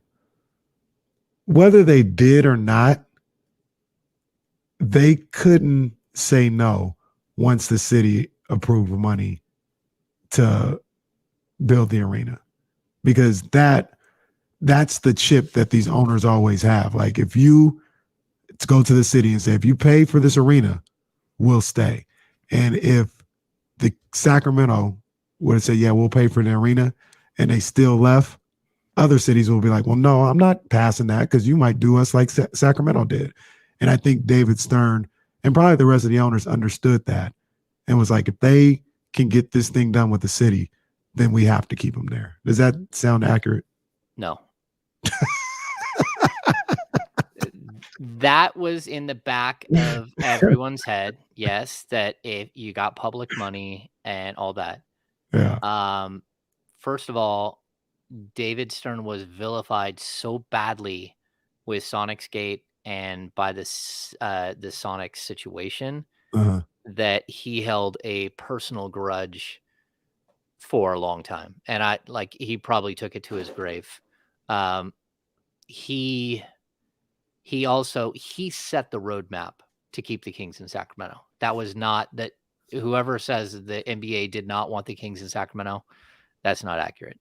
David Stern, he set the exact roadmap, told them exactly steps 1 through 10, gave the Kings Mark Mastroff, and then when that wasn't enough and he felt that wasn't enough, gave them Vivek Ranadive. Like, he orchestrated the Kings staying in Sacramento. And you can give Kevin Johnson plenty of credit for some of the stuff he did, but at the same time, he was being told which step was next the whole time. And the city, went with him and, voted with him. But also at that point, the momentum was going so heavily one way that it would have been political suicide not to follow through. Yeah. And so, I was on the inside the whole time. I mean, I made a documentary about the whole thing. Yeah. So, the whole time, it was a roadmap, and Kevin Johnson was the perfect guy to be in place at the perfect time. So you had a former NBA player that was a hometown kid who stepped into being a mayor, of his hometown while an NBA team was trying to relocate. The Maloofs had burned so many bridges. Everyone in the league knew that they were completely out of money, totally broke. And, it didn't take my first 2 years, lowest payroll in the NBA, completely. They had to trade for guys just to hit the floor. And you used to have to hit the floor. You didn't have a choice. Yeah. Now you have to be within 10% of the salary cap, which is 112 million. So 101 million. If not, whatever you're short, you have to give to your players. You break it up however you want, and it goes to your players. Well, back then it wasn't that way. So the Maloofs were running a $58 million payroll and just, bleeding this thing dry, pulling money out wherever they could, losing money. I mean, they owed $20 million to own 2% of the Palms. It got that bad, and they lost $800 million building the tower. That's crazy. So they bankrupt themselves, and not only that, but the Maloofs, in NBA standards, they're kind of like Mark Cuban. They were sort of new money, and the league at that time was not so cool with new money. It's gotten much better with new money because new money is crazy new money. Like the tech billionaires and all that stuff. It's so much money. But the Maloofs, like they owned the Houston Rockets. Their dad owned the Houston Rockets in like the early 80s. And then when he passed away, they inherited him and they were aware of their heads as like young 20s dudes and then left. And because they needed to leave, it was like getting sideways. But what happened here was strictly a playbook run by David Stern. He did not want the team to leave, But and he helped them stay. so this is what I'll ask you, and what I believe, because I believe, well, it's not even about believing. Like I think everything you said is right, but was Stern a one-man wolf pack? Where when you say the NBA, like the owner, I can believe the other owners saying, "Yeah, let's go to Seattle. Let's get the hell out of here." But David definitely wanted them to stay, and they were all going to fall in line with whatever David Stern said. I think that's believable. Well, yeah, but you also have to remember, like Clay Bennett, who was just like Stern, completely vilified. He wasn't done in Seattle. Yeah, but Clay Bennett he was on the relocation committee, and he was on the finance committee. Like he's part of it. So, like, real quick, this jackass Marquise Chris was born in Sacramento. Get the hell out of here. Yeah, he So, was. Kevin Johnson was born. I said, "What are you talking about? Get Sonic Boom. Do Yeah, better." Kevin Johnson was. Ryan Anderson. There you go. Ryan Anderson. Yeah, do DJ better. Wilson. Good job, people. Yeah, there have been players. Yeah. So someone just said the Maloof's money. The Maloof's money was from Coors. The Maloofs, just so they owned a beer distributorship in New Mexico, which spanned like the whole Southwest, and so they made a ton off of that. But then their dad also in 76 or 78, he invested heavily into Wells Fargo. They bought a bank, and like it probably had 3 or 4 small banks, and then it got merged with Wells Fargo, and they became primary shareholders in Wells Fargo. So the Maloofs had a lot more money than just Coors money. But when it came to the last couple of years, from what I know, their mom, Colleen, still had control of the Wells Fargo shares, which at that point was like 450 million. She told them, "You can't touch it. You're not, you guys have run amok. I'm not going to give you the rest of the fortune," because they had already sold the beer distributorship, which is like, it prints money. That's not something that anyone should ever sell. Like people will always drink. But they sold the beer distributorship to try to build to try to save the tower, the Palms. The Palms sank them. I mean, that's what it was. But that happens when you build a giant casino off strip in Vegas. I don't even know, trying to bring in locals, but it like the wrong time to try to build that kind of casino. It was hot for a second though. Yeah, for like 5 minutes. Yeah. No, I mean they just ended up not being good businessmen, unfortunately for them. And they've bounced back. They've got the part ownership in the Knights in Las Vegas. But that team was like, Stern fought so hard to keep the team in Sacramento. I mean, he gave them a whole extra year to get it done. Stern, and then the Maloofs embarrassed him. And then it was like, okay, look, it's on. Stern understood the value, and like I've seen Sonic Gate like everybody else. They kind of laughed at his face when he said, the Seahawks got a new stadium, Mariners got one. I want a new arena. They said, "Get the hell out of here." And Yeah. like, he never forgot that. And I'll tell you this too, the worst thing, because like I got to know David Stern a little bit. I was at the Board of Governors. I've only missed 2 games ever at home. I missed Board of Governors meeting, a game for Board of Governors meeting where they decided the fate of the team, and then I missed. I went to the Sloan Analytics Conference at MIT one year when I was with ESPN True Hoop, and those are the only 2 games ever.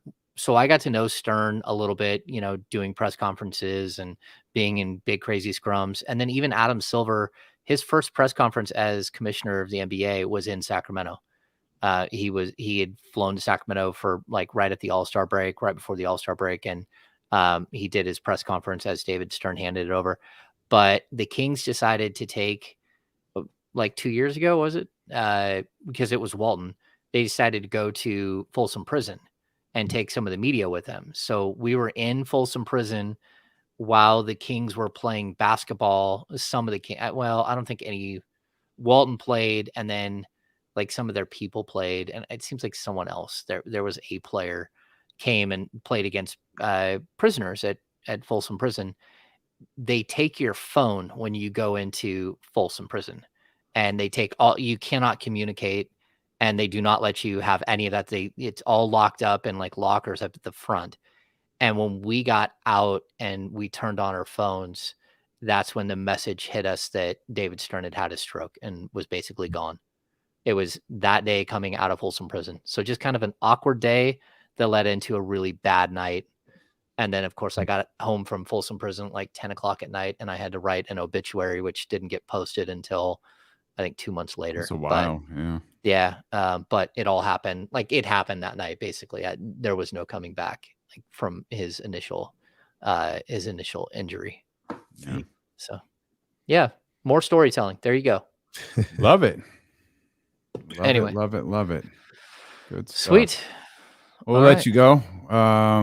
Thanks, man. That was great. We appreciate it. That was fun. Yeah. Anytime. Hopefully we get something going on. What time? Man, not till 5. Oh no, I don't have media availability until 6. I think that's what it is. 7:30 start, right? Yeah. So maybe it's 5:45. I don't know. Practice today, and I'm not gonna miss much of the game at all. Practice over there. Oh, there you go. All right, guys. All right, appreciate you, Ham. Thanks, buddy. All right, we'll see you, and we'll shut things down here on the stream as well. Thank y'all for representing. John, I saw you hit us. I'm clear tonight, man. I'll focus on the game. And I got to hoard bottles. I'm having people over in a couple of weeks, so I got to make sure I got to make sure I got enough for the family. Shout out to Black Bottles 916. I saw that fridge. Yeah, shout out to Black Bottles 916, who is making sure everybody's well taken care of. Like Dre Day, looking like a high class Dre Day. Hey man, I'm just it's Drewski. Appreciate. All I say, I mean, I can't afford a wine fridge like my partner got, like the little fancy wine fridge where I can turn them on the side. But that's anybody can get that. That's nothing. Just appreciate Black Bottles taking care of us. Good seeing you last night, big dog. He said he good. Hey, yeah, I saw that pic, man. That was good stuff. I'm sorry I missed out on that, man. That was good stuff. No. Okay, so look, before we go, mm-hmm. I'm not gonna gas it, but I'm gonna say at least 3 times. I saw people. They came over to me in the media area. It's like, KC, what's up, man? It's like, what's good? They're like, where Damian at? I said, look, man, it's a weeknight. Nobody believes you. Oh, man, he usually don't make the trek on a weeknight. They're like, oh, man, tell Dame to get up here, man. I was like, I'm gonna let him know. Yeah, see, that's the difference.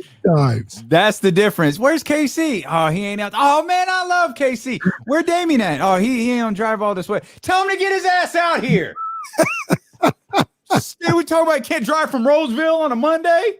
See his favorite player. Give me a break. A little different tones to each one of them for sure. Sonic's boom. It's all love, man. We have fun in here.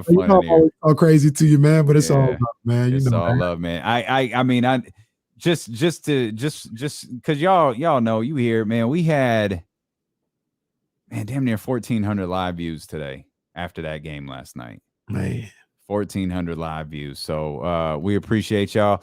I don't know what tonight brings, but whatever it is, man, we'll be here. Shut up, Lazy. We'll be here tomorrow for sure at noon.